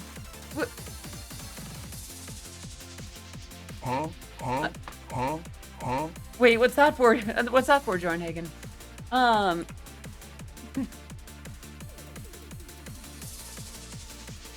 Nah, thank you. I've been wanting to for such a long time now. I'm worried it'll be super scuffs. And listen, maze me. You, if you're gonna be a VTuber, you're going to have scuff. There's going to be technical issues. There's going to be difficulties. Hello, Unily. Good to see you. Let me wave at you real quick. I'll think with head pats. Yeah, I would have ended a few minutes ago, but I just keep talking. It's really pretty out. But yeah, please understand, there are so fewer prerequisites for streaming and VTubing than you might think. If you have a static picture, you will still have scuff. You're still gonna have scuff. You're still gonna have things break. And people love it. Here's the thing. This is not the era of VTubing where the kayfabe is extremely important. This is not the era of my immersion.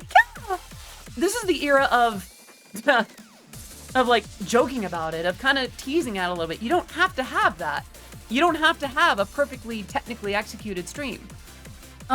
When people end up like doing a face reveal and someone's like, oops, lol. Matara Conference has just recently showed a picture of herself on her stream. Side note, we were talking about VTubers being hecking pretty. How is Matara Con so pretty? She's so pretty. She's actually really cute too. This is a biblically accurate VTuber. Yeah, exactly. The be not afraid era. But yeah, no, please understand.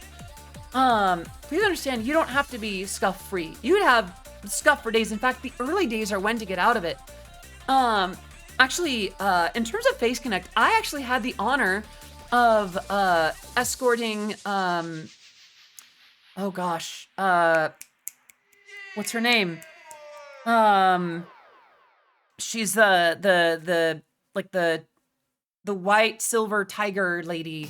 And no, not Sanson. Phase Connect. I got to actually meet around. I knew Mata before she. You knew Mata before she became a VTuber? Lucky you! Look at you go. That is very cool. Who was it that I got to? So at the previous Offkai, I had the honor of escorting. Who was it? Arina. Yes, thank you. Arina Machina. She was an absolute delight. And actually really like her streams too. Vinyl, you knew me before I was a woman outwardly. You have OG status beyond that. You're good. There's a few folks here that have that privilege. I think Sugano is one of them as well. Yeah, there are many of you that knew me before I became a VTuber, let alone before a few other things came to light. I do try to have a certain sense of humor about it, though. That is all good. Hello, Scarble. Good to see you. I hope you're doing well today. Gosh, I'm hungry.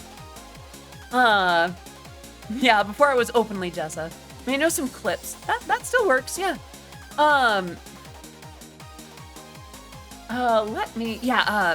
Machina, Arina Machina is really neat, and I'd love to meet her again.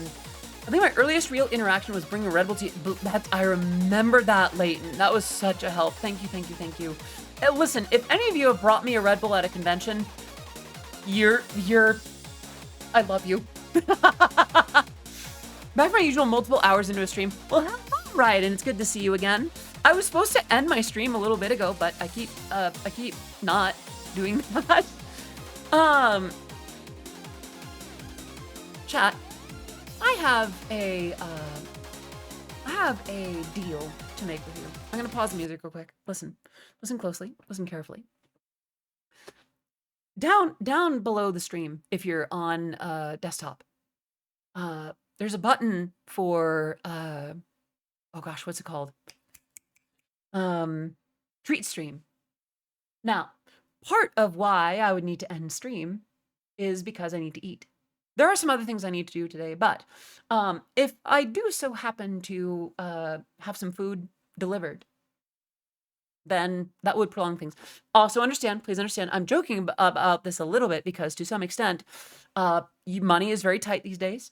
And I also have plenty of food here. I could eat here. So I'm just letting you know that could be an influence on the length of this particular stream. But I also want to respect your budgets. Free stream lets you feed the streamer. It does, and it protects my address in the process. I basically lay out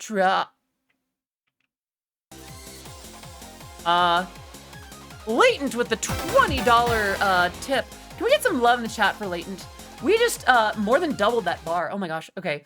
For those who don't know, this year it's basically thrown for food. Yeah. Basically, instead of $25 per spin, I've shortened things down to $10 per spin.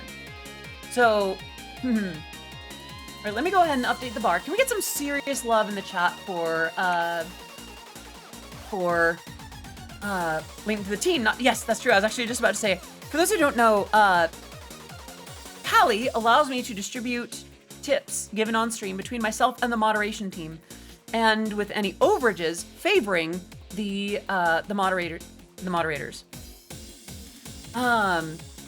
So that also helps quite a bit. What was I on about? Right. Right. And then in the meantime, what I've done lately is to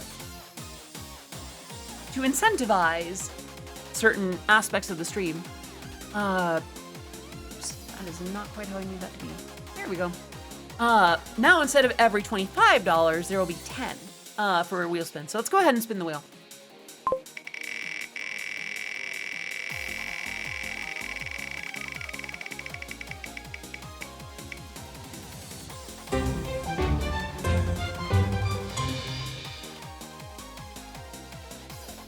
Well, there's one.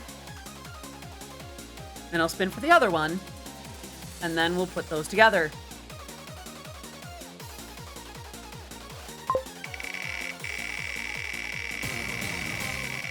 Zeke gifting a sub to Transride and Metal Gear. Can we get some love in the chat for Zeke gifting that sub?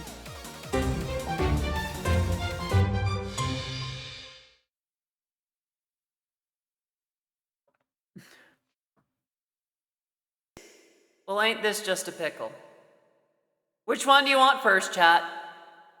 Do you want Subby C for 2 minutes, and then or do you want Ada first? Sugano, I am so sorry that you have to hear this. In the years since we last worked together, I have become stupid, and in my stupidity, I have done foolish things. Can you even do a Subby Ada? Yeah, they're kind of contradictory. I could try, but okay, let me get the 2 minute timer. Okay. Timer 2 minutes. Up. Okay. All right, 2 now.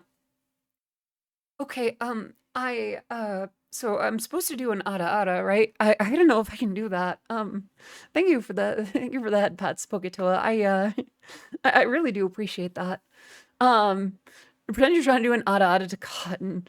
Oh gosh, I could, if she was here, I'd melt. Oh my gosh. Could you imagine her, like, actually just being here at all? I think I would die, especially in a moment like now. But, okay. Plug your ears, please. And I'll try. Let me do this hydrate first. Okay. Right. And Ada. Okay. No. Okay. Right. Ada. Okay. I think I can. I don't know if I can do it. Okay. Oh, right. Okay. So, right. Ada. Ada. Iko da ne. Did I do it right? I so totally messed that up. I'm so sorry. Am I gonna be? I guess. Trap Master, yeah, so chat has 44 seconds of bottom C left. And, this is me trying to do the Ada while I was, in this mode. Oh gosh, why is that button there? Thank you for that. Oh my gosh, I do love head pats. Aw. But yeah, anything. Oh my gosh. Am I supposed to dance here? Oh my gosh, okay, okay. Oh, that's really embarrassing. Channeling Numi, really? What makes you say that?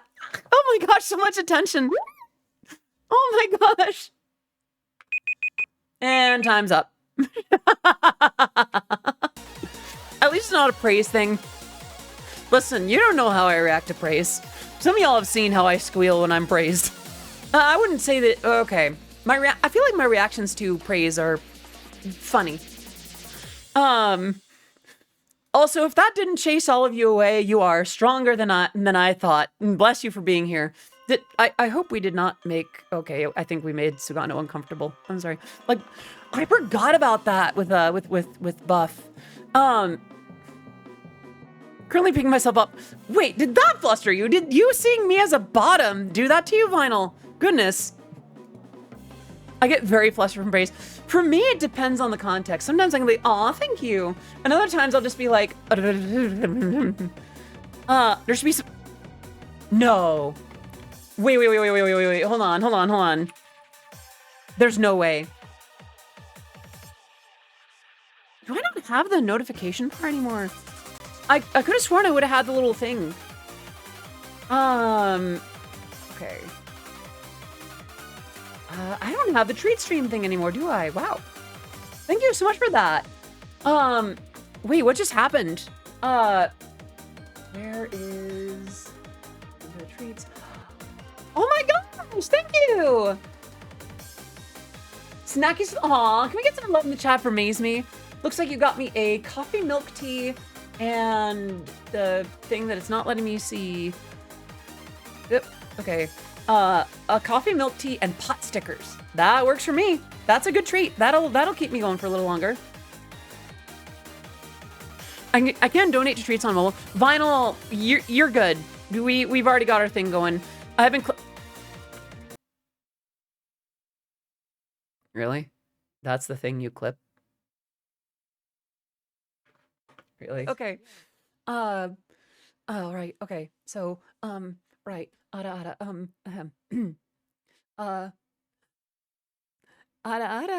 いい子だね.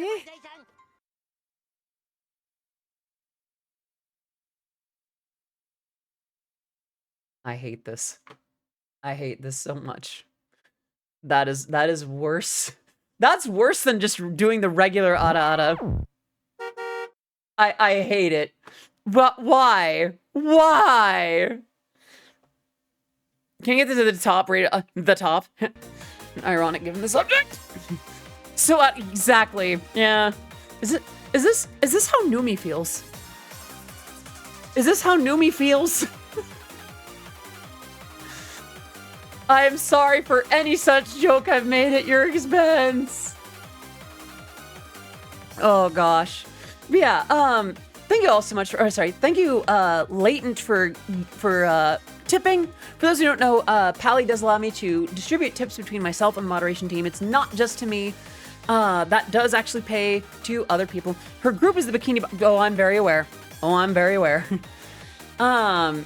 It's my understanding, though, that Lily doesn't get too bothered by that, whereas Numi still puts up some protest. Poor Numi out here catching strays.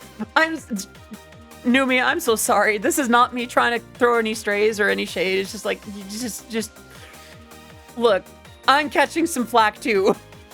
So much love though. Yo, unironically, like, if you're not checking out Numi's music, even the meme albums that she puts out are like, they unironically slap. What's with Val and the less I know about that, the better.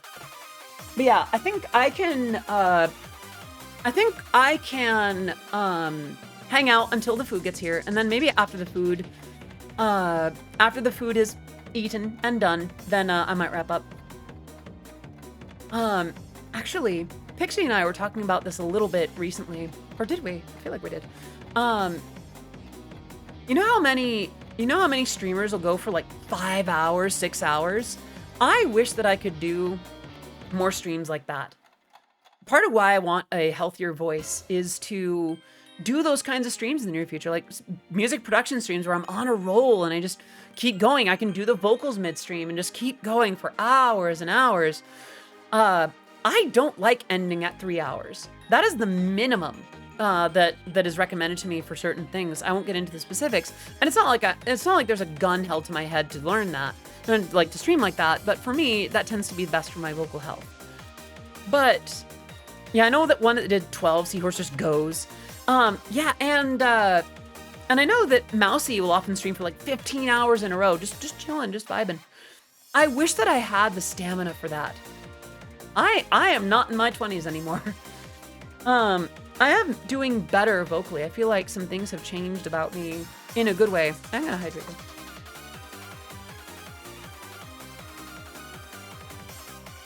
Ah, thank you. I'm sorry. I just realized that we've been on a weird thing. Her singing streams are shorter probably for that reason. But like, I don't know. I envy the streamers that can go for like 4 or 5 hours. I feel like I used to stream for a long time too. Like early in the super earliest of like Odyssey stream days. I know someone who did 6 days per week, Beat Saber for 8 hours? Wow! That's pretty incredible. Oh my gosh. Tricky going like 9 or so normally. Yeah, Tricky's a unit for that. What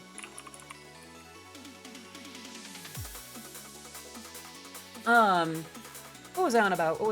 Sorry. My max is about 2 hours of Beat Saber. I would love to do like, I don't know. I streamed yesterday for 15 hours and she's already been going 4 today. That's the thing. That's another reason that I want to get my voice in order. And I do feel like, how do I say?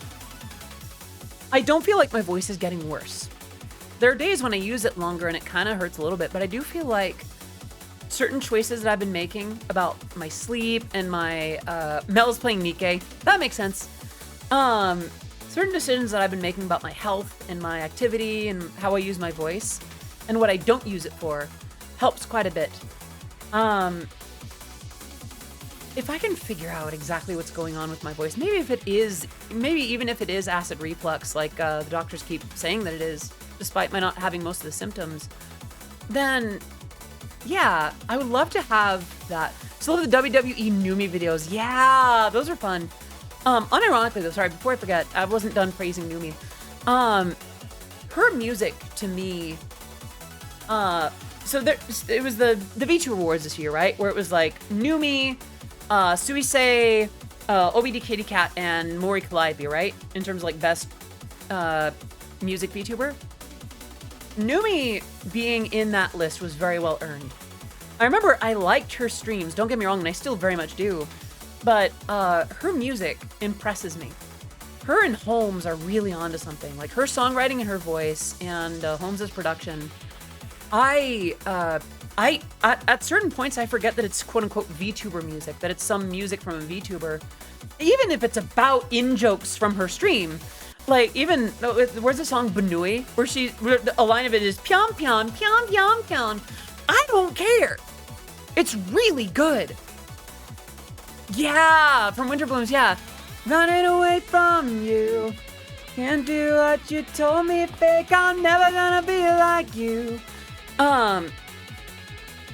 Yeah, and like, I'm not just talking about her covers either. Like, her covers are fun. Don't get me wrong, those are good. But like, her originals, I unironically recommend them, even to people who don't care or even dislike VTubers. Seriously, like, her music is just that good. Suisei, I forget how good her voice is. Actually this morning I was watching the video of Asmongold reacting to a little mini documentary about Suisei.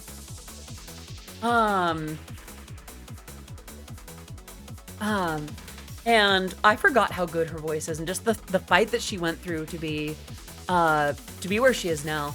I might have teared up a little bit. But yeah, I don't know, I have a lot of respect for, and how do I say, jokes about catching strays and, you know, the usual haha cute little bottom Numi aside. She is someone for whom I have a lot of respect and regard. And I actually had the pleasure of getting to meet her at that party at the very end. Very briefly, she seemed busy with a lot. I ended up bumping into Yuzu a little bit more.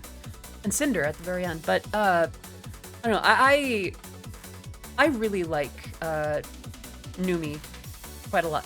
So if there are any strays, if there are any jokes that I make that are too much about like haha funny bottom time, there's that. You understand where I'm coming from. Papery Hornet, thank you so much for the follow and the stream. It is great to have you here. I am Odyssey of Odyssey Eurobeat, and my work has been featured in Super Eurobeat, Initial D, DDR, and Matara Khan of Bishojo. Great to have you. So I skipped the majority of the rave at WeebCon and missed Numi hopping on stage. See, here's the thing too, like I was there for Offkai, right? The year that she had her set. And she ended up doing a couple of songs virtually and then the one song on stage. I did offer for her to join me for my set. Because like I could play so much, you know, I get plenty of time on stream.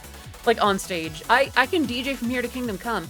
I thought it would be, I think the headbats. I thought it would be really cool to have her have some sort of set.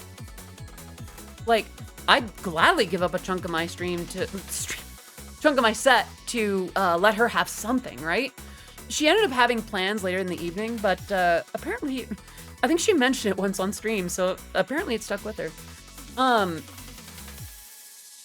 And before I say anything else, let me just say that if ever, at any point whatsoever, in the slightest whatsoever, that Numi ever needs like a DJ or someone to like play her tracks on stage or something, if she's not doing an IRL, like a virtual set, if ever that's a thing, I'm right here. I'm your gal. And yes, Vinyl, you absolutely should check out Offkai. It's at the same venue as a certain pony convention.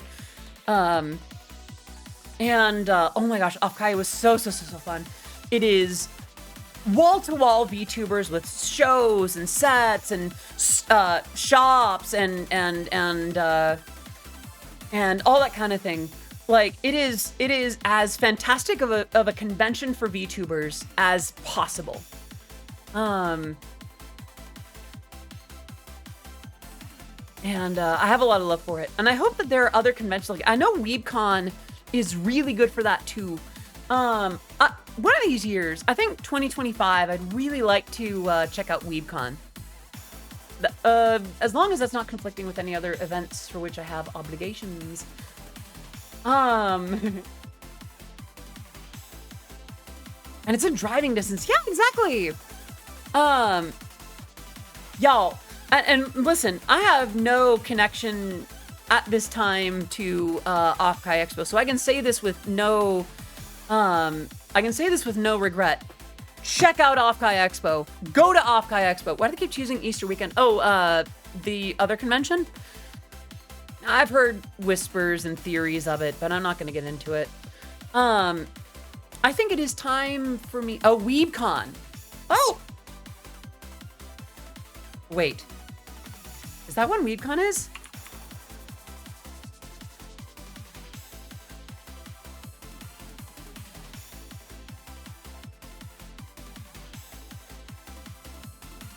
Wait. I need to check something. Crap. I'm not getting into something, but I have a conversation to have with my manager in a little bit. They do it all. Oh crap. Okay. Yeah, WeebCon is the same. That weekend is pretty popular for conventions, from what I understand. That weekend is pretty popular for conventions. I'm not sure if I said it right. But yeah, Offkai Expo is really fun and amazing, and you should check it out. And I met some of the folks who got it started and rolling, and they're amazing too. And yeah, Offkai Expo good. VTuber conventions good. Yeah, do that.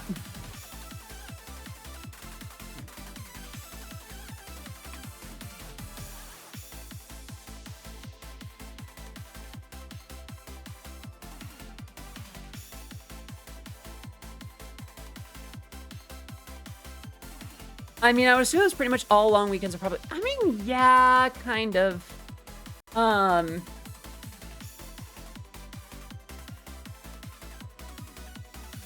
Yeah, my brain is empty. Yeah, I do wonder, am I getting notifications about the order and I just haven't had my phone on me? Shoot. I don't want to step away from the computer too much, but I do need to get my phone. I'm gonna vanish for a second, but I'll be right back.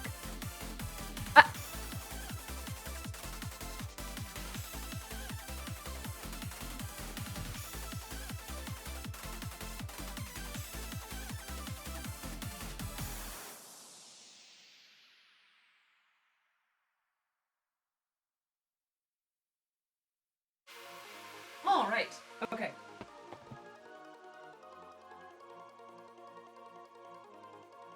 Back.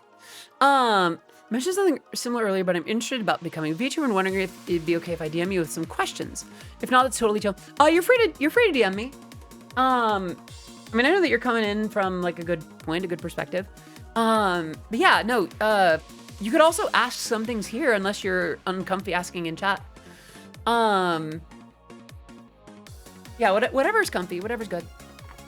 I mean, it'd probably be quicker and easier to ask here.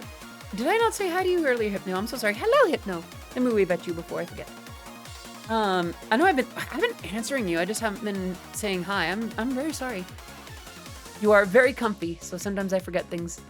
Yeah.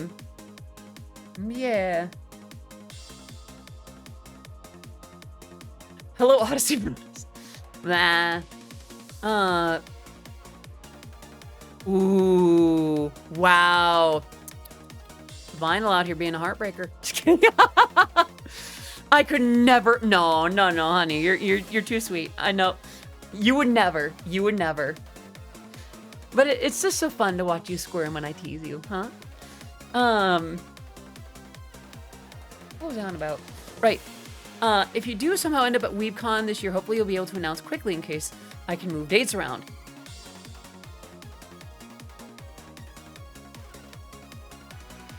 So mainly questions about where to start. I have an image ready to use, and I'm trying to figure out some simple toggles for motions and how to achieve that. So obviously you would need the artwork of each individual toggle. I think there's a program for Vtubers that allows you to shift through those. I think there's even an app called Vtuber. What is the one that that Showtime uses? I think he has something like that. Vtuber. Let's see. Got it.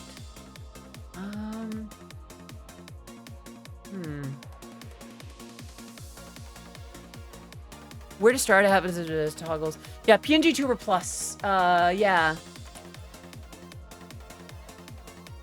I think that one would be a good place to start. Because then you'd have a few expressions. Alternatively, yeah, I think that would be a good one. I would say, though, there's also a lot of validity to just starting with literally just the picture.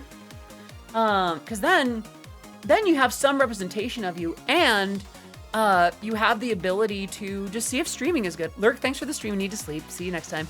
Arrow Jiraiya, thank you so much for popping in. Have a great rest of your evening. Sleep well, and we'd love to see you again in future streams. Y'all, can we get some love in the chat for Arrow Jiraiya? Yeah.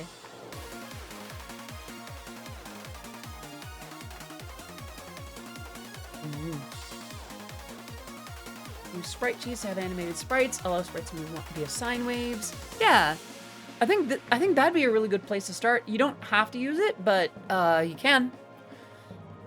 You could start with something as simple as like the Fugi call thing, where when you're in a Discord call with someone, it'll like bounce up and down.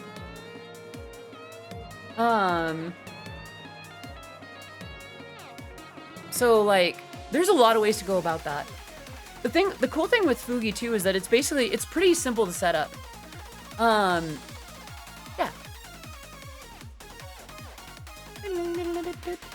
Looks like food will be here in the next, what, 15 minutes to half an hour? So that'll be good. I'm getting pretty hungles, as it were. Pretty hungry. Yeah. I know, I remember being pretty hard on myself for not having the right, as I was talking about earlier with like production value, I was getting really hard on my own case about not having, a certain avatar or anything like that. And then eventually, I was really fortunate to know Acapolisa for my first 3D model. Vroid is actually a great way to start for like when you move up to a reactive avatar that like follows your movement.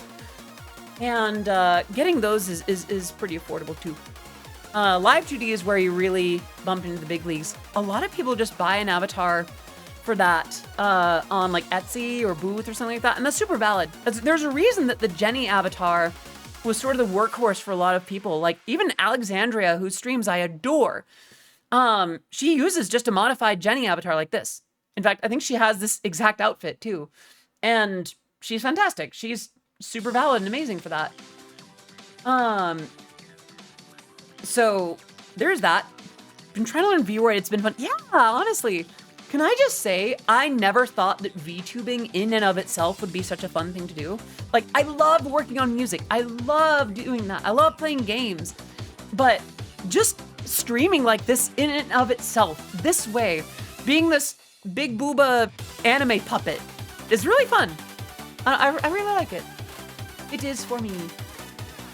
Yeah.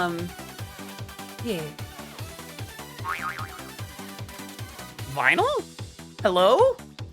Ogling my collarbone? Nah, you're good. You're valid. Look as you like. Besides, I'm a VTuber, for goodness sake. Quite a lot to display at the moment. Misclicked. Right. I will say though, I've been going for a little while and I've been hydrating well.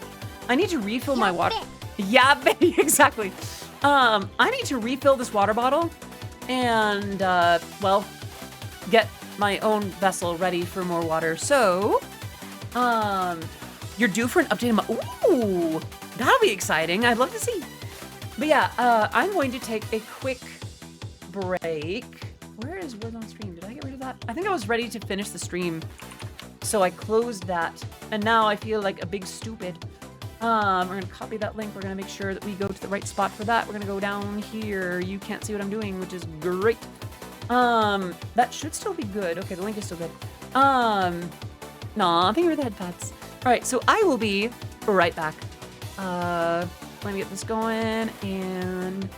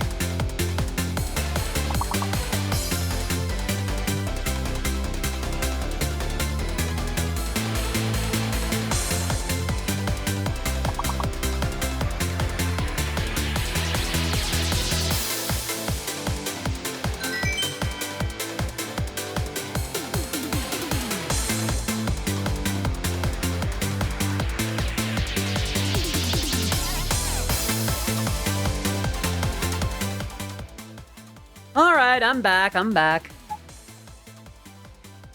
Did you miss me? Well, hold on. You're still missing me if I'm not here. Ah. Hello, hello. Hello, hello. Hello, guess who's back? Oh, think of that butts. Guess who's back? Back again. Audie's back. Thank you for that butts. Actually, we were talking earlier about like responses to praise and such. If you pat my head IRL, I will melt. I just bliss out. Babe, what could see the back? Yeah. So at this point, the food arriving will happen any moment.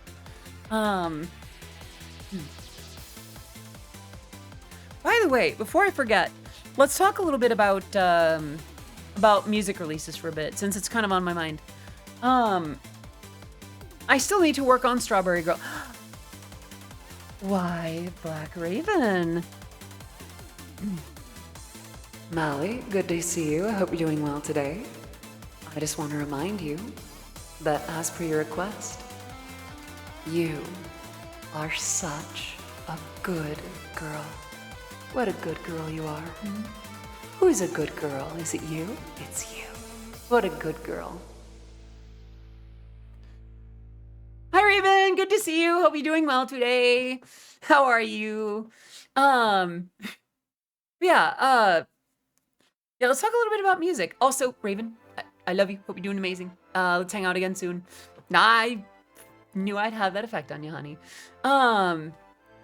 Let's talk about music for a little bit, because I haven't released a lot lately. I still have mostly client work left, and like collab work and such, and I'm happy about that. I'm glad to have the work that I do. But Strawberry Girl, I need to work on that lyrically when I'm in a point where I can actually like focus on it. The last time I worked on that, well, we saw how that happened. We saw how that went. That's the food. Be right back. Yeah, I'll be right back.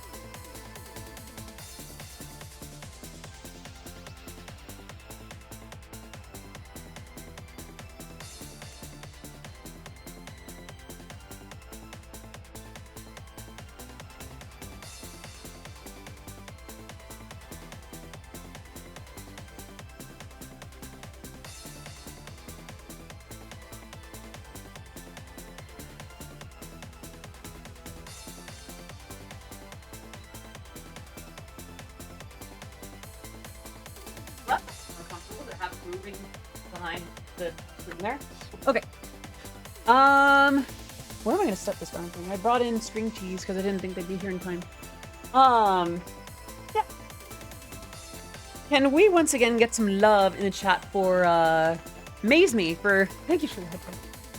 For Maze Me for getting me these pot stickers and the drink. Yeah. Wait, did that have utensils? I think it might have. Let me see. Let me see. It just got sauces. It doesn't have like. I want to see the pot stickers with my hands. Yeah, let's do it. Respectfully. Yeah. Huh? Respectfully, huh? Oh, I'm too hungry to keep up with that. Thank you again, Maze Me. Itadakimasu.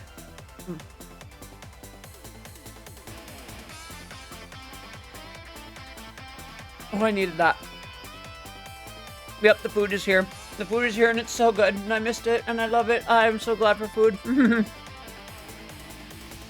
World of difference. I do need a way to dip it into some soy or something. Because I do have the packets for that, but yeah, I'm gonna grab a shot glass and some chopsticks real quick.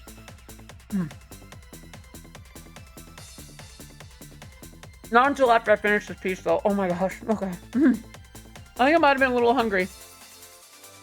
All right.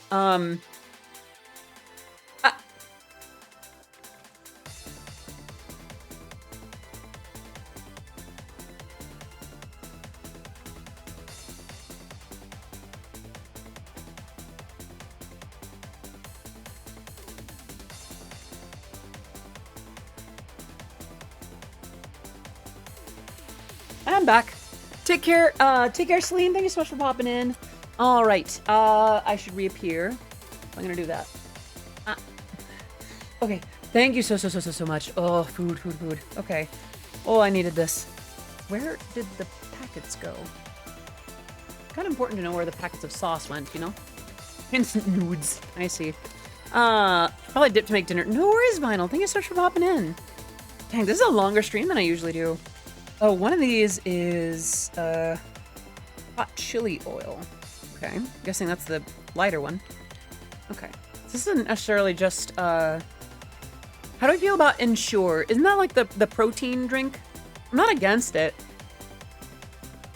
The thing is, I could stand to eat better during the day. I'm between grocery visits, as it were. I try not to go too often or spend too much money on food. I'll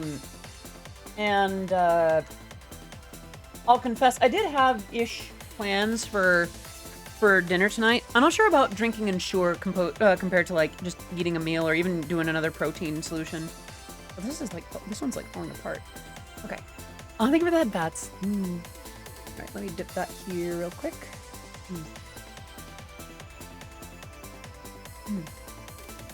Okay.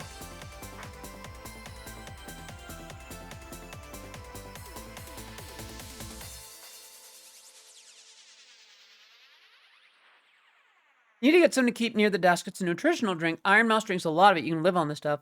Well, maybe so. I don't plan to stream as long as Mousy does, though. I did a month of meal bars and Ensure and Rockstar once. That sounds dangerous.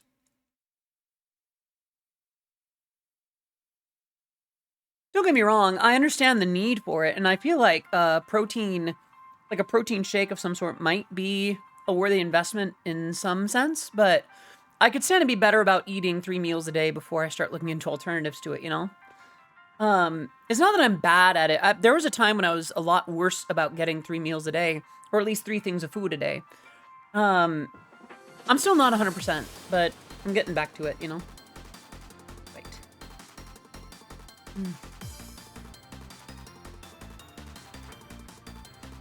Thank you so much for getting me this. I'm sorry, this is probably not much to listen to, but what's on your minds? What's on your hearts?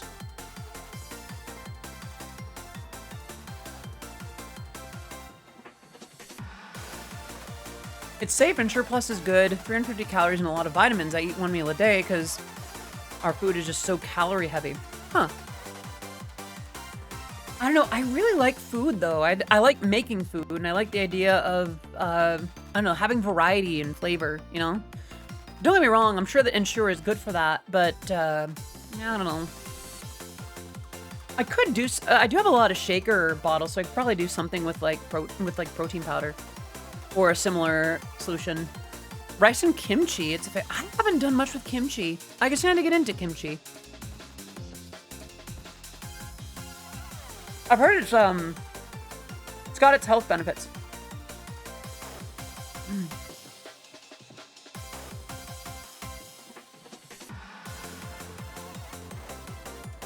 Chat. Weird question. One of these days, for an IRL stream, I have an idea for, like, I don't know, the idea of us getting food together in some shape or form. Obviously, you would not be here with me physically, but I think it'd be fun to have, like, a little camera, like my phone running the camera and just, like, streaming at a table together. I don't know.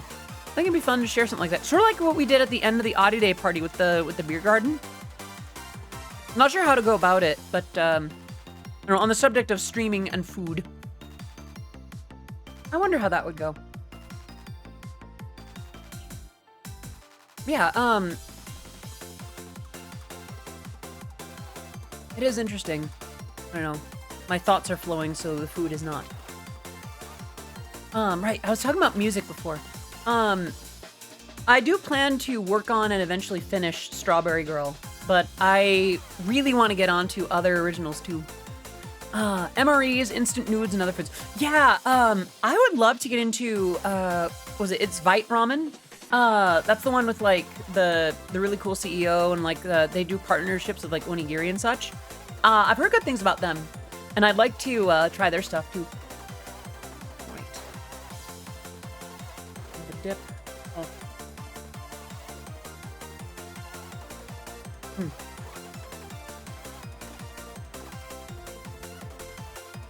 I'm also not against modifying like just regular top ramen with like eggs and green onion and like adding veggies and things like that.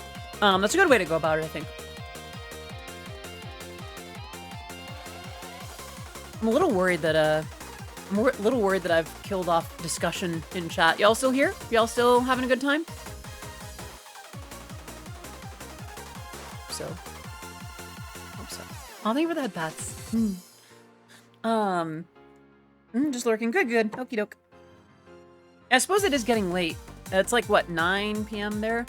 So find it funny that Russian Badger owns a part of GamerSupps and Shiley was outselling him. Well, I mean, that makes sense. Just because someone owns a company doesn't mean that they're going to be the best at selling it. No, sorry. Thank you so much for the follow. Welcome to the stream. It is great to have you here. Let me wave at you real quick. I am Odyssey of Odyssey Eurobeat. My work has been featured in Super Eurobeat, Initial D, DDR, and most recently, Matara Khan's newest original song. Great to have you. I hope you're doing well today. Maze Me here got me hooked up with some pot stickers and a drink. So I'm kind of taking a second to eat that and trying to hold a conversation at the same time, which is not great. But, yeah, we can celebrate that. Yeah. And also, congratulations, Maze Me. I hope that goes well.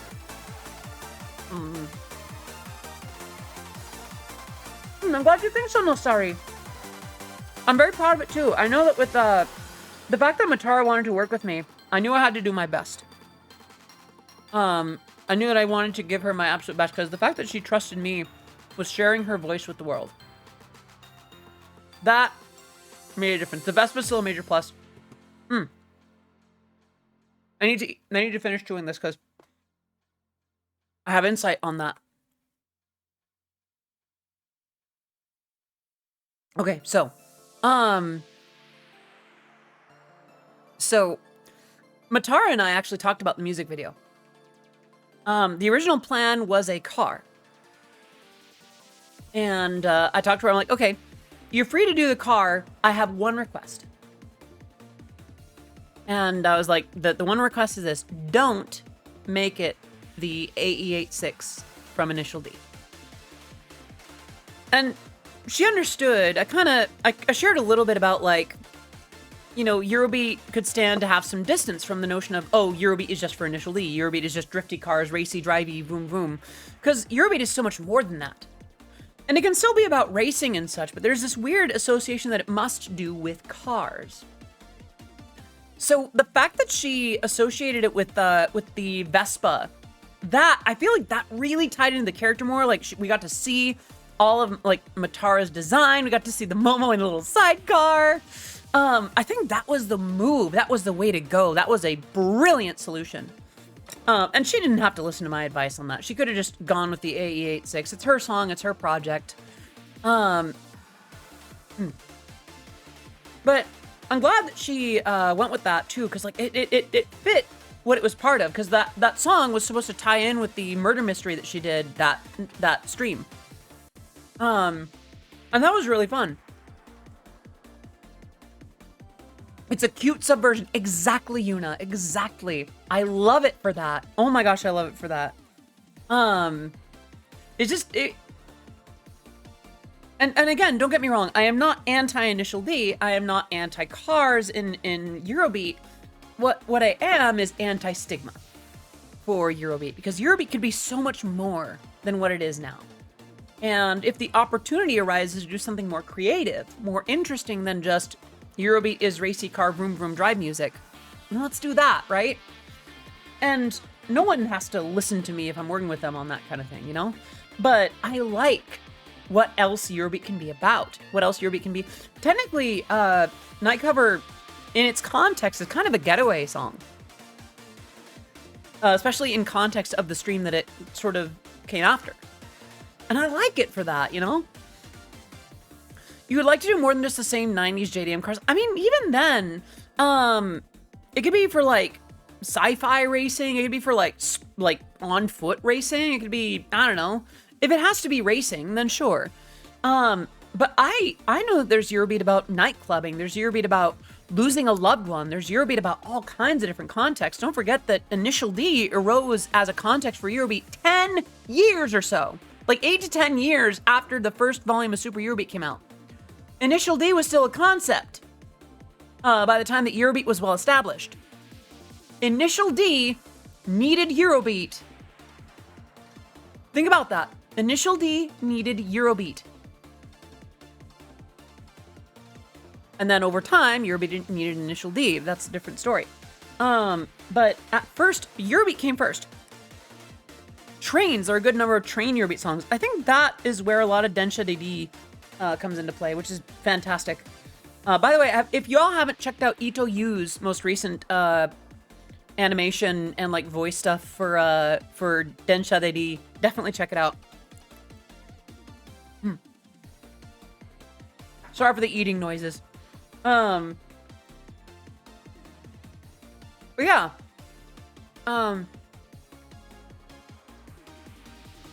Eurobeat is as vast a genre in its capability as any other genre. It can be about anything.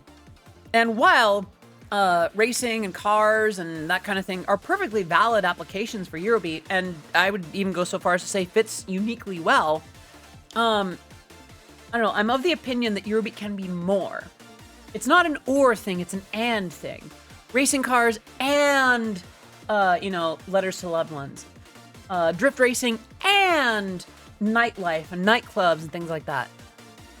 The A86 and things to do with, like, I don't know, LGBTQ issues or existential dread or the Elder's Nightmares or cute bunny girls with red hair and big boobs going ada at you. You know, there's a lot of room for it.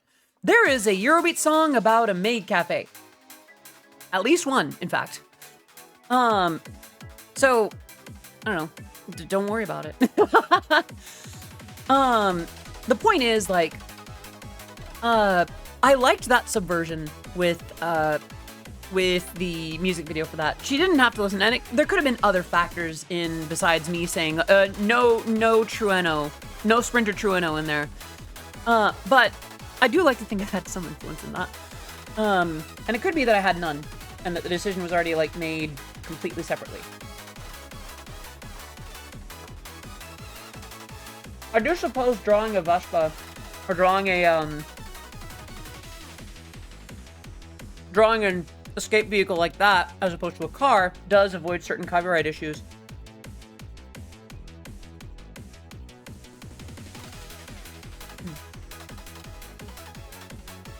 By the way, I may end in about 15 minutes if that's okay.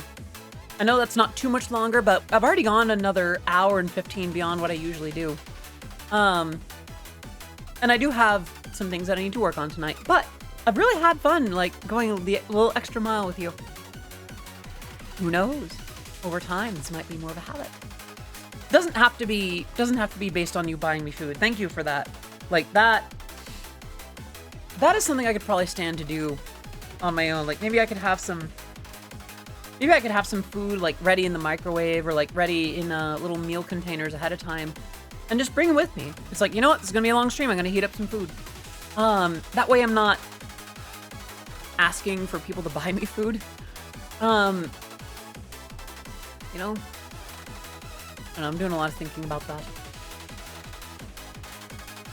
Let's see. I'm going to close a couple of things before we wrap up for the night. Thank you again for that notification, for the thing, by the way. Did I miss everything? We're on tail end of stream, Grego, but it is good to have you here. I am still eating some pot stickers that Maze bought for me. Also, I hope you're doing very, very, very, very well today. I'm gonna have a couple of bites. One.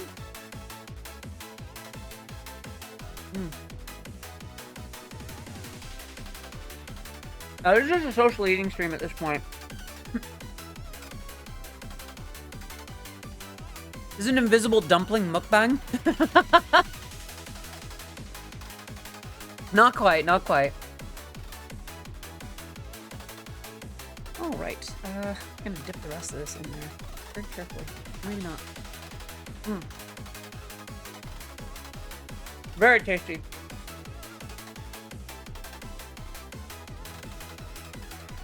Yeah, as we are in the last few minutes of, in the last 15 minutes or so of stream, what's on your minds? What's on your hearts? Any questions, comments, remarks, redemptions?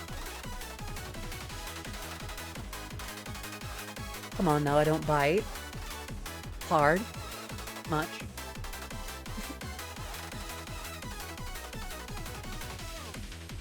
Yeah, Grego, I hope today's been going well for you.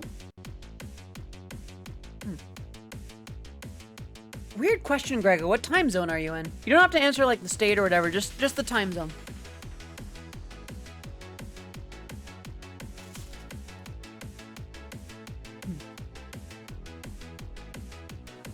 I feel like I have questions, but I'm too nervous to ask. I mean, as long as it's in good faith, I generally try to be pretty open for it. What's on your mind, Yuna? Hello, Fed the Lobster. That is quite the name. I hope you're doing well today. Let me wave after you real quick. I hope you're doing very, very well this evening. I am on the tail end of eating some pot stickers that were sent my way, and I'm enjoying that. EST, okay. That's fine. I know that we California girls are a little bit in the past, as it were. Yeah. Got some night tea ready. Nice. I should make some night tea. Actually, Daniel, what kind of tea do you have? I usually do honey lavender. Welcome back, Teeter. Good to see you. I've been doing a lot of honey lavender lately, but I do know that I think it's Celestial Seasonings does the sleepy time one. No. Sorry, Teeter, couldn't resist. But yeah, I used to be a Lobster Soul. Okay, right on. It's good to see you. But yeah, Yuna, if you do have a question, please feel free to ask. Like, I welcome questions asked in good faith. I'll put it that way. And the fact that you're nervous about it does show to me that you are, in earnest about it. Otherwise, or at least being mindful and respectful of it. So, if it is a private question, then you can always. Are you in the Discord server? Teas with berry are so good. I don't have a lot of berry. Oh wait, that's not true. I used to do Tiesta teas. Like, what was that? Like it was like a passion fruit, high caffeine thing. You're not in the past. I'm just in the future. I don't know. I mean, I think that's still possible. Yeah, by the way, about 10 more minutes before I'm going to wrap up the stream, if that's okay with y'all. Speaking from experience, this community answered all my weird random questions about transitioning. I don't know how to ask, but do you have any tips to not lose motivation with voice training? That's a good question. And here's the weird thing. I still have voices for you. I still listen to myself and I think, wow, I do not sound the way I'd like to. Which is weird because I've had some pretty surprising and wonderful compliments. I would say the you that you will get to be when you feel confident and happy with your voice. You know what? I'll let this background track roll. For those who don't know, I also did the background music for Mataracon based on Nightcover. Yeah, I'd say that any amount of progress towards who you will be happiest being, if that makes sense, that is worth pursuing.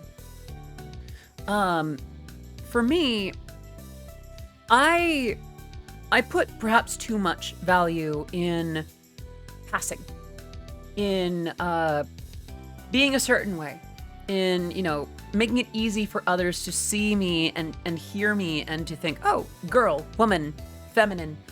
But to another extent, the first person that you have to impress is yourself. And any amount of progress that you can make in that is not easy to do, but very much worth it. It'd be silly to get this far in doing something wonderful for yourself and not to allow yourself the early struggles and issues of working on that for yourself, if that makes sense. Like, I I still have issues with how I sound, but for me now it's more just reminding myself that my brain is mean. My brain is mean to me. And is all my BGM my work too? At the moment, yes. During December, I was playing some other music, but the current music in the background is anything that's in this playlist is something I worked on. So yeah. How to not lose motivation. Remember what you gain from it. Remember who you get to be and how your voice factors into that. Because, Yuna, there is a lovely and feminine and beautiful woman in you already, as you are now. Dojin Ronin, hello! It's good to see you here, honey. Let me wave at you real quick. I've only been out for a little over a year and it's kind of overwhelming. That makes perfect sense. I am entering into year 3. Yeah, I'm still in year 3 and it's still pretty overwhelming, but understand this. Any progress that you make towards yourself, any amount of work, you are worth it already. You are worthy of feeling as wonderful about yourself as you will as the absolute best you could be. I have been very well, Dojin, thank you. I have been spending most of 2024 lining up things about my health.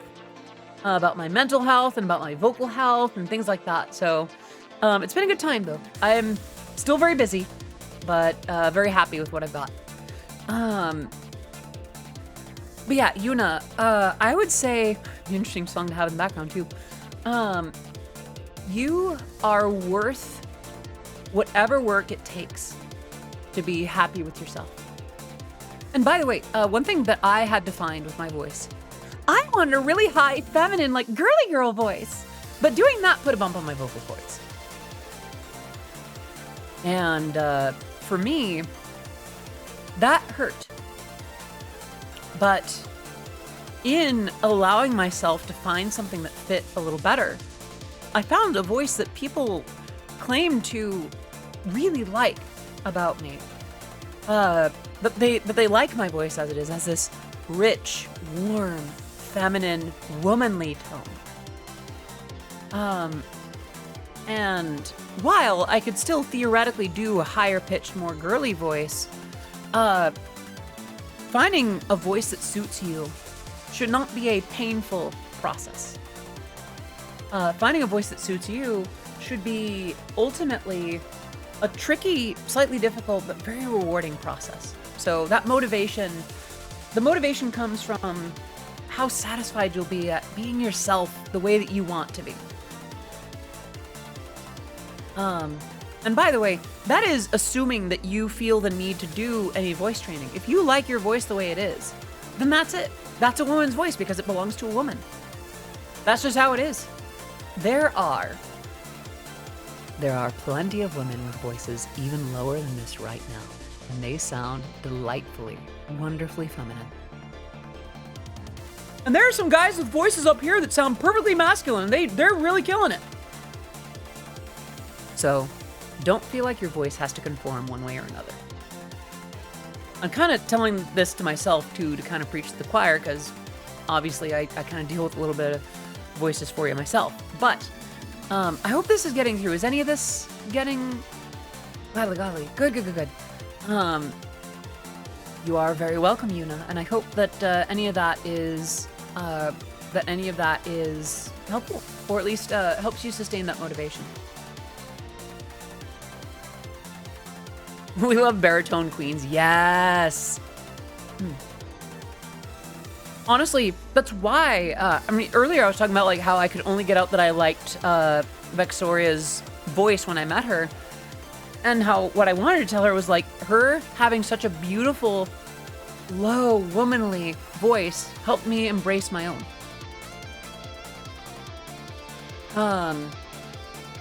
So there's that, you know. Hello, Hirorin. Good to see you. Hope you're doing well. Yeah, I've got about 5 more minutes before I'll be wrapping up. But I've been having such a good... Yeah, I met Vex. I met Vex at a meet and greet outside of TwitchCon. She was there with Zolan, if I remember right. There were a bunch of VTubers kind of floating around there too. I think I bumped into Daryl Barnes out there a little bit too. I met up with Daryl a little bit more at the party before I came home, and at other cons. That's really good advice. When I tried voice training in the beginning, I was really hard on myself, but what I found is to experiment and find what makes you feel loved and comfortable. That helped me a lot, along with advice from Jess. Aww. I'm glad that could help, Dojin. Yeah, the thing with voice stuff too is it's so tricky because it's so integral to who you are. Oh.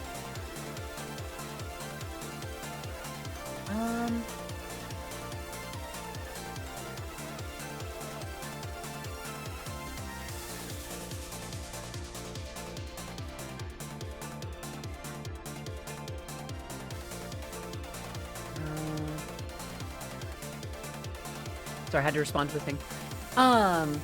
Yeah, like it's so hard because we're so used to our own voices. We're used to the bone conduction and the way that we sound to ourselves. So when we hear how we sound to others, when we play it back, it's why we have that aversion to our own voices in recorded media. Because we don't hear ourselves the way that we're used to. There are ways to EQ that in. I think there's like a low-mid frequency that resonates. It's based on like the shape and size and whatever of your skull, etc. But point is, one of the reasons that we transition, hello, is it Uliger? Great to see you. Hope you're doing well. So are they out of the blue questions? Can I play your music on the stream without getting in trouble? Totally cool. You have my blessing, Lobster. If anything pops up, I can let you know. I can let you know, like, or we can help it. Gargalon is playing your. Is this a D's Nuts joke? Is this Gargalon D's Nuts? Because, Gargalon D's Nuts! Duke2106, thank you so much for the follow on the stream. It is great to have you here. Wait, that's a Twitch sub. That's a sub. 11 months to boot.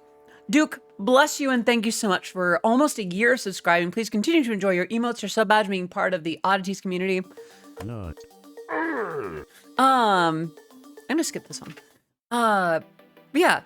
Sorry, D's nuts jokes aside, it's good to have you here. Right, but yeah, you're free to play music. My music on your stream. If it comes to that. If anything comes up, let me know. I know you mentioned Joecat earlier. He cleared the Omega Protocol tonight, but it was also his last stream and he's officially retired from content. I heard about that. I'm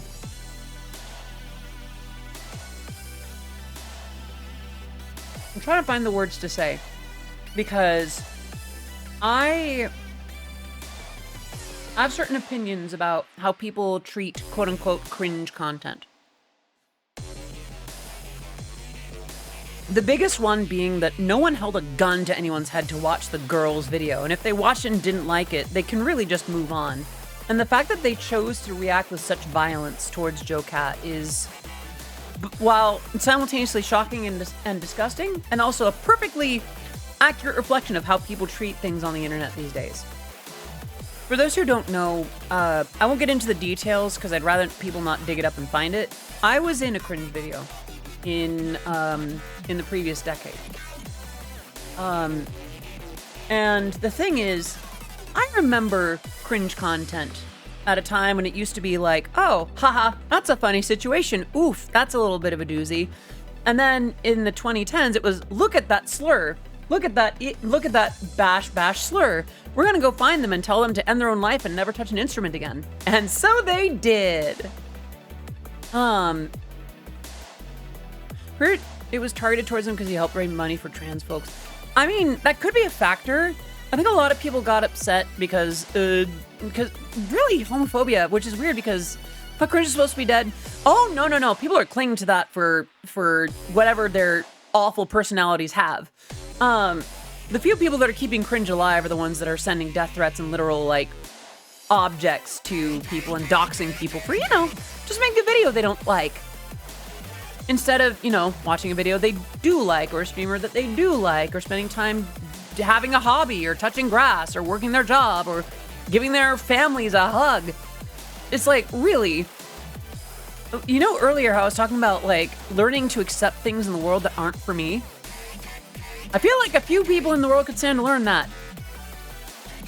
Death threats over a friggin' video. Good lord. So yeah, I have quite a bit of respect for Joe Cat. I actually really liked the girls' video. I mean, yeah, it's silly, but that was kind of the point. It was this vulnerable little moment where he appreciates girls. And not just one variety. Like, I feel like it was... I can see why people were cringing at it, but I could also see how people were like, you know what? That's cute. Listen, I do an ada for a living. You know? I do that on request. That's cringe. I don't think that's worth sending me death threats over, you know? That's not worth doxing me over. Good lord. I don't know. It's a scary and sad realization that people will go so far out of their way to cause harm. Based on what? Just merely disliking something. The fact that something exists. Let's see.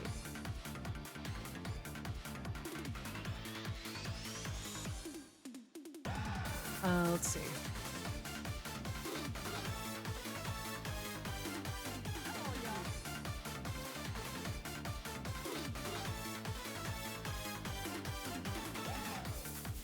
Let's see.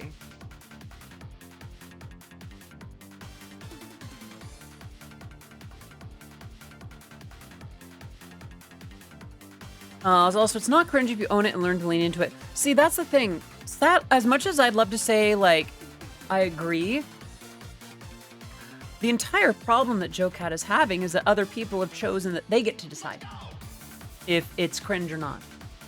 And it's devastating that the consequences of posting cringe can be life-threatening. I don't know.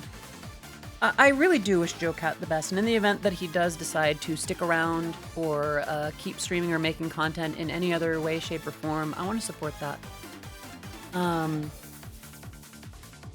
He seemed like a very genuinely sweet person. I don't know, it's a rough subject for me because I remember there was a week when I was afraid to go outside. During that time when I was in that video. Because I had a lot of people finding me and calling me slurs and telling me to end my life. This was at a time when I was not as confident as I could be. That was at a time where those messages had more of a chance of influencing a decision to that extent.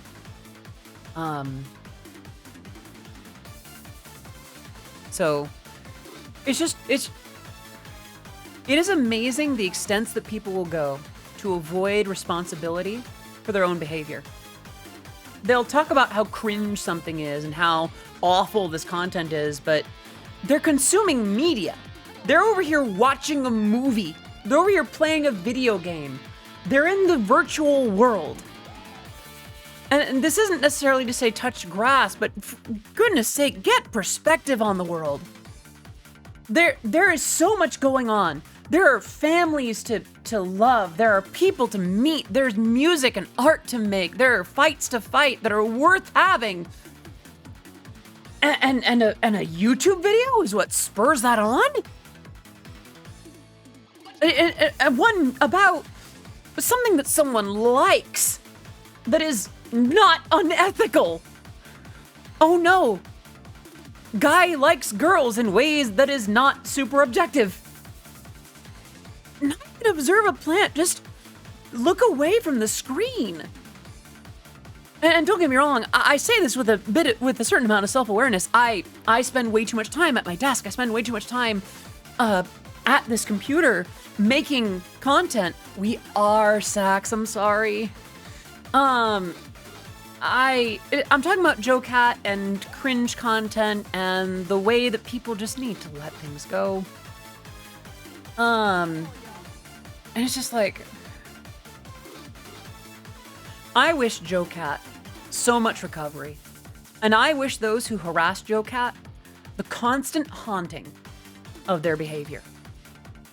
I don't wish them harm, but I hope that they remember for the rest of how long they can bear it, the damage they did.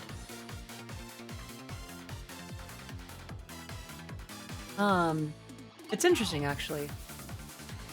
I hope that these people can find it in themselves to eventually ask for forgiveness from Joe Cat.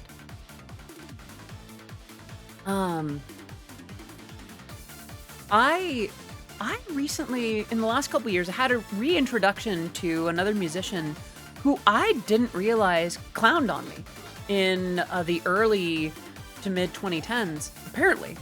Like, I don't really remember or know the extent, but this is someone who, in recent years, I've really come to admire and didn't realize that they used to talk smack. I won't get into the details of who it is or whatever, but obviously that's in the past. And the fact that she went out of her way to apologize to me, that meant a lot to me, because, like, I appreciated that. It's like, you know what? Thank you for owning up to that and having that growth, that change of heart. I didn't have to forgive her. I didn't have to do any of that, but I was impressed and honestly honored that she would go out of her way to apologize to me. And hopefully, I don't know, I'd love to interact with her again soon. I need to hang out with her. But yeah, I really do hope that Joe Cat finds peace and comfort, and that those who gave him such harm have sort of the blunt pain of self-reflection. The need for vulnerability juxtaposed against the inability to express it without fear of going through what they put others through. That's not to say that I want them to suffer. I don't. That would be terrible. But I don't know. It's part of why I don't joke about certain things anymore. Like, does anyone remember the kids that were like, we like Fortnite, we like Fortnite? A quote-unquote cringe staple, as it were. Like, yeah, it was silly. Because they're kids. Those are children. Liking a video game. I was way more cringe about, like, Mario and Pokemon and Sonic at my age. Like, at that age. If I existed during that internet at the time, I'm fully convinced that my odds of being here would not be 100%. That would have been rough. How many of those kids do you think feel comfortable sharing that they like something? No, seriously, like, how many of the We Like Fortnite kids do you think are comfy sharing that they like something? Do they care about anything? What a great way to reestablish that guys can't feel. What a great way to establish that you keep those feelings to yourself. Because if you dare utter something that you enjoy, a world of people will gather to tell you to take your own life. And in some cases, send you the means to do so.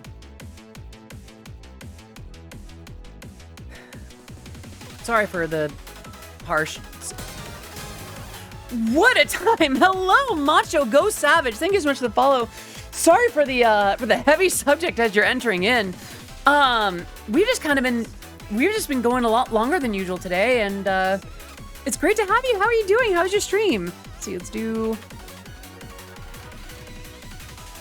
And then.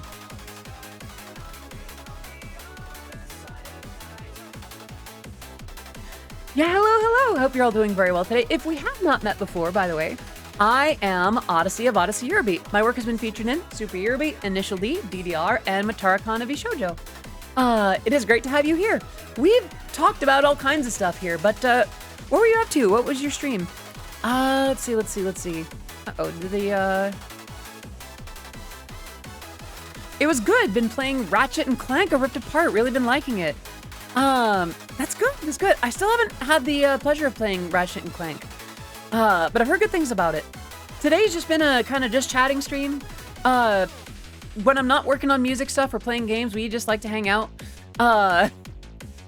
yeah, it's been an interesting day today because I usually end at 3 hours in, and now we are at 4.5, and we keep finding new stuff to talk about. And new people keep raiding in. It's just, I forgot how wonderful streams can be when they go on a little longer. Oh, my tracking got a little funky there. But yeah, I hope you are all doing wonderful. And actually, it's interesting. Beefy stream. Beefy? Yeah, beefy. Gotta take a break from my chair. That's all good. That is all good. Yeah, take a break. Please take care of yourself. If you need to make a meal, if you need to rest up, if you need to hop out and go to sleep, please take care of yourself. A common phrase, a common refrain that we have in this stream is do what you gotta. Thank you so much for trusting your community with me here today, and I hope that you have a great time to rest and recover. And if I'm still going by the time that you're back, then all the better.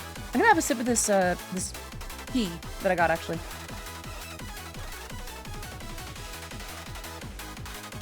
It's quite good. Beef as in long. Yeah. I'm sorry. For some reason, it reminded me of Omaru Polka with the beef PC, and not the potato PC.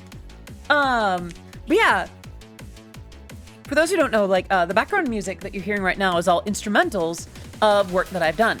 I've done Eurobeat for Initial D, Super Eurobeat, My, which is in arcades now.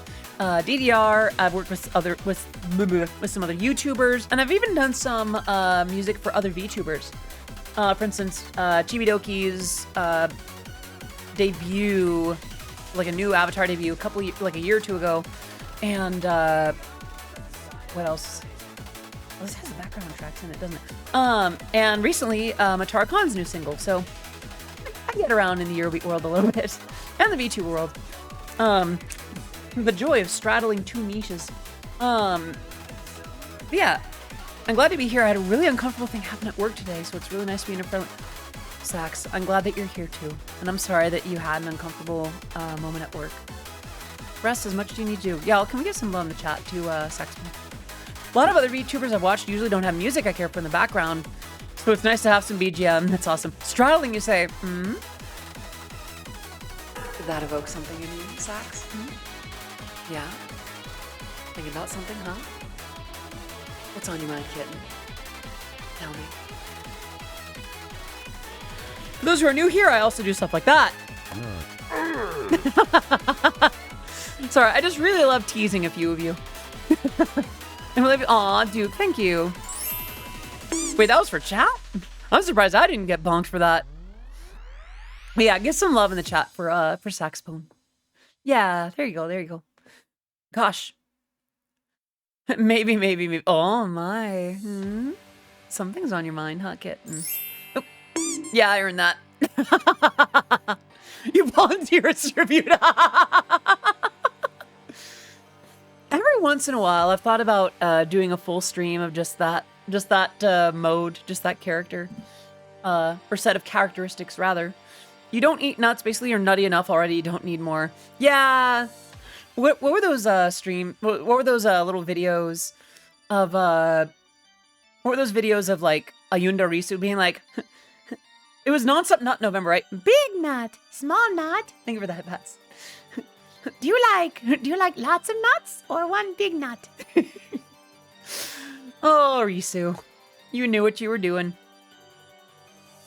That was a couple years ago, wasn't it? Like 3 years ago, because then last year she didn't do it. I think for headpats. ASMR mommy stream. I've done a stream where that was honestly like half the content. I will say, while fun is surprisingly draining. I'm gonna head out. No, sorry. Thank you so much for popping in. Thank you so much for popping in. Have a great rest of your evening. Sleep well, and catch you again tomorrow. Hopefully, yeah. I mean, I've done ASMR like streams before, and I remember during December last month, I actually read Charles Dickens to you all with a softer voice. Well, eventually it started soft, but it eventually became more enthusiastic over the night. I will say, if I did ASMR stuff, I'd need to be careful about how parasocial it gets. I feel like a lot of folks, there's a certain intimacy that comes with ASMR, and I do see the appeal and interest in like a mommy type character doing ASMR. On the same token, I also, some of you might, I hope some of you understand what I've been through. I do worry a little bit about the parasocial balance. For those who don't know, I had a stalker in 2021, a love bombing abuser who really just didn't get the message. Was that 2021? I think that might have even been 2020. That was 2020 because I got COVID in 2021. Yeah, that was 2020. Yeah, one of the few videos on my YouTube where you'll still see me in version 1.0 in like guy mode is talking about him and that. So I do want to be a little bit careful about that balance. Because like, don't get me wrong, I got a good voice and big boobs. Obviously I want a little bit as a treat, but I don't know. A certain amount of delivered intimacy can also set an interesting precedent, you know? I want to be careful about that. For lack of a better way to put it, sometimes mommy needs her space too. I've been full of wisdom this stream, haven't I? Not so much in what I just did to my vocal cords. That was not great. Yeah, I'd say the next 15 minutes, and then I do need to hop out and get some rest. But yeah, what's on your minds? What's on your hearts? Last questions, comments, remarks, redemptions for the next 15 minutes or so. I'm having some string cheese. It was still here. I love your good morning ASMR posts. I'm not one who's super into ASMR, but I enjoy. Oh, I don't tend to do those as ASMR. It's just the mic picks up way too much. I just like little good morning messages.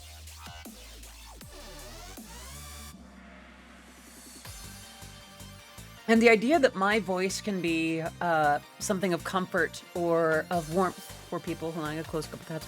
The idea that my voice can be something of warmth and of joy for people.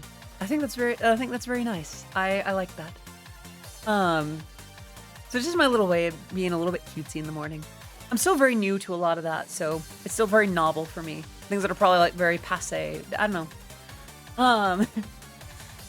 Yeah, last little set of questions, comments, remarks, redemptions. 500 points short of your favorite redeem. Wait, what's... I know what your favorite redeem is.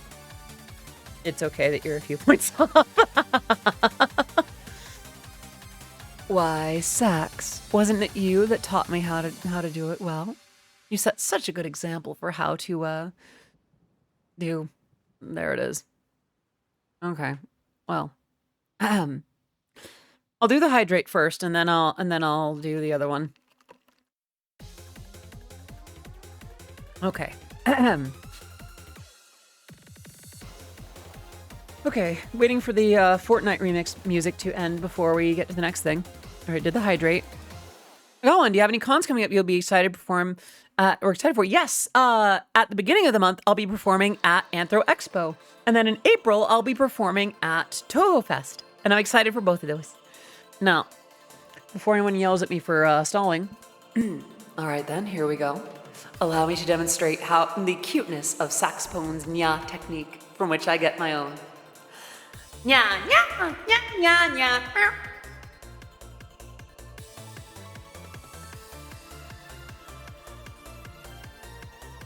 And there we go. Wonder if you're gonna do something similar to the Fortnite one, something short and sweet. I don't know. I feel like that'd be fun, but I can't think of little short snippets like that hit quite the same way. Well, Sax, I'm cute that way because I learned it from you, kitten.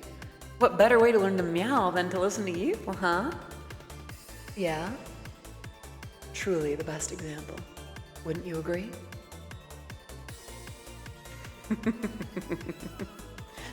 Aw, that's better. So cute. I can hear that from here, kitten. Anyway, last few minutes before we wrap up. Oh, I can hear a little bit of the rasps happening in my voice. Yeah, questions. Oh, thank you for that, Bats. Last questions, comments, remarks, redemptions. We have about 10 minutes before I really do need to be going. Mousy still going, Zen. Alpharad. Project Melody. Looks like Shoto and Giga are both doing Grand Theft Auto 5. Aethelston is playing Silk Bulb Test. Pastaroni Ravioli is doing Lethal Company.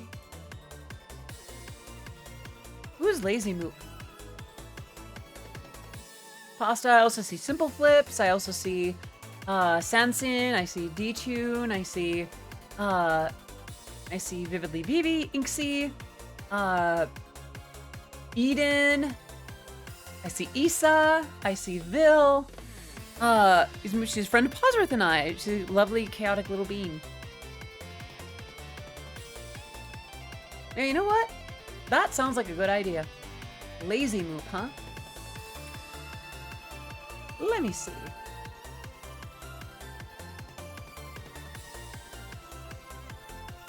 Three, four.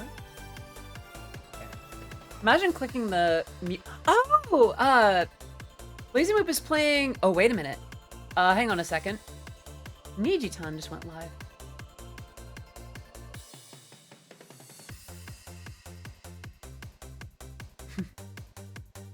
See, now I'm torn because I want to raid my VTuber parent, but I also want to raid this Lazy Moop fellow. The Lazy Moop lady. Like,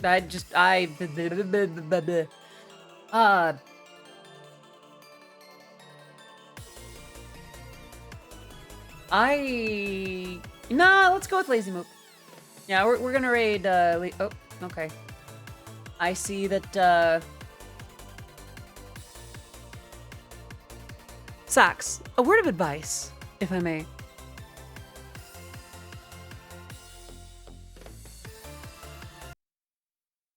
If you're going to recommend a raid, don't rat.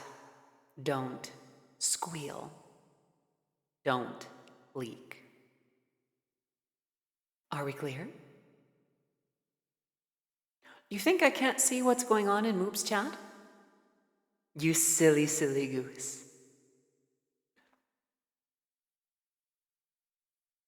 Do it again and I'll punish you. Are we clear? I am so sorry. That was too much. Yeah, that's the thing with the... Well, see, now that there's an expectation of us raiding Moop, I no longer have a choice. Niji hasn't streamed in a long while, but now there's kind of an expectation. Let's raid Lazy Moop. All right, friends. Thank you so much for coming. I will see you tomorrow when I'll be playing some Nike, Goddess of Victory. And by the way, I hope that was not too much. I don't actually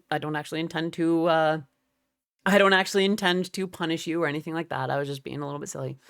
But yeah. Last things before we raid Lazy Moop.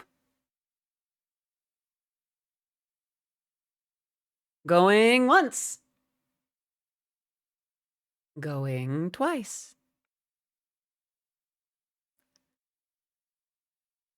And on that note, I think it is time to end. Friends, thank you so much for coming. Thank you for the headbats. Oh, goodness. Oh my. Thank you for the headbats.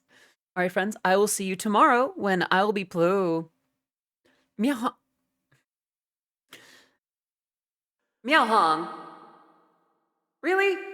Redeeming this now? Baka.